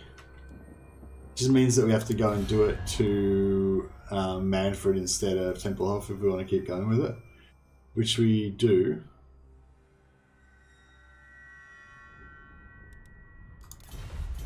So yeah, so we've got our vampire cap up to 8, but we really need it to be higher than that.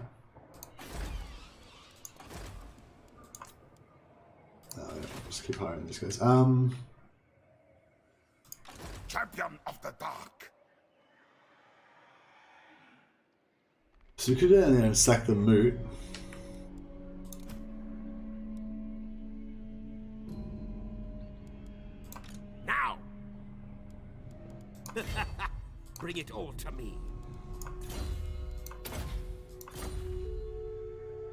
How's the mouse?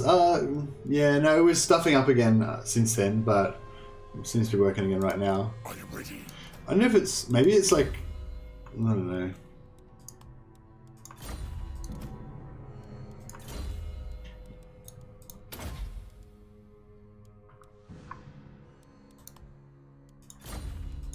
It seems fine so far. Maybe, I don't know, maybe it is better.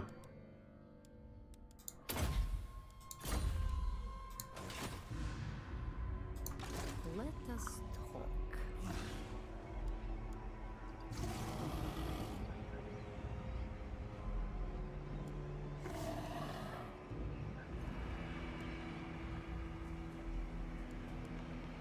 Into darkness.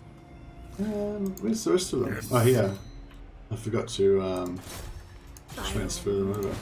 My bloodline calls. Dance, macabre. What do you want? I assent. Countess of Sylvania.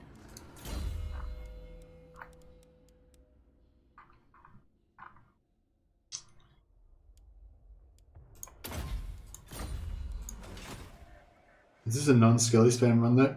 Oh no, not. I mean, eventually we'll probably get some. Maybe eventually we'll probably get it, but so it's gonna be, I don't know, 9 turns from now, but we'll probably get it faster than that. Because we'll get more and more students as we go along. But King of Darkness. Tomb rot. Cower before me. I never tire. This night, King of the Ghouls. yeah, so no, not necessarily, but it's just like basically, I mean, a normal way of playing, like I sort of explained in the video, like I tend to be kind of passive early on until I get my free skeletons unlocked. So I wanted to make a much more like aggressive, dynamic kind of way of playing, where I just go for it straight away. So that's what this is. So we could have gotten the exploit happening on turn 6, but I fucked it up a bit. But that's okay. What is your will? Carnage! So this way you get to kind of like really increase your power level a lot, like early in the game, before you're waiting for. I find the vampire is too expensive giant scaly spam. I'm just glad not to see elves on the screen. Yeah, for sure.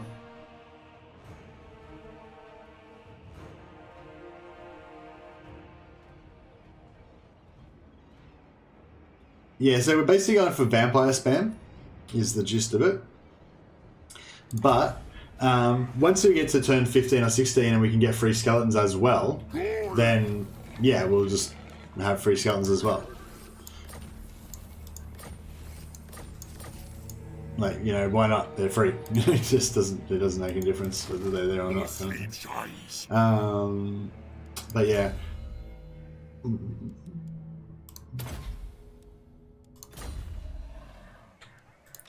Stregoi, Gold King.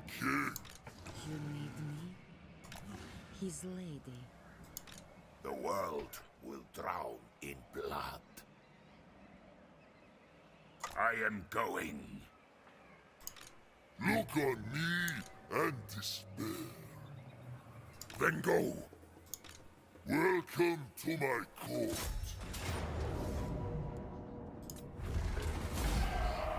Should have fought that one and healed this lord, but oh well. That's worrying.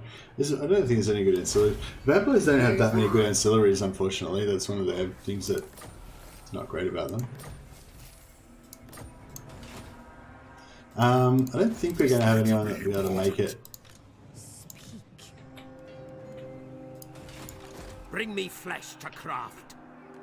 The scent of death is strong.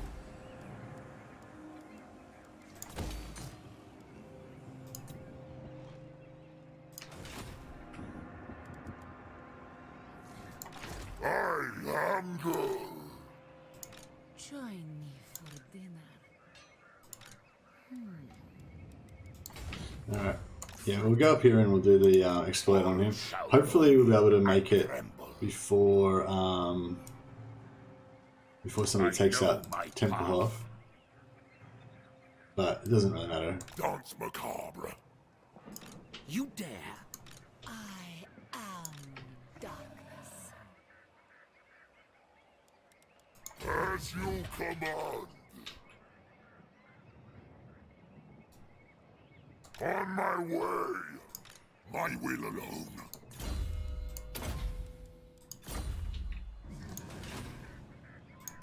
Good king.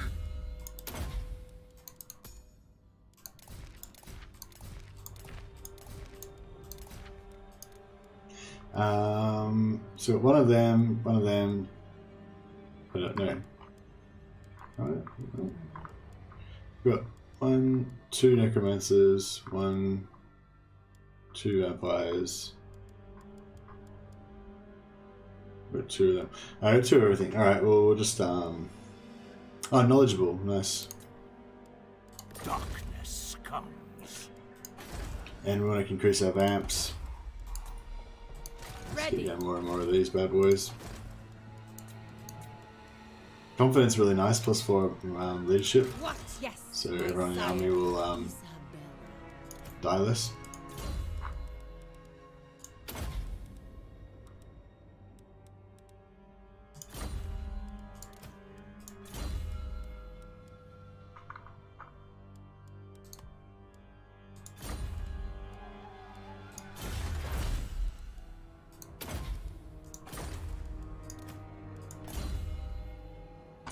Yeah, and it has to still stick in a bit, but oh well.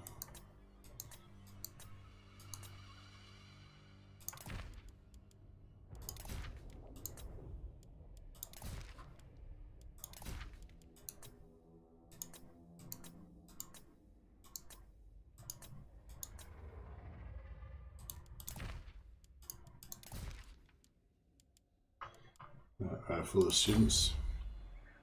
I think we're okay still. We kind of need a bit more vampire action, but that's okay.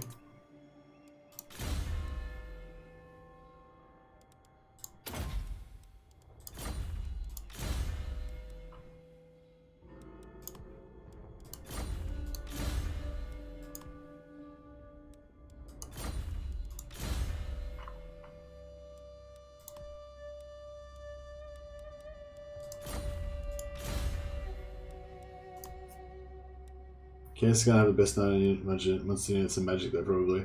Yeah, that's true. Probably the best monster units. I think, yeah, somebody was talking before about how they probably have bad missile units or no missile units, which is probably, yeah, probably about right. But yeah, they'll have great single target, single entity monsters, so I guess that makes up for it. You dare!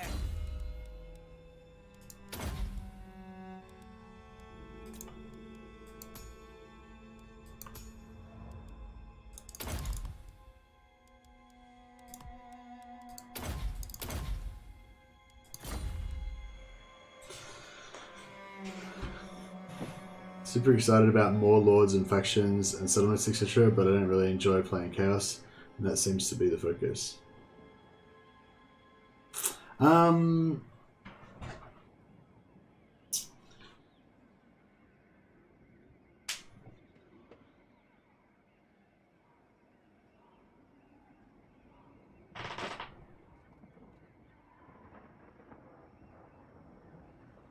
Warhammer 3, $80 for the game. Game not included. DLC concept. Indeed. What? Alright, I think we're... What do we got now? Me flesh to craft. Oh, he's moved. He's just...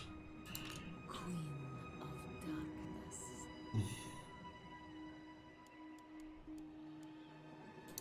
This night?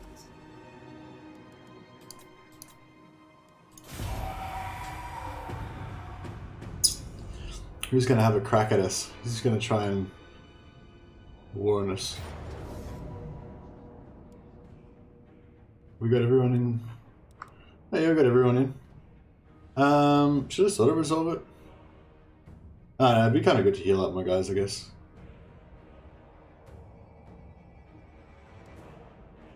I'm just a bit worried that hero might get killed.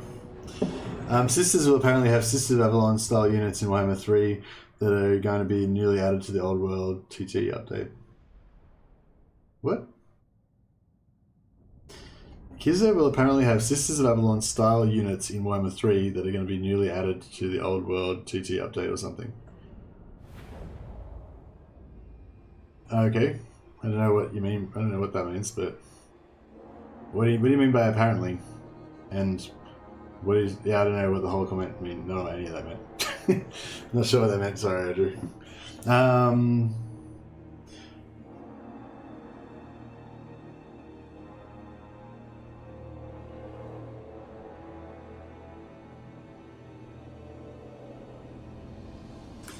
I don't think any amount of money is too much for Warhammer 3, if that's what you're saying, Nurgle's Chosen. I think $60 is fine.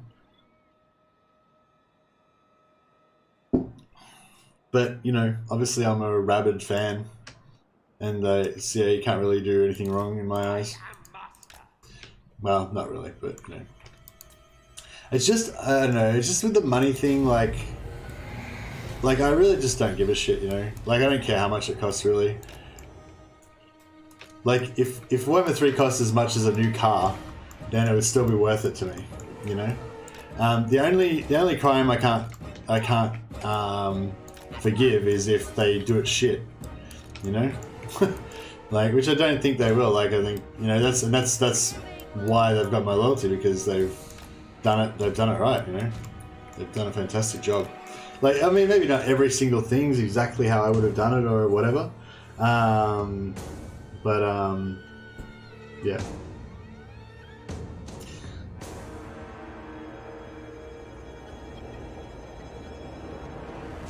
Alright, I'll try again. Kislev will apparently have Sisters of Avalon style units in Warhammer 3 that are going to be newly added into the Old World's tabletop update or something. So, okay. So what do you mean by Sisters of Avalon style units? It was the ones that had the blue-bladed spears guarded Katarina's tent at the beginning. They haven't been added to... Okay, now I get what you're saying.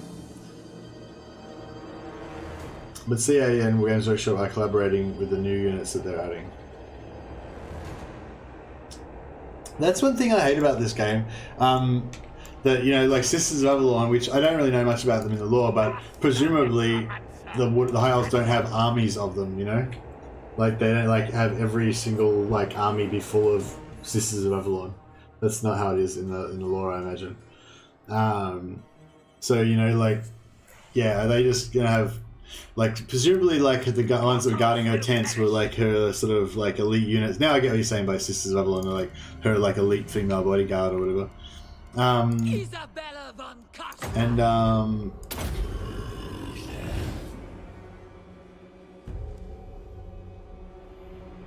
how much, wins what we got? 90, yeah. So we should have more than that, I'm pretty sure. Where should leave this guy behind? What's his melee defense? 38. 50, 50, 50, 50. Yeah, they're a bit lower. Yeah, we're going to stick him over here. You serve me. We surpass Nagash. Mortals He doesn't have quail. any magic items or anything, so... I'm in your thrall. I honestly don't mind paying for quality. One was such a well-made game, and $60 tag seems pretty fair, honestly. Yeah, I think so.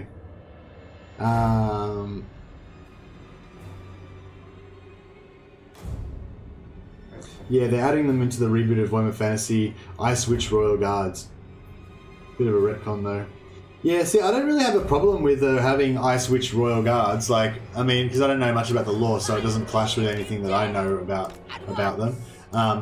Apart from, yeah, I kind of like more the low fantasy stuff more than the high fantasy stuff. Like, I wish there was more like grimy down in the dirt sort of shit, like rather than more like magical crazy crap. Like I think it's cool for magic to be a little bit rare and unique and stuff. It doesn't have to be like every fucking unit doesn't have like magic fucking wizard blades and shit. But yeah, I don't really have too much of a problem with that. My problem is just that having whole armies, because they have no unit caps, having the whole fucking army, like every fucking unit in the entire Grand Army of Kislev being fucking Ice Witch Royal Guards. You know what I mean? Like, which is essentially what's going to happen if they're any good. So yeah, it's just, I don't know, it's just a bit shit. Blood frenzy. End them.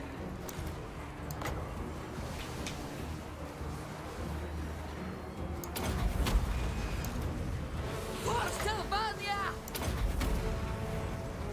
Kill! All life must end.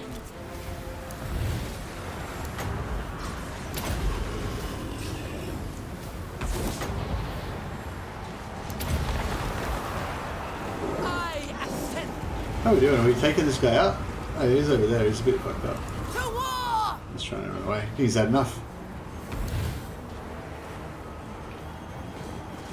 Vampire. For Isabella. This world is mine. Oh, we didn't equip that buff item onto any of the other lords. Damn it. That's a bit foolish. Ultimatum. This vampire seems pretty resistant to dying. It's not a very admirable trait in my opinion. Crush the breathers. Yeah, is that enough? Who's out of there? Wait. All life must end. Vampire.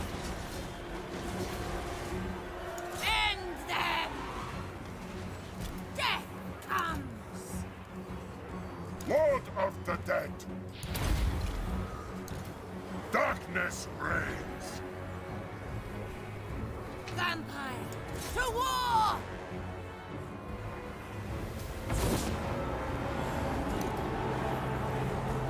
Coldness.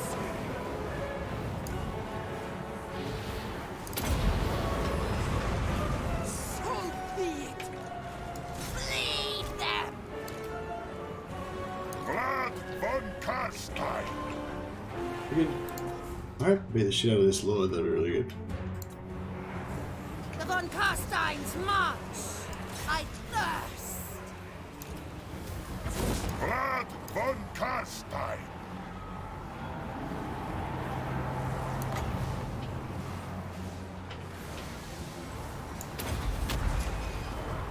For blood, I hunger.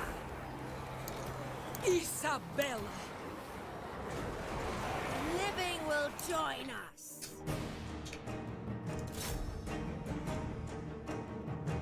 Do you see $60 game tags? I usually see new game being 89 Australian. Yeah, probably about 89. That sounds about right. But as I said before, I literally don't give two shits. I'll pay pretty much anything. Like, if it was over $100, I'd probably be like, fuck, that's pretty expensive, but I'd still buy it. Like, and I wouldn't even hesitate, really, you know what I mean? Like, I'd be like, yep, bought. And it's just because I just, like, no one makes games that are good. You know what I mean? Like, this, like, Creative Assembly are the only people that make games that I fucking like playing. Like, I mean, obviously that's a little bit of an exaggeration, but it's not far off, you know? There's only a very small group of companies in the whole fucking world that can make a decent game. And, yeah, CA is one of them, so basically they get all my money. That's how it works.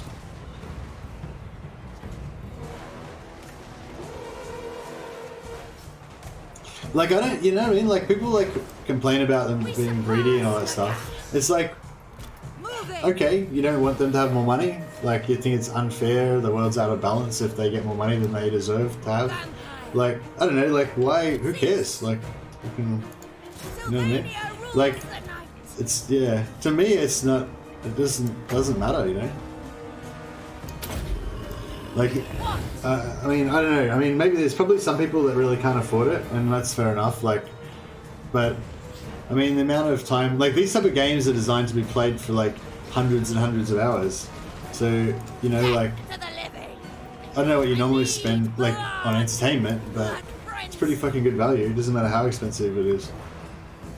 For Isabella. Going!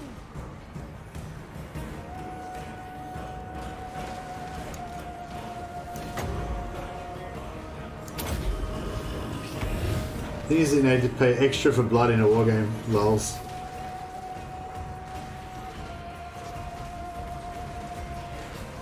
There will be a blood pack, so I don't know, if you want to complain about something and you've already found something to complain about, so that's good. That'll save you some time trying to think something up, I guess.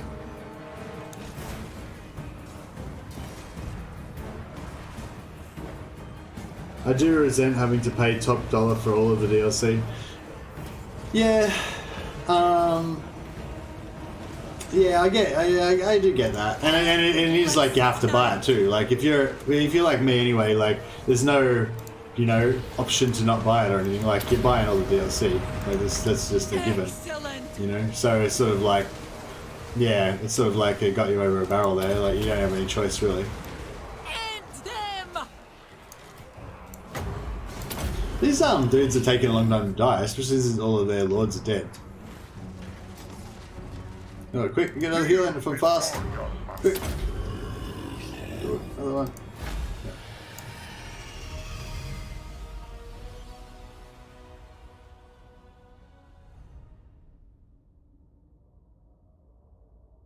Fairly sure CA CEO is just two scabbing rats with a trench coat standing on each other's shoulders. Maybe, you know, who knows. I have 2,800 hours in 1 and that's worth about £100 or thereabouts. Yeah, see, I don't get mad about CA charging like me $500 to play Warhammer 2. I get mad about all of those other companies that charge me like $20 to play some game that looked good but didn't even hold my attention for half an hour, or for $40. And it was okay for an hour. I actually thought it was going to be a good game, but then it didn't really have any depth, so I only played it for like an hour. Or those games that are like $50 or $60, which are like got everything I want in there almost, but they just don't quite reach their potential. And you know, you play it for like 2 or 3 weeks, but you just realize it's just a bit hollow, and it's just not really, they didn't really nail the mark. You know what I mean? You know, it was close, but no cigar kind of thing. You know, and like I get mad at those companies. You know, like. No, I don't get mad at the companies. Like, I think it's still good that people try to make games and they make an effort and everything. Like, but you know what I mean? But like, that's the money that I feel wasted. That's money that I feel like, I wish I hadn't spent that $30, $50, whatever on that like almost game. You know what I mean? Like, fuck those games. I don't give a shit about those games. You know. Whereas like Total War makes like Creative Assembly makes good games. You know, like XCOM 2 is a good game. Yeah, XCOM 2 and Warhammer Total War. They're like the only two games I can think of right now that are worth the fucking money. You know? Like Cyberpunk's probably, I haven't played it yet, but it's probably a good example of that type of game that I'm talking about, where I don't feel like it's a rip-off, you know? Like, I got a good game out of it, it was enjoyable, played it for like 20, 30 hours, you know? But yeah, that's what most people should expect from a game, you know? That's fine, you know? But I don't give a shit about those games. I won't waste my time playing those games. Like, I don't give a fuck about my short-term enjoyment for a week or two or whatever, you know? Like, I mean, I might play them, like, occasionally, but they're not, I don't, like, you know what I mean? Like, I don't care about them. I'm not invested in them. That doesn't, like, win me my ever-loving loyalty to the company, you know? But, like, a game like the games that CA make, they're the ones that make me loyal, you know? Paradox, I don't know. I haven't played all of their games, but some of their games that I have played have been okay, but they're just a bit like kind of shabby, and they're not quite like, you know, like the production value's not there, and they're just not as good, basically, is what I'm saying. They're not as not as 1 to 3. But that's just a generalization. I haven't played Crusader Kings 3. And I have really gotten into some previous games from Paradox, but yeah, I don't know. I feel like they're a bit more like, they kind of like spam the market with B-grade games a bit more, you know? Yeah, Stellaris is fantastic, but it's still a bit like, I don't know, I feel like it's a bit wonky compared to Warhammer. It's not such of not so much of a masterpiece, not so much of like a work of art like Warhammer is, you know? But yeah. Lord of the Night. Countess of Sylvania. So this guy's gonna run. I am gone. Oh, we should get a few battles out of I this. will alone. Bring me flesh to craft.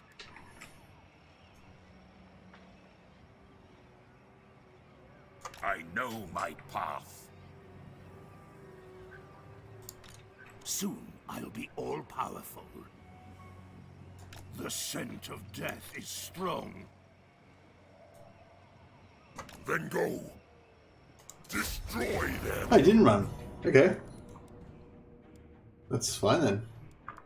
Don't run. See what that gets you. Paradox are a bad example of DLC practice. You got to commit to their games, so you're like buying a dog. It's like a 10 20 year commitment for each one. Yeah, that's it. Like, I mean, I think Stellaris is worth putting. I mean, yeah, I think Stellaris is worth being in a conversation.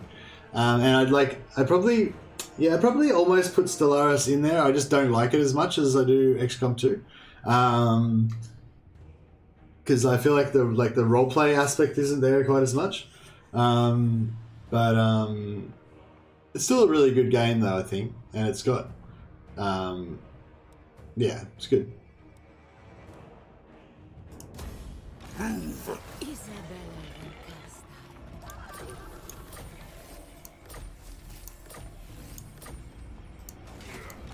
This night.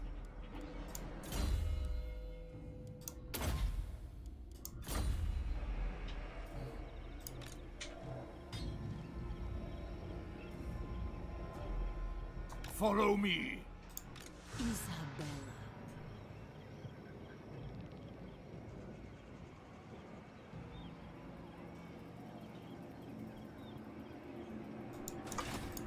I am Vlad. I know the way. Descendant of Bathory. I know the way. Bring me flesh to craft. You dare. Destruction.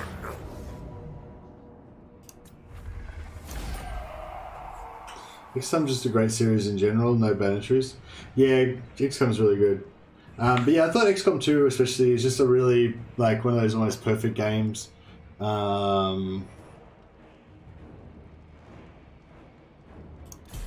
Just really well executed. Just a nice little self-contained kind of little work of art, you know. I feel like they could have done a lot more with the DLC for that as well, but oh well. Vlad von Carstein. Into darkness. Everything dies. Devourer of light. Sleep is for the living. Bats and wolves, gather. They will serve. Darkness comes. Shuffle this way. All shall know me and tremble. I am invincible. The von Carstein. I want their souls. Hey, I was wondering, is any of Manfred's quest items worth pursuing? Oh, I don't know actually. Good call. I mean, yeah, you'd want all of them, wouldn't you? I don't really know. I don't really play Manfred. I just play Vlad all the time. I mean, Isabella.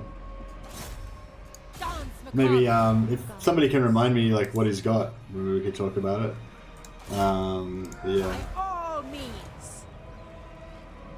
Hopefully we go back to the old roots with Civilization 7. Yeah, Civilization's probably another one of those games that I would put up there. I'm not a big Civ player myself, but like, you know, like that would be another one of those games that's like just a good fucking game. Like it's a really good game.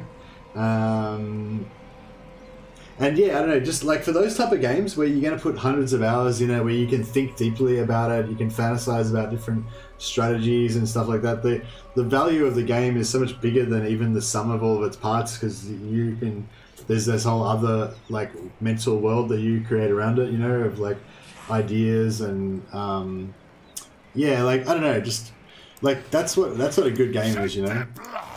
Like these kind of ride type interactive movie type games, like I mean, you know, they're cool as well, but they're just not. That's not what I'm into. Like, you know, as a strategy gamer primarily, you know, that's, you know, I'm into this strategy like worlds No mercy. Yeah, I don't know. You get it.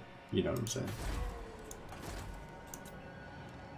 Yes. Oh, nearly forgot to cancel technology. So we can get, like, we'll just cancel that so we can get, like, millions of students. I probably should have sent a vampire already by now, but I forgot. Okay, so we can't hire any more vamps at the moment. You dare. Blood! Bring them death! Now we should get a subjugate option. Yeah, there we go. Alright, let's see how long we can keep the bug going this time before we stuff it up. Maybe I should actually back up the save. I'm going to back up the save. I know save scumming's pretty not very cool really for streaming, but I feel like at this point I got to go work in. Oh, actually, I got to go work in like 20 minutes. I think it'd be nice to just actually be able to continue on with this save. So I'll just in case I fuck it up. I've already made a couple of errors this game, and I've managed to save it both times. So yeah. I won't push my luck anymore. So I've backed up my save now. So from what I was saying, basically, like, yeah, every time you attack them, you subjugate them, and then you've got to go, you know, got a little blue shield here, you got to go in here, cancel the subjugation, cancel the vassal treaty, before you attack them again, otherwise it stuffs up the exploit. I don't know if it's a bug, it's just an exploit, I guess. Bow before me. But yeah. Grave times. The And then you world attack again, drown declare war. Yeah. all shall perish. You should better just keep auto resolving every time. Subjugate. Some more items, more ancillaries. And then you cancel the vassal treaty. Now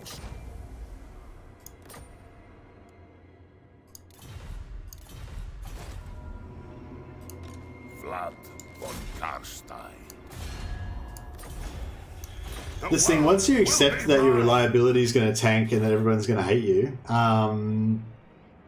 then you may as well just embrace the cheese, you know? Just embrace it. Just level up all your shit to maximum. Like, why even stop here? Like, do more lords. Just every turn, just do some more. You know, do more guys up. You don't even need to go to level 40. Just go to, like, level 20 or something like that. So you can unlock Winds of Death. You can get all of your plus magic on all of your... plus Winds of Magic on all of your vampires. And yeah, I mean, sure, everyone's going to hate you, but then you've set up Sylvania as a Death Star factory, you know, just creating these like super powerful vampire stacks that are just kitted out with magic items because you're just farming.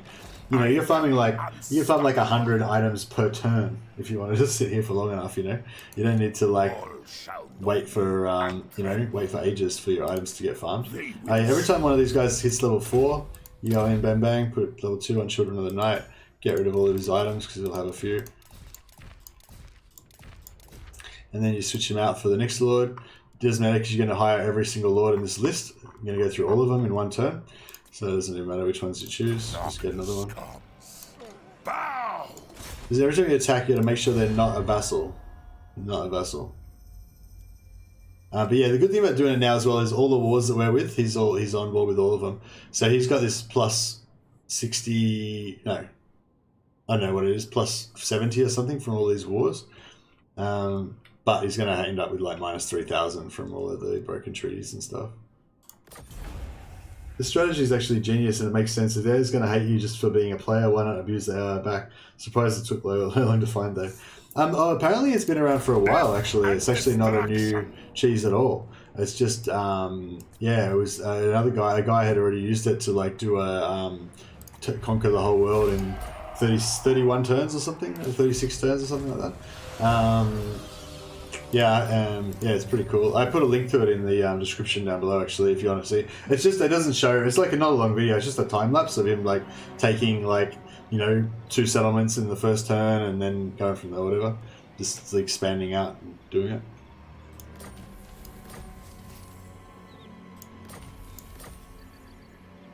Okay, gotta break the vassal treaty again. You dare ready. Speak thy words.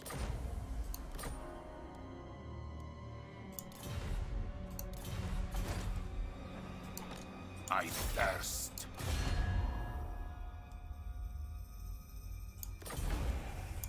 Annihilate them.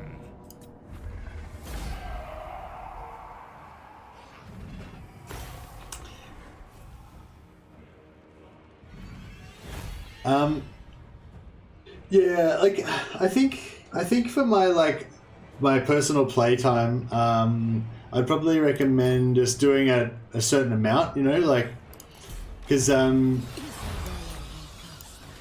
yeah, I mean, I feel like even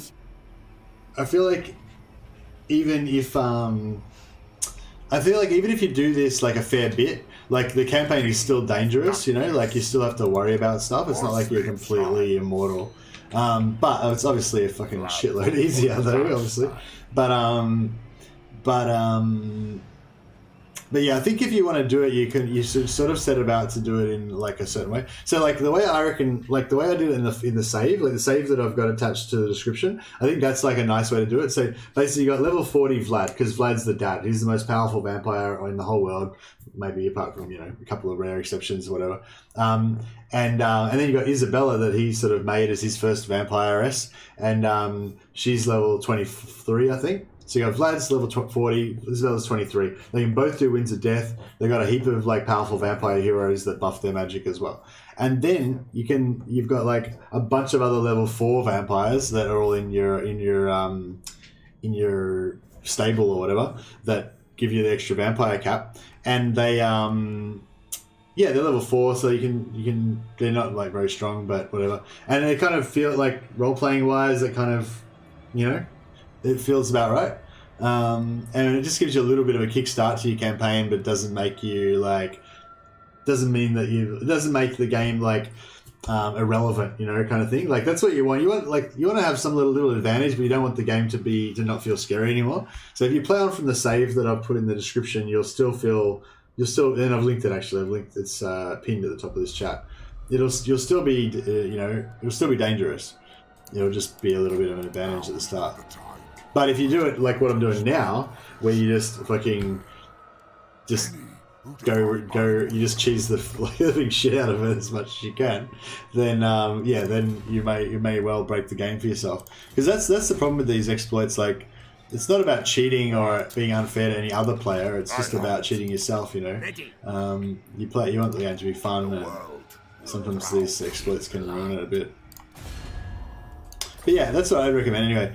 I'd still use the exploit properly if you want, but just limit how much you're going to use it.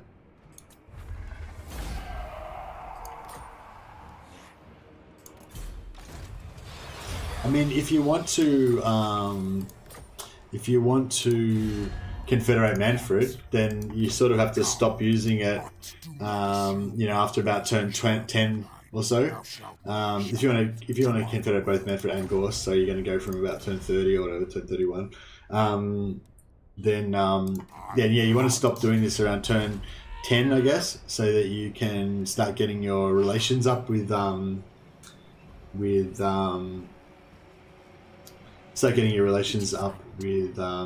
Manfred.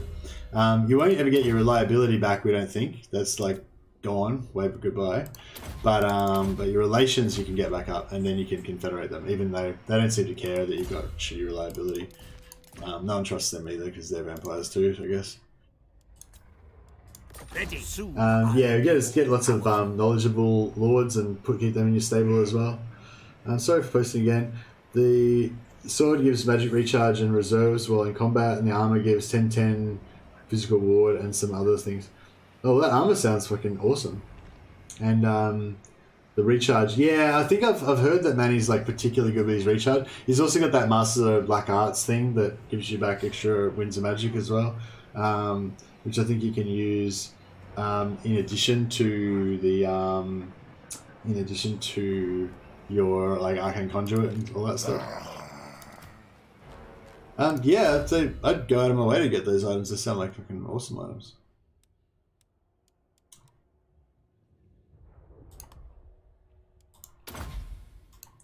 Alright, so we got Wind of Death. Not quite maxed out though.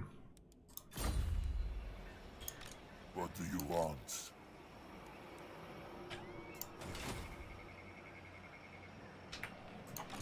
Herr von Carstein.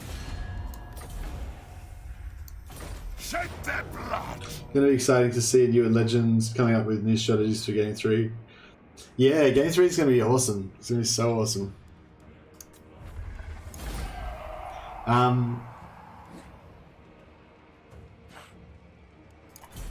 But it's not just me as well. Like there's a lot of other people in the community that make up like weird, like awesome strats. You know, obviously, you know, I'm not the best player of this game around. You know, and yeah, like a lot of the stuff I show off in my videos are stuff that you guys have told me. So, so yeah, it's not all like me like just dropping the wisdom on you guys. It's like me learning from you guys as well, which is pretty awesome. It's one of the things sort of thing I talked about a bit before as well. Like one of the cool. Actually, wait before I go on that monologue. For years, Legend have always been bending developers of CEA over his knee. Now most of the mad is here, and he's going to make sure this horse stays dead. Lol. I don't know. Yeah, I don't know. I think like, yeah, I don't know. I guess like I like to make the game fun for myself, and that's why I get these exploits, you know. But like we were trying to talk about before, like, you know, if you get an exploit to the point where the game's not fun anymore, then you don't want to use it, obviously. Like the backspace exploit, like why the fuck would I play the game if I was going to use the backspace exploit? It's retarded, you know. The infinite money one with Eltharion is a little bit like that. It starts to make the game a little bit irrelevant, but the Hale's got so much crazy stuff that you can do in the game that it's kind of it's still cool because you're using that money to just unlock even more potential to do cool stuff. Like, and you've still got challenges.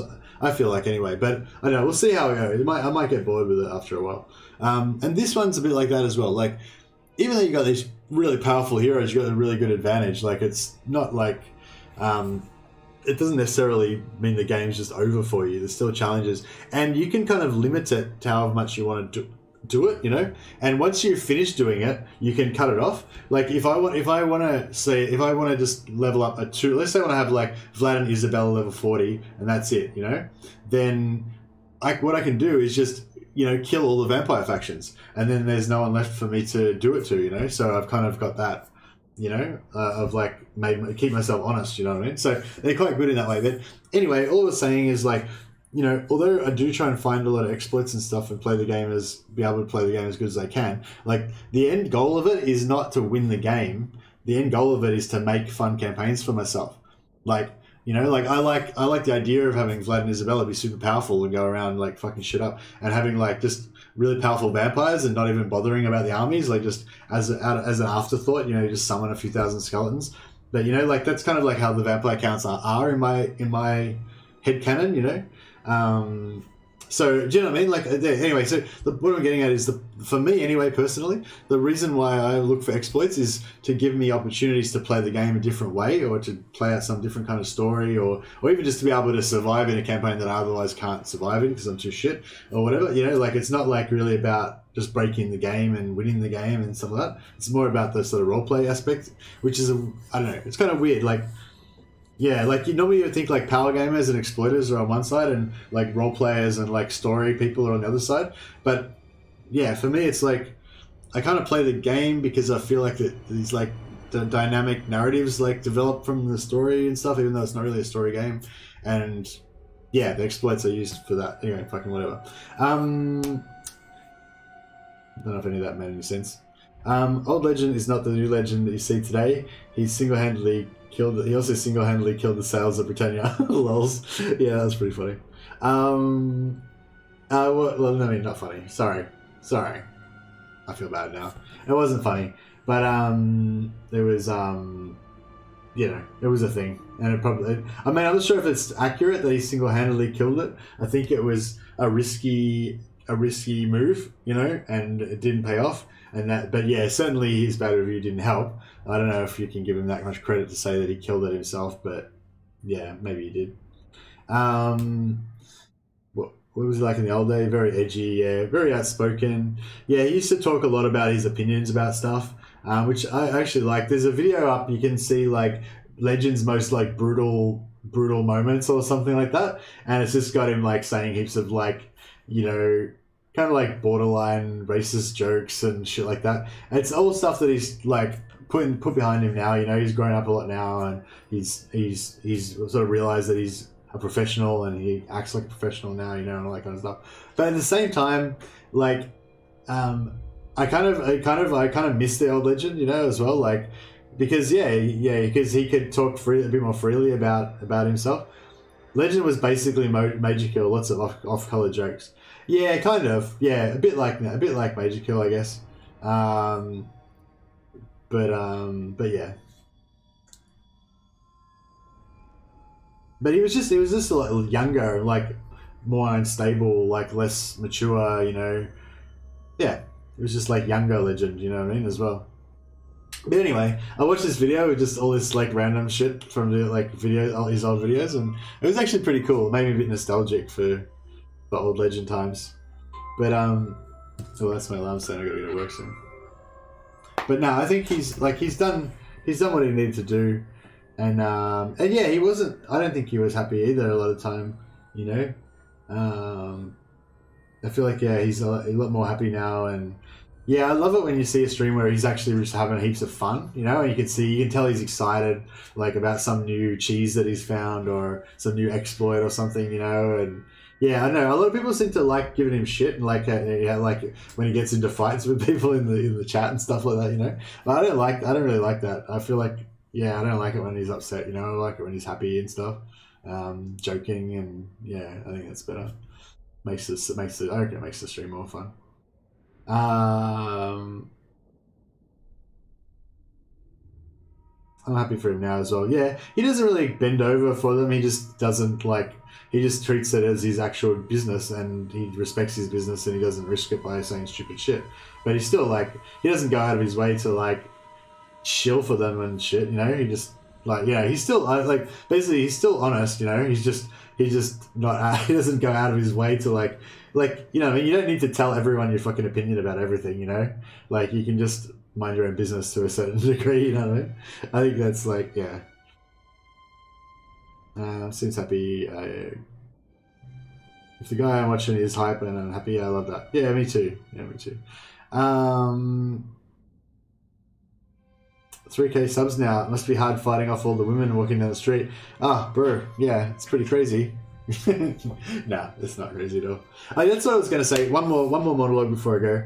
I was just going to say, about the finding the new cheeses and stuff. Like I was saying, I've been getting a lot of cheeses from you guys, you know, which is awesome. And that's what I was going to say just about the whole streaming YouTubing thing. It's a new channel. Started the channel 5 months ago. Had amazing growth. Already got over 3,500 subscribers. And I was really surprised at how much I enjoy streaming. I love chatting with you guys while I'm playing, and you know, and finding stuff together. And sometimes, you know, you find some new exploit while you're playing the game, or something cool happens, and you know, I've got all you guys to share it with me. You know what I mean? It's I know you guys have probably had this super experience where, you know, a mate comes over and they're just kind of watching you play a new game they haven't seen before or something, or you know, something like that, and you get that or you both play an MMO together and you're both experiencing it at the same time. That thing of sharing the experience, it makes it so much better. And I didn't realize how much that would come across with streaming. So it's pretty fucking awesome. Yeah, I'm lucky to have you. That's right. That's exactly what I'm saying. And also, what was I going to say? And also just have peers to talk about with, you know, in my normal life, no one I know gives a fucking shit about Total War Warhammer. You know what I mean? It doesn't matter how, I could find the coolest, most awesome thing ever in the game, or about the lore, or, you know, whatever. And literally there's no one in my life I can tell me about that gives a shit about it. You know what I mean? Whereas now I've got this whole bunch of guys that all actually care about this stuff, and you know, it's cool. Bringing me back to my childhood, holding back the tears. I don't know if you're being serious or gonna be shit started, but either way, I like it. But yeah, anyways, no, it's been a fantastic ride up until now, and I hope it continues for a while, because it's freaking pretty fun. Sorry, I didn't get how many turns did we get through today? 8 turns. Only 5 hours. Only took 5 hours to get through 8 turns, and 0 restarts. 0 restarts. All you guys were giving me shit saying I was going to restart. I just handled it. Just fucking handled it. Lost a battle on turn like 5. Just fucking handled it like a boss. I'm getting better at this shit. How broken do you think Warhammer races will be?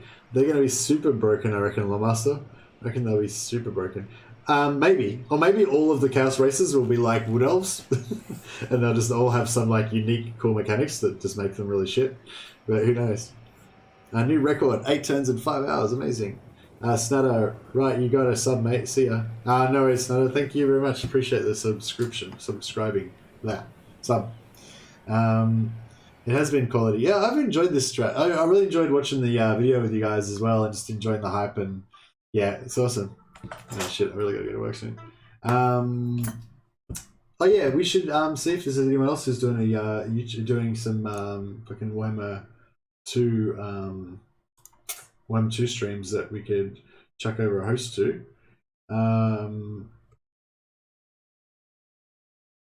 Oh, Great Book of Grudges is actually streaming.